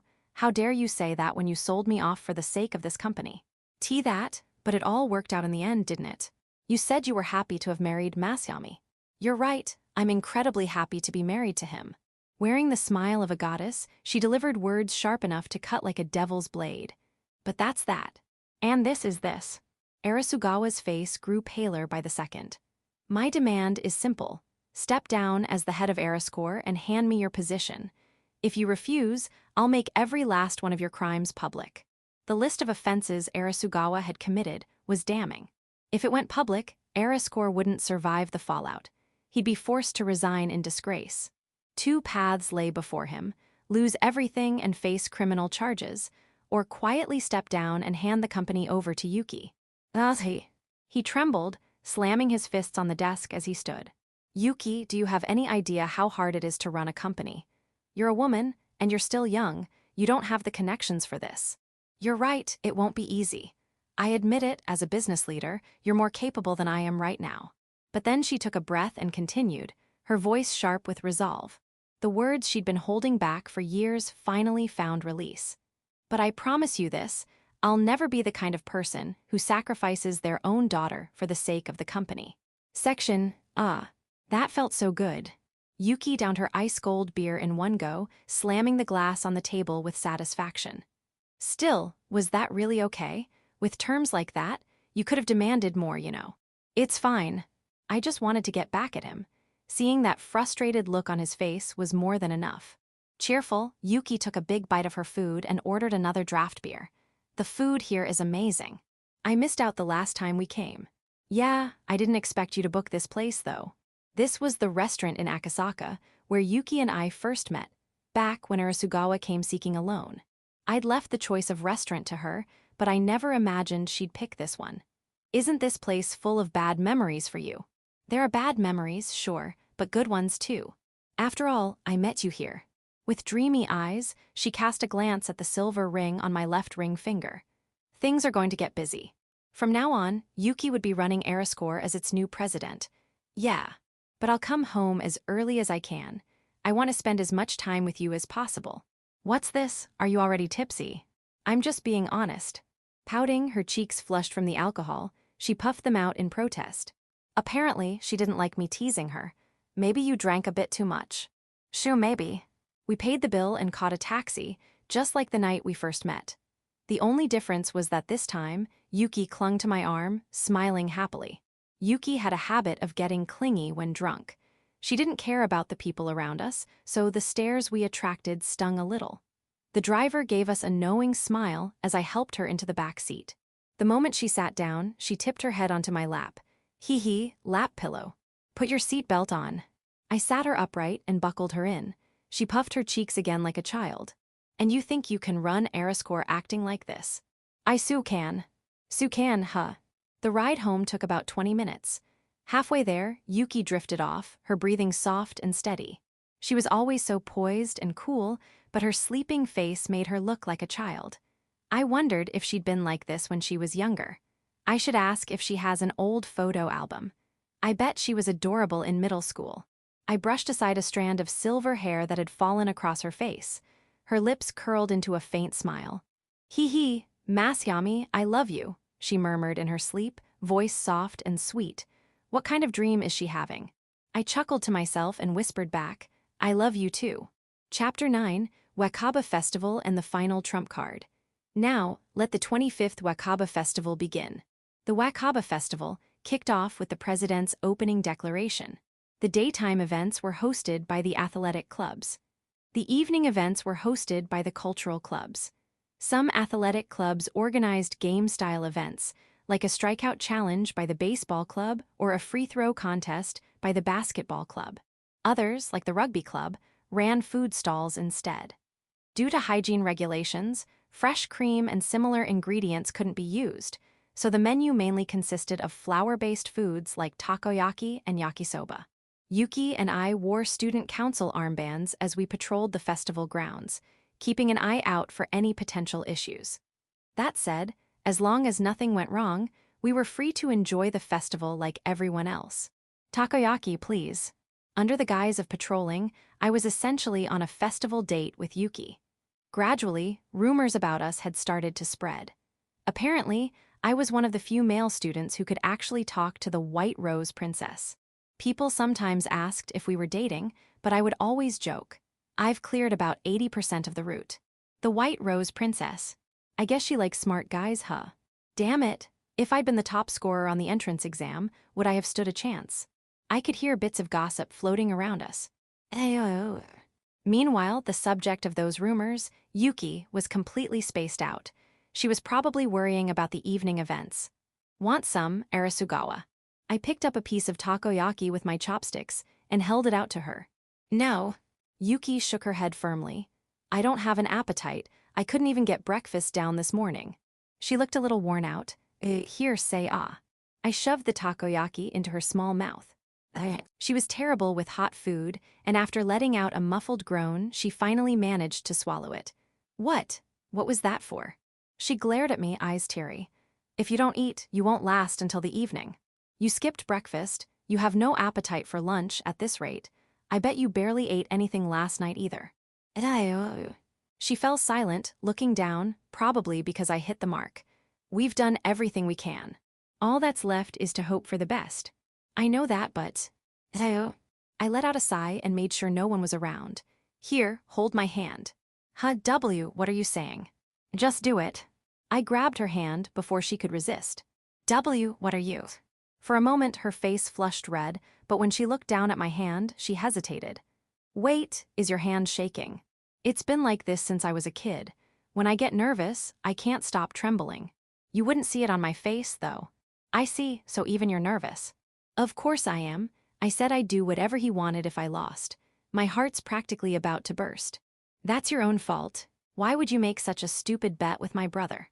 Well, I had two reasons. One was that I wanted to get him to agree to stay in Japan and take over their father's company, Arasugawa. Yuma was talented. If he stayed at Arasugawa, he could help prevent its decline. And if the company remained stable, Yuki wouldn't have to be sold off in the future. As for the other reason, it pissed me off that he looked down on you. That was my real, honest reason. I couldn't stand Yuma belittling my future wife. So, in the heat of the moment, I made that reckless bet. If someone insulted your friend, you'd be mad too, right? I just acted on impulse. I see. Yuki fiddled with her hair and turned away. I couldn't see her expression, but her ears were slightly red. Wait, is she embarrassed? Just then, a small grumble came from Yuki's stomach. It seemed like she had finally relaxed. Hathy, you say you're not hungry, but your body's being pretty honest. Shut up, don't say it like that. Flustered, she hurried toward a food stall. I quickly rushed after her. Section. The daytime events ended without any major problems, and the evening portion of the festival began. The cultural clubs hosted various events, with the brass band's performance and the light music club's live concert drawing large crowds in the gymnasium. In particular, the events we invested the budget into were high quality and attracted plenty of visitors. Looks like everything's going smoothly. Yeah, it does. The evening events continued without significant issues. Even the dance club, who had been unhappy about their budget allocation, managed to borrow lighting equipment from the drama club and were now showcasing bold breakdancing routines. Hey, there's somewhere I'd like to go. Is that okay? Somewhere you want to go? Yeah, the tea ceremony club. That was the other club Yuki had clashed with over the budget. The tea ceremony club used a repurposed classroom in the old school building. The modifications weren't extensive. They had simply laid out about 10 tatami mats in the center of the room. Ah. The club president, Kisanuki-senpai, noticed us and gave a small nod of acknowledgement. The room was empty except for 4 girls in kimono. First, I'd like to apologize. I'm really sorry about the budget situation. It's all right, it couldn't be helped. Honestly, we've only had about 20 visitors this year anyway. Kisanuki-senpai gave a wry smile. About half of the wagashi they'd prepared remained untouched. The reason for the tea ceremony club's unpopularity wasn't hard to guess. Drinking tea and eating wagashi was a time-consuming activity, and with so many food stalls outside offering tastier snacks, the club's event likely seemed dull to most students. High schoolers, caught in the excitement of adolescence, didn't usually have the patience for something so traditional. The success of the Wakaba Festival affects the student council's influence going forward. I understand your desire to make it as successful as possible. Kisanuki-senpai gently encouraged Yuki to raise her head after she bowed deeply. You're competing with your brother, right? To see who can make the Wakaba Festival more successful. Why do you know that? I'm in the same class as your brother. I overheard him mentioning the bet with his little sister. That idiot. So he'd gone and blabbed to his classmates, huh? Yes, you're right. I tried to make the festival a success out of personal resentment. I cut the tea ceremony club's budget because I figured that's what my brother would have done. Yuki gripped the hem of her skirt tightly, as though ashamed of herself. But I realized that wasn't the right approach. If I want to beat my brother, I can't just copy him. She bowed once more. Next year, I'll become a student council president who can make decisions that satisfy everyone. Her voice was steady and resolute. Kisanuki-senpai smiled softly. It's a shame I won't get to see that. Right, even if Yuki improved things next year, Kisanuki-senpai would have already graduated. Yuki's expression tightened with frustration. Noticing this, Kisanuki-senpai appeared to think for a moment before glancing at her watch. Arasugawa-san, do you have about 15 minutes to spare? Yes, I think so. Then, as an apology on our part, may I ask you for a small favor? Section. Kisanuki-senpai, along with someone who looked like the vice president of the club, took Yuki to the room next door. I wonder what they need from her. About 5 minutes passed. As I was chatting idly with the 2 remaining tea club members, the door opened, and I turned around. It felt like an arrow had pierced my heart. Standing there was Yuki, dressed in a kimono. A grayish-blue kimono with a swirling vine pattern. Because of her small stature, it was slightly oversized. It added a touch of maturity and grace to her usual self. It wasn't quite the dignified, grown-up Yuki I'd seen before. The contrast of her youthful face with the mature atmosphere around her gave her a unique kind of charm. I had wondered if a kimono would suit her since she's half Japanese, but it suited her perfectly. Then again, aside from her hair and eye color, Yuki has the facial features of a classic Japanese beauty. That probably explained why it didn't feel out of place. Arasugawa, why are you? Kisanuki-senpai asked me to. I know it doesn't suit me, but I didn't have much of a choice. She fiddled with her hair and turned her face away with a pout. No, it looks amazing on you. I'm seriously surprised. Really? When I complimented her, she looked somewhat pleased as she checked the pattern on her sleeve. Our club has been losing members year after year, so we were hoping to use a photo of Arasugawa-san for our recruitment poster. Kisanuki-senpai held a digital camera in her hand. I see. With Yuki's striking looks, it might actually attract more people to join. But I'm not a member of the tea club. Isn't that kind of misleading? Well, just for today, you can be an honorary member. Kisanuki-senpai adjusted her glasses with a sharp motion and gave a sly smile. She's more cunning than I thought. This is my first time wearing a kimono, Yuki said, shifting uncomfortably as she sat on the tatami mat with small, careful steps. I've never tried tea ceremony before either. Don't worry, we'll teach you everything you need to know. Then, Kisanuki-senpai turned toward me. Could you sit here as well? We have plenty of tea and sweets left. He's not my boyfriend. We're just student council colleagues. Come to think of it, Yuki usually denied that kind of thing with an irritated tone. But this time, she was much more composed. Maybe she was getting used to this routine. I gave her a wry smile and took a seat next to her. Section. The sun was starting to set. Yuki and I stood on the rooftop of the old school building. From here, we could get a clear view of the entire festival, or so I had thought. It was almost 6:00 p.m. The cleanup would begin at 7 o'clock, so we had just over an hour left. So, after all that big talk, this is what you've got. Perched on top of the old water tower on the rooftop was Yuma. He lay sprawled out beside the tower, fiddling with his phone. Oni-san. Honestly, I'm disappointed. I expected more from you. Yuma jumped down from the tower without bothering to use the ladder and snatched the pamphlet from Yuki's hands. Let's see. What you did was, you significantly increased the budgets for 5 clubs. The drama club, the brass band, the film club, the culinary research club, and the board game club, right? Upped their funding and raised the quality. You figured all that out. One look at the pamphlet is enough. Those 5 clubs are clearly positioned in the best spots. He tapped the pamphlet with a sigh. Disappointment was clear in his eyes. Well, I would have done the same. Cut the deadweight clubs and give more to the promising ones.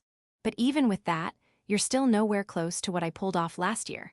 Leaning against the fence, Yuma gazed down at the students walking below. There's so much more you could have improved. For example, look at those guys. They're probably starving right now. The cafeteria's closed today, after all.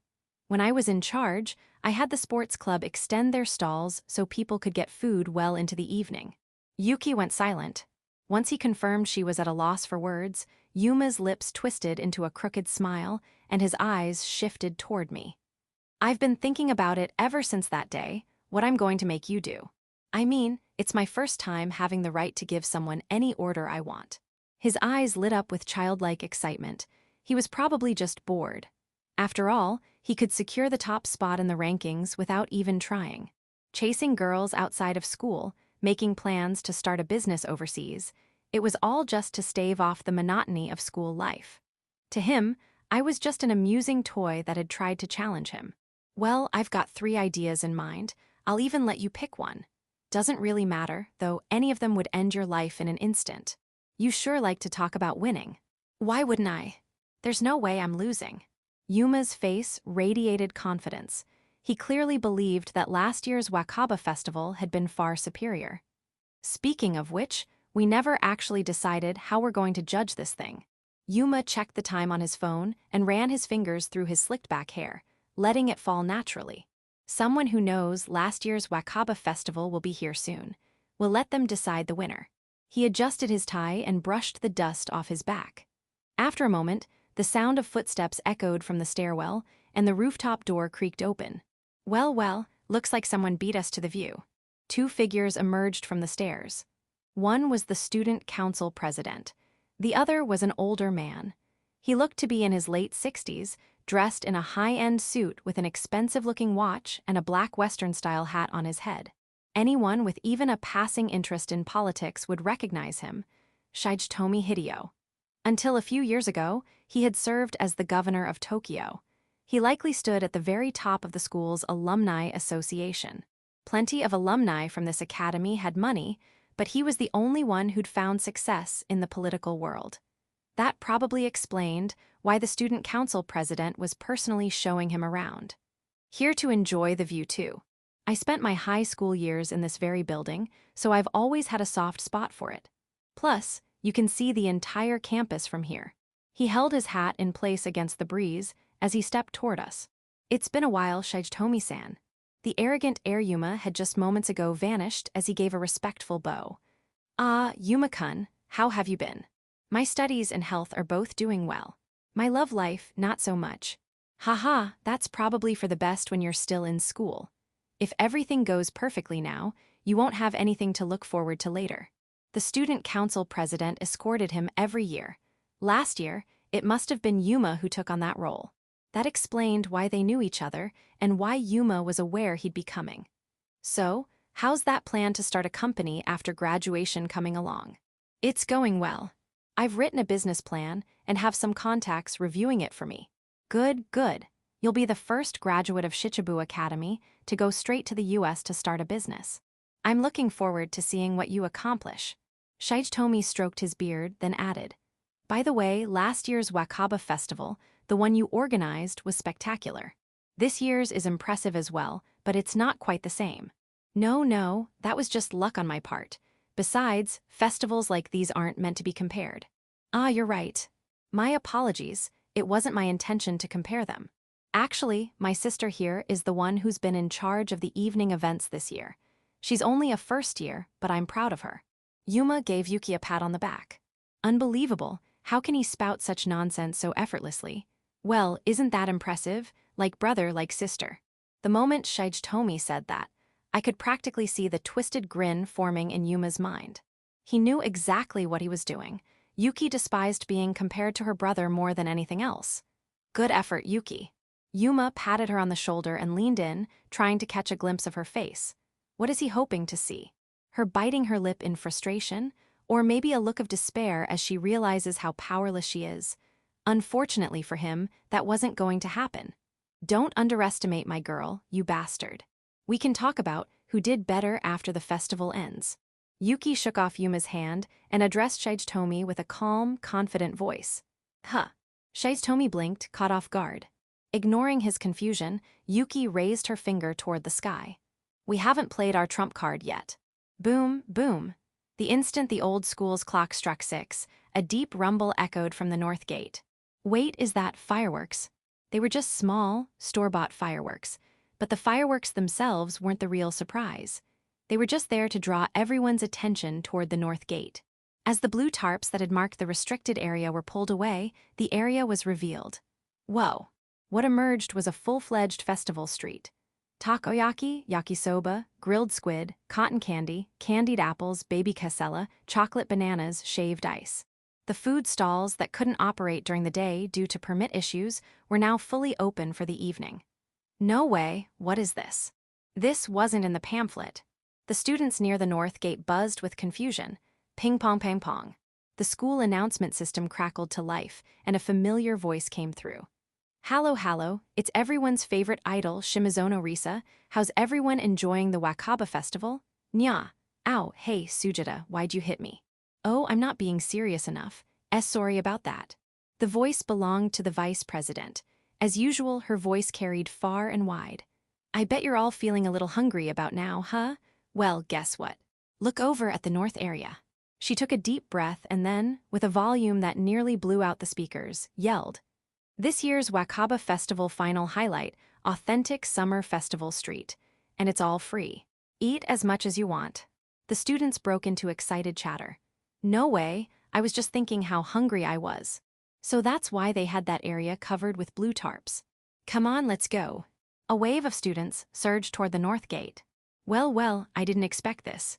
Shizutomi watched the scene with genuine surprise. Wait, what the hell?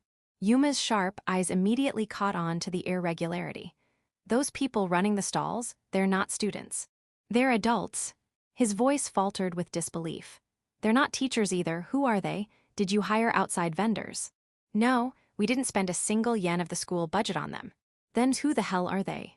Well, I smiled as I prepared to reveal the identity of the people who'd lent us their strength. Section, 1 week ago. Yuki and I attended a meeting of the city's community association.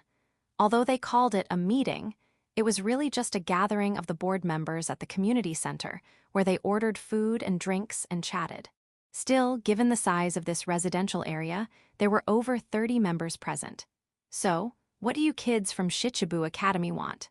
We're busy people, you know. Make it quick. The 2 middle-aged men seated in front of us tapped their fingers on the table as they spoke. Their faces practically screamed, hurry up so we can start drinking already. Yeah, this isn't exactly a warm welcome. You okay? I asked. I'm fine. This was probably Yuki's first time speaking in front of so many adults in such a hostile atmosphere. But she didn't flinch. Instead, she took a step forward. Thank you for taking the time to meet with us. We've come today to ask if you'd consider resuming our school's partnership with your association. The room stirred as Yuki bowed deeply. We had learned from Sujata-senpai about the dispute that occurred 5 years ago between Shichibu Academy and the Community Association. Today, we were here to ask for reconciliation. First, please allow me to apologize.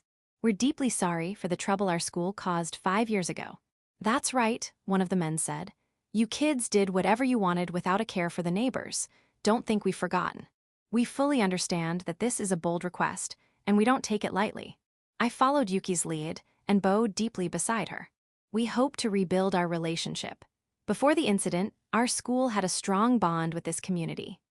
The joint cleanup efforts at Shirahana Park, the performances we put on at Himawari Senior Home, and of course, your generous support for the Wakaba Festival's food stalls, we cherished those connections.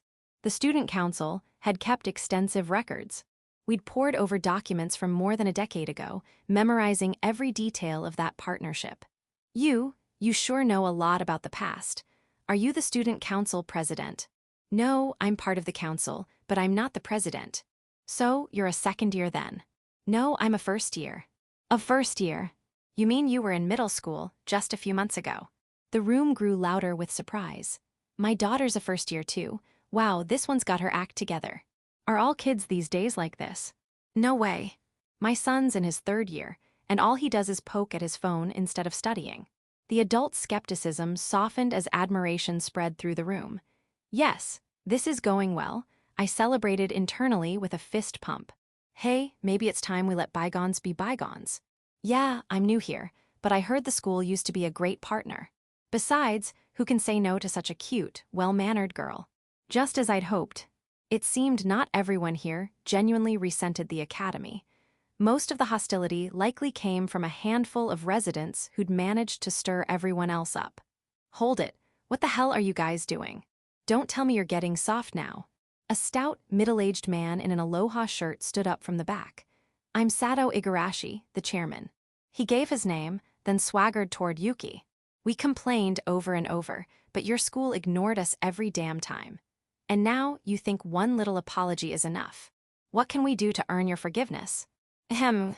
Igarashi sneered. Well, if someone higher up came to apologize, I might consider it. Just consider it, though. No promises. If we couldn't get him to budge, our plan was doomed. Yuki. It's fine. We expected this.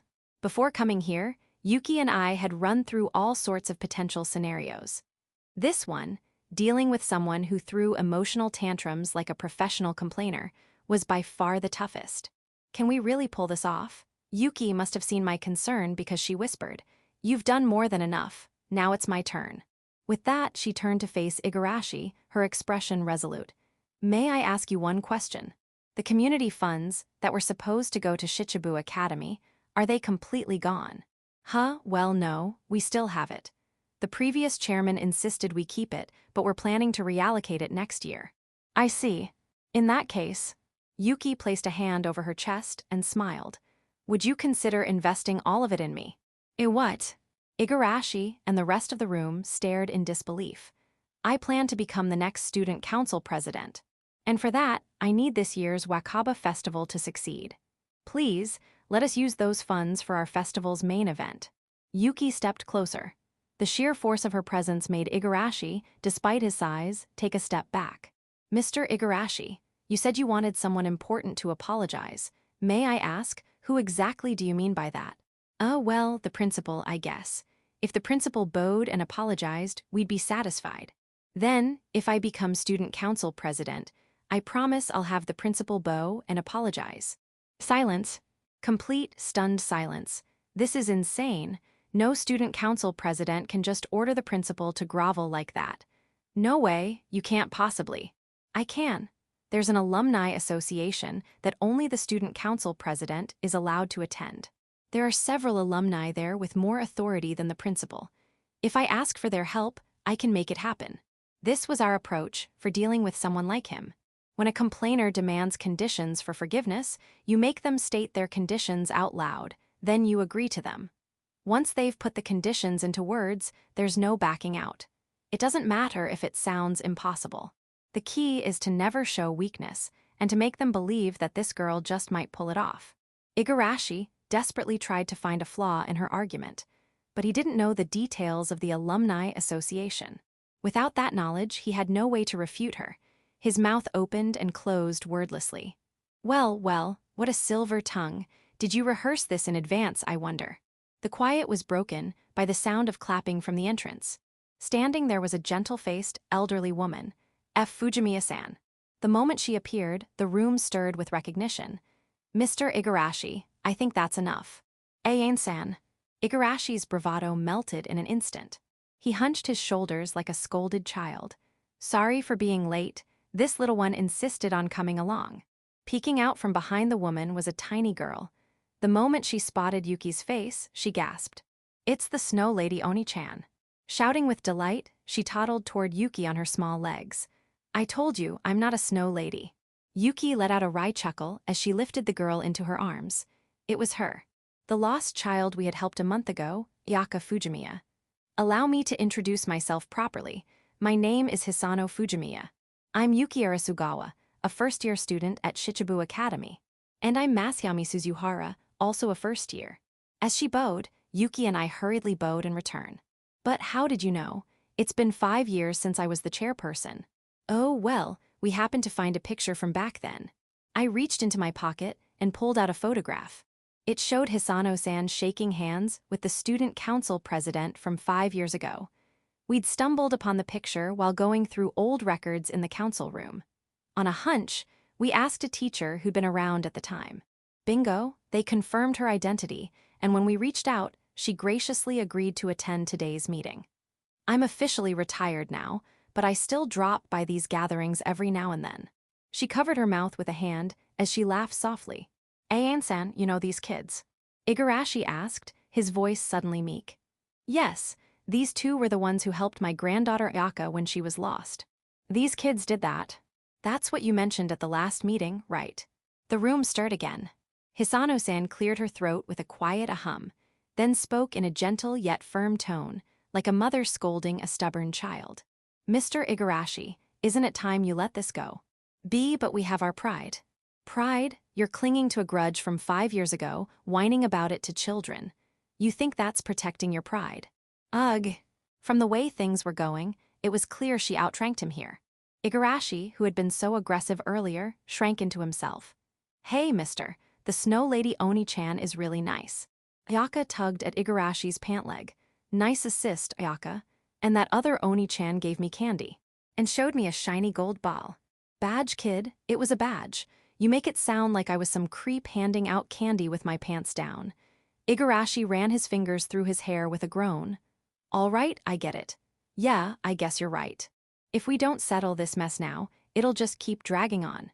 He turned toward Yuki and scratched his cheek. And honestly, I don't care about the principal's apology anymore.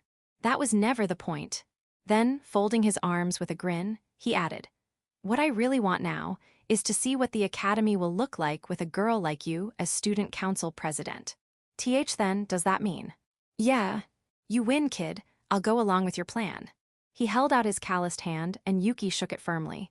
Section, whoa, this is amazing. Yeah, you can really tell the difference when the pros are in charge. Are these people alumni or something? I asked earlier, they're from the community association. Sounds like they're going to help out with the Wakaba festival every year from now on. It had only been 5 minutes since the surprise announcement, but the food stalls were already swamped with long lines. The stalls run by students during the day were mostly makeshift attempts at festival food. Naturally, what adults could make with proper equipment was on a whole different level. Ice-cold drinks, perfectly chilled in buckets of icy water. Piping hot takoyaki and freshly made yakisoba. It was all selling out in an instant. The timing couldn't have been better, right when everyone's stomachs were starting to growl. For hungry students, nothing hits the spot like festival street food.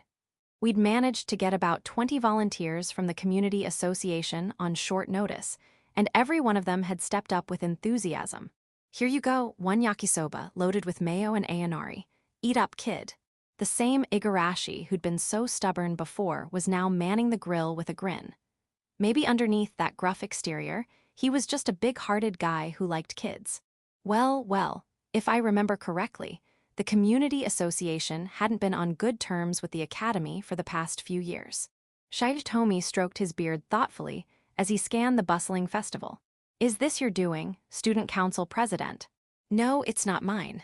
The president shook her head, then gave Yuki a friendly pat on the back, pushing her forward. It's all thanks to her. Cute and brilliant, that's my junior for you.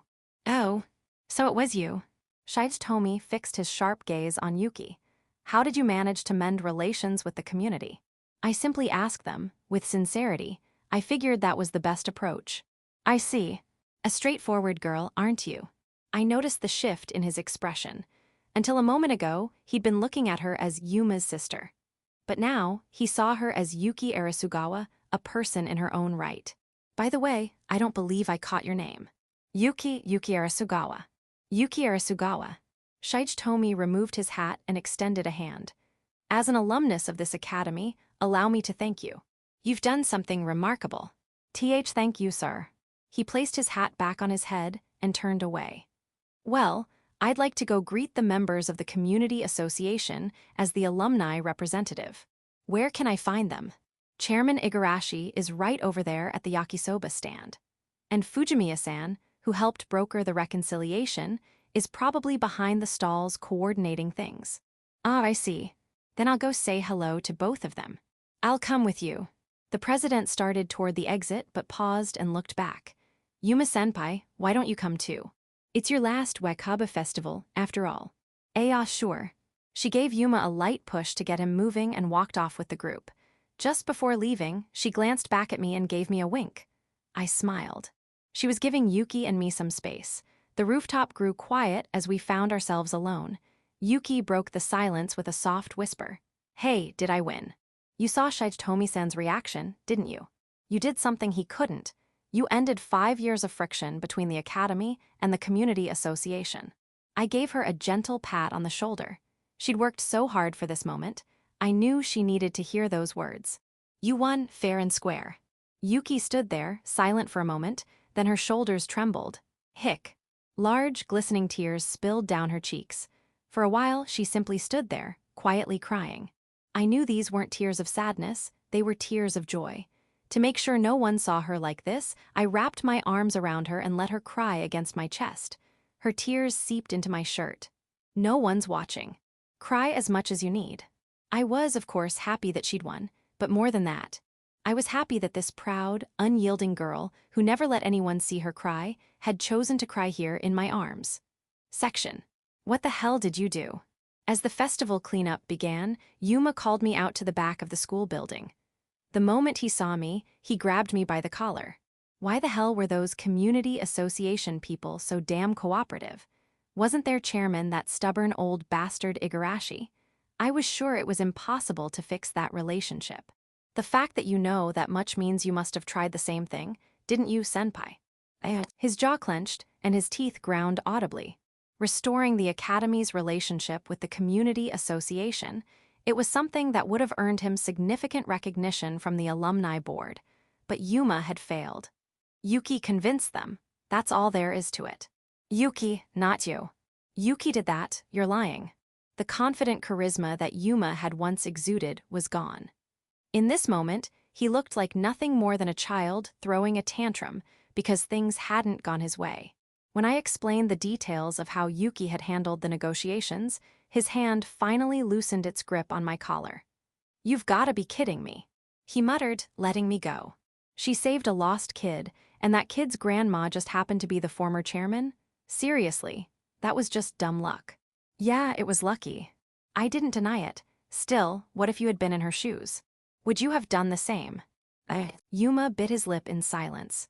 If you'd known it was the chairman's granddaughter, maybe you would have helped. But at that moment, she was just a lost kid. And you would have walked right past her.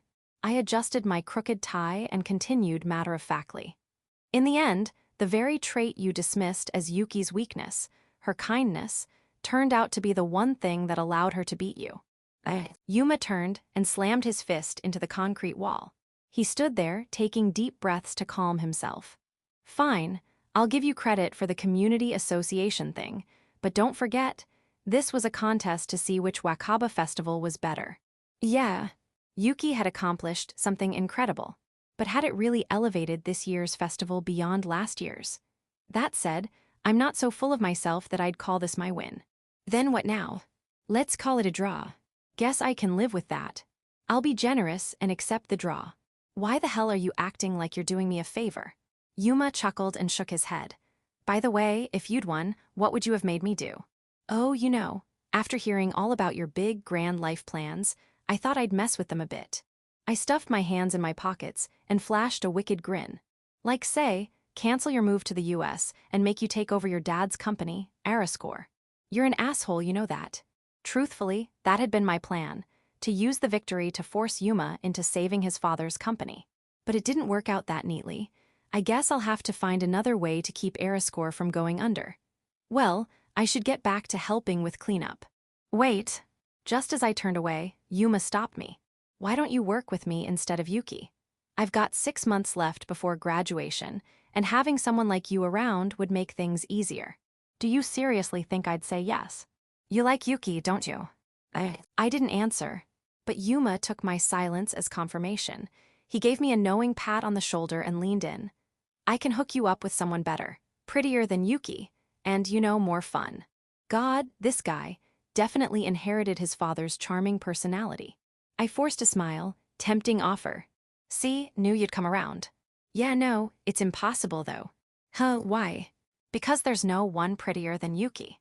What makes you so sure? You've only just started high school. The world's bigger than you think. Oh, I know. I brushed his hand off my shoulder and looked up at the darkening sky. There's no one more beautiful than Yuki, not for at least the next 15 years. Section: Audiobook by Masquerade at Masquerade Audiobooks. Interlude 6, The White Rose Princess's Turmoil. The night of the Wakaba Festival, I, Yuki Arasugawa, lay in the bathtub, staring at the ceiling. The excitement still hadn't worn off. My heart was pounding, and my whole body felt hot, even though the water was lukewarm. I really beat Oni-san. I knew it wasn't just my own strength that won the day. Even so, it was the first time I'd ever beaten my brother. Everyone praised me. It made me so happy. But what made me happiest of all was when he said, "You won." The memory came rushing back. That's right, I'd cried. Right in front of him, like a little kid. No, forget it, just forget it. I smacked myself on the head, desperately trying to erase the embarrassing memory. But of course, it wasn't that easy. No matter how hard I tried, I couldn't get his face out of my head. I cried like a little kid. How am I supposed to face him tomorrow? Seriously, what is with that guy? He acts like a complete idiot most of the time, but then he picks up on the smallest details when it counts. He doesn't back down even when dealing with older students. He seems childish one moment, then suddenly turns around and acts all cool and mature the next. I've never met anyone like him before. Come to think of it, when I was crying, he hugged me, didn't he? He said it was to make sure no one saw me crying, but from an outsider's perspective, it probably looked like I was the one clinging to him. That was the first time I'd ever been hugged by a boy. It felt so comforting, like my mind was wrapped in this warm, fuzzy haze. I remember seeing on TV once how women say hugging their partner makes them feel safe. Was that what this was? Partner. He said he liked me. But what about me? I've never been in love before. I have no idea if what I'm feeling right now is that. Just to test it, I tried imagining what it might be like if we were a couple. Going out on dates on weekends, walking home together while holding hands, kissing, and maybe even more than that. I shot up from the tub and scrambled out of the water. Nope, no way, that's way too embarrassing. When I looked at myself in the mirror, my face was as red as a boiled octopus. My head felt light, too. Maybe I'd stayed in the bath for too long. After drying off and changing into my pajamas, I flopped face first into my bed. I need to dry my hair. I thought about getting up to grab the hairdryer, but my body refused to cooperate. The moment I left the bath, the exhaustion from the day hit me all at once. Maybe I should thank him for everything. He worked so hard for me. I couldn't just leave that unacknowledged. My pride wouldn't let me. But what kind of thank you gift would work? Something material. I had no clue what kind of present would make a guy happy. Wait, I can just text him and ask if there's something he wants. I reached for my phone on the desk and started typing out a message. Does this sound too formal? I deleted the text and rewrote it, then deleted it again. Since when was writing a text this hard? Achoo. I'm freezing. That's right, I never dried my hair. I glanced at the clock and realized I'd been agonizing over this text for nearly 30 minutes. Okay, let's keep it simple. Thanks for all your help with the Wakaba Festival. I want to get you something as a thank you. Any ideas? I read it out loud to myself. Nope, I hit the back button and deleted the second half of the message. Knowing him, he'd definitely ask for something weird or pervy. Better to just stick to a simple thank you for now and figure out the gift later. Satisfied with the revised message, I hit send. Then I lay back on my bed, staring at the ceiling. What would make a good present, though? And then it hit me. Oh, that's right, I remembered. He'd mentioned something once when we went shopping together. He said he wanted it, but I yanked my blanket over my head and groaned. That night, I didn't get a wink of sleep. Epilogue. Something was off about Yuki. I noticed it right after the grade-wide assembly ended, during lunch break. That kind of behavior usually meant she was hiding something. I'd seen the same thing when she planned a surprise for my birthday years ago. Yuki suddenly grabbed her bento box and bolted out of the classroom. Is she planning to eat outside? She usually ate alone in the classroom. This was unusual. Maybe she made plans to eat with someone today. I figured I'd just ask her when she got back. With that thought, I headed toward the cafeteria. But before I made it more than a few steps, my phone vibrated in my pocket. It was a message from Yuki. Come to the student council room, right now. The student council room? Why now during lunch? I texted back. Can I go after I eat? I was looking forward to the chicken nanban special today. Her reply came almost instantly. No, come now. What the hell? I'd really been looking forward to that meal. With a sigh, I made my way to the student council room and opened the door. Yuki stood there, leaning against the desk. Here. The moment she saw me, she thrust a bento bag toward me without explanation. What's this? A thank you for everything you did to help with the Wakaba festival. A thank you. When we went shopping before, you said why? You said you wanted to try cute homemade food from a girl. Remember? Wait, seriously. The bento bag in front of me practically shimmered like gold. Just to be clear, this is just a thank you. Don't go bragging to anyone about it, okay? Wait, why are you crying? I'm just overwhelmed. It's that big of a deal. Of course it is. It had been nearly 6 months since I last had Yuki's cooking. You're kinda scaring me, being this happy about it. Yuki handed me the bento bag, and I carefully unwrapped it. Inside was a small lunchbox packed tightly with classic side dishes. Tamagoyaki, spinach ohitashi, mini hamburgers, simple, familiar foods. You're not gonna eat yours, Arasugawa. Huh? Oh yeah, I will. But she didn't move to open her bento. Instead, she toyed with her hair and kept glancing at me. That was her nervous habit. She was probably worried about how the food turned out. I already knew she could cook. Without hesitation, I picked up a piece of tamagoyaki and popped it into my mouth. It wasn't quite what I expected. The eggs were a bit overcooked and tougher than usual. The spinach still had a trace of bitterness from being underboiled. The flavors were the same as I remembered, but the execution didn't quite match the image I had in my head. So her cooking skills are still a work in progress. How is it? It tastes like youth. What does that even mean? Is that a compliment or an insult? She frowned as she opened her own bento. That hit the spot.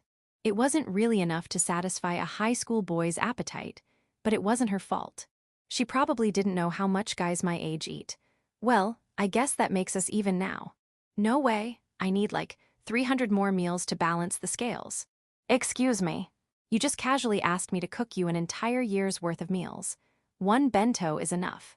She let out a sigh, but when her eyes landed on my empty lunchbox, she mumbled under her breath. "Well, you usually eat in the cafeteria, right? If I ever make too much, I guess I could bring you some." I froze. Did she really just say that? I waited until she finished eating, but then she suddenly turned to me with a curious expression. Hey, can you read minds or something? What? You're weirdly sharp sometimes. It'd explain how you get such good test scores. Are you accusing me of cheating? Internally, I panicked. Of course she had no idea that I knew the future. But if she was asking questions like this, then she must have sensed something off. Yuki spun her chair to face me directly and closed her eyes. Okay, if you can read minds, guess what I'm thinking right now. That's ridiculous. I scratched my cheek and looked at her. I'm thirsty. Wrong, not even close. See, I'm not psychic. Sorry to disappoint. Good, that's a relief. I'd hate it if someone could peek into my head. She seemed satisfied and started packing up her bento bag. So, what were you actually thinking? That's... Yuki's cheeks flushed bright red. Never mind, it's not important. Why's she mad now? This Yuki was so different from the one I knew in the future. But that was okay. Getting to know this version of her, this unfamiliar side, was just another part of this second round of youth. After all, I wanted to know both the girl only I remembered and the girl I hadn't yet discovered. Bonus Story 1. The marriage certificate and the engagement ring future. That was surprisingly quick. Yeah, it was. Our first weekend as a married couple. We'd just come back from submitting our marriage registration at City Hall. I'd expected more paperwork, maybe a few extra procedures. But the staff just checked the forms for mistakes, and that was it. So, I'm officially married now. I glanced at Yuki, walking beside me. This adorable person is my wife. If I could show this moment to my past self, he'd probably yell, "It's a scam. Run while you still can." Suzuhara Yuki, Yuki Suzuhara. Yuki was muttering her new name under her breath. Something wrong? Huh? Oh no, it feels weird. You know, having a new last name. Sorry, it's kind of a boring one. Her old surname, Arasugawa, sounded elegant and sophisticated. Compared to that, Suzuhara felt plain. What? No way, I actually like it. Besides, I'm happy to finally have a different name from my father. She quickly waved off my concern. Well, I'm glad to hear that. My paperwork was done, but she still had some work left, changing her name across all her documents. Are you really sure about skipping the wedding? Yeah, I don't want one. Given the situation with her father, Yuki had made it clear she didn't want a big ceremony. I didn't really care either way, though I had to admit, I was a little disappointed about not getting to see her in a wedding dress. Maybe we could do a small, private ceremony during our honeymoon, but with work being so busy, that trip was still a long way off. Oh, but I do have a friend I want to tell about the wedding. Would it be okay if I invited them over sometime? Of course. As she said it, her face softened into a gentle smile. Looking at her now, it was hard to believe she was the same guarded girl I'd met when we first crossed paths. So we're married now? No ceremony, no honeymoon, feels like we should have something to mark the occasion. That was when it hit me. Wait, I never gave her an engagement ring. A cold chill shot down my spine. Crap. I got so caught up with the wedding and honeymoon plans that I completely forgot. I clutched my head. What do? Aren't you supposed to give the ring before registering the marriage? Oh, what's wrong? Yuki tilted her head, watching me with confusion. Hey, wanna go ring shopping? A ring? Yeah, for an engagement ring. I'm so sorry, I totally forgot. Oh. She blinked, looking as though she'd only just remembered it herself. Wait, did she forget too? I mean, we don't really need one. What? My brain froze. She noticed and quickly added, oh, I'm not mad or anything. I forgot too. And well, I'd love a present from you, but it doesn't have to be a ring. Huh? I always thought engagement rings were a big deal for women. Every girl I'd dated before loved jewelry and designer accessories. I just assumed Yuki would feel the same. Honestly, I'd rather get a new washing machine. A washing machine. I wasn't sure how to feel. Relieved that she wasn't upset, or mildly crushed that she didn't care about the ring at all. She's practical and that's great, but still. No wedding, no honeymoon anytime soon, and now no engagement ring either. Wasn't that kind of sad? I didn't think she was just being polite. She probably really didn't care. But still.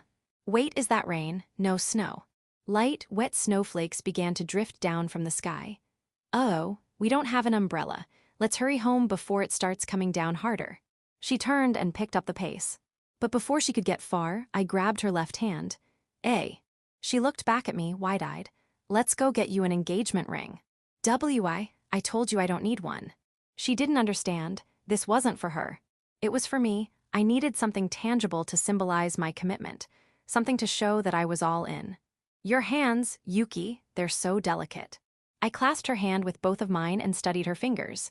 Slim, smooth, soft. And now what are you doing? Snowflakes landed on her hand, melting instantly against her skin. I looked up and met her gaze. I don't want anyone else to ever hold this hand. I want to buy you a ring to prove that you're mine. Her face turned bright red. Then, wouldn't a wedding ring work just as well? She mumbled the words and immediately dropped her eyes. Then, with her cheeks still flushed, she whispered, Okay, go ahead, make me yours. Whoa, was she actually into this assertive approach? Because honestly, I wasn't. I can't keep this up. That line was so cheesy. Let's go to the store. Why are you suddenly talking like that? She noticed my embarrassment and broke into a soft, teasing laugh. If you're gonna act all cool, you might as well commit to it, dummy. She gave me a light pat on the back with her small, delicate hand. Bonus story 2, the morning after, a blushing wife future. Morning. I usually sleep until my alarm goes off, but today I woke up before it even rang. Sunlight streamed in through the window, bright and warm. Looks like it's going to be a clear day. Esusu. A soft, rhythmic breathing sound came from beside me. Lying next to me, fast asleep, was Yuki, her peaceful expression undisturbed. The heater was keeping the room comfortably warm, and one of her pale legs had slipped out from beneath the sheets. Worried she might catch a cold, I gently pulled the blanket back over her. It wasn't a dream, huh? I muttered, looking at myself just wearing my boxer shorts. All my clothes had been scattered around the bed, having been carelessly tossed aside. Yesterday was the first time I've ever held her. 1 month into our marriage.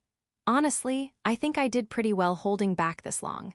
Since it was Yuki's first time, she seemed to be in quite a bit of pain. It was also my first time being with a virgin, so I couldn't help but feel a little uncertain myself. I asked if we should stop, but with teary eyes, she stubbornly insisted, "I can handle it." She looked so adorable trying to act tough that my restraint completely disappeared. I tried to be as gentle as possible, but maybe because of the alcohol, my memories of what happened after that were a little hazy. Come to think of it, this was the first time I had ever really looked at her sleeping face. Was she dreaming? From time to time, she mumbled something incoherent, her expression peaceful and content. Seeing this unexpected side of her, so different from her usual cool demeanor, I couldn't help but chuckle softly. I decided once again that I would protect her for the rest of my life. Beep, beep, beep, beep, beep. The alarm on my phone, which I had placed by my pillow, went off. I hurriedly turned it off. Yuki's eyes opened. It seems I woke her up. She sat up, rubbed her eyes, and looked around. Then, after looking at my face, she immediately lowered her gaze. Steam practically rose from her flushed face. Panicking, she hastily wrapped the sheet around herself again, covering her chest. "Good morning." "Oh, gee, good morning." Embarrassed, she avoided eye contact and answered in a barely audible voice. Are you feeling okay?" "Yeah. It hurts a little when I move, but I think I'm okay." "I see, that's good." I tried to be gentle, but my memory gets fuzzy after a while. "It's okay, you were gentle the whole time." She said that with a smile. Then she hid her mouth with the sheets. If I'm being honest, I never really understood the appeal of this kind of thing. I always wondered, what's so great about it? If you're using protection, then isn't it just an unproductive act? Just indulging in pleasure, satisfying desire with no real purpose. Ayo. But when I tried it, it was different. Just having you hold me tight made this warm, overflowing happiness well up from deep inside my mind. Feeling each other's warmth, the rhythm of our breaths, the sound of our hearts beating, it felt so nice. Embarrassed, yet somehow sounding a little happy, she spoke, only to suddenly snap back to reality with a startled expression. "Wait, what am I even saying?" She began lightly smacking her own head in frustration. Haha. Overwhelmed by the directness of her feelings, I felt my own face heating up. I heard there's a study that says hugging releases dopamine, which gives a sense of euphoria. Why yeah, I'm sure that's what it is. With an expression that seemed to plead, "This isn't indecent, it's perfectly normal." Yuki nodded vigorously. We stared at each other in silence for a while. Can we do it again?" Yuki let go of the sheet she had been using to cover her chest and opened her arms wide. It seemed like she really wanted another hug. "No. Why not?" Yuki looked utterly shocked, like the world had just crumbled around her. Did I do something to make you dislike me?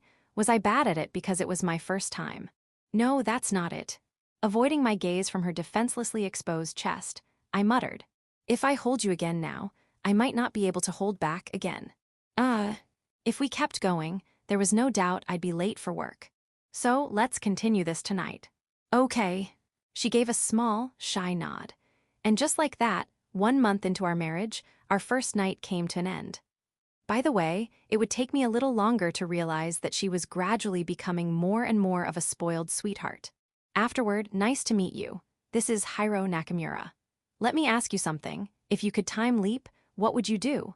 Since I decided to write a time leap story this time, I took a moment to think about what I'd do if I were in that situation myself. Go to a different high school or university. Choose a different career. I considered a lot of possibilities, but in the end, I think I'd still end up walking the same path. If I had to grade my life, I'd probably give it a 70 out of 100. But if I somehow made it a perfect 100, I feel like I wouldn't be me anymore. So yeah, even if I could time leap, I'd probably live my life the same way. Serious nod. "Oh, but I would buy Bitcoin. I'd go all in. I mean, who doesn't want money? Does that count as cheating? Barely acceptable. I guess that makes me the complete opposite of Masyami. While writing this story, I often found myself thinking, are you serious, dude? As I watched him make his choices. But you know what? Writing a protagonist who makes decisions completely different from mine was incredibly fun. So, will Masyami be able to win over Yuki? Next episode preview: A. The sudden appearance of a 5-member group calling themselves the Shadow Student Council. A fierce election battle to decide the true student council begins. B. A hidden treasure buried within Shichibu Academy.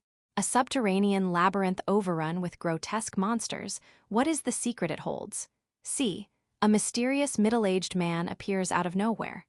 I've come from 30 years in the future. If you want to save Yuki's life, you'll do exactly as I say. Yeah, I have no idea which direction to take. Actually, I take that back. I don't want to write any of these. Sorry, that's all for me this time. Thanks for reading. End of Volume 1.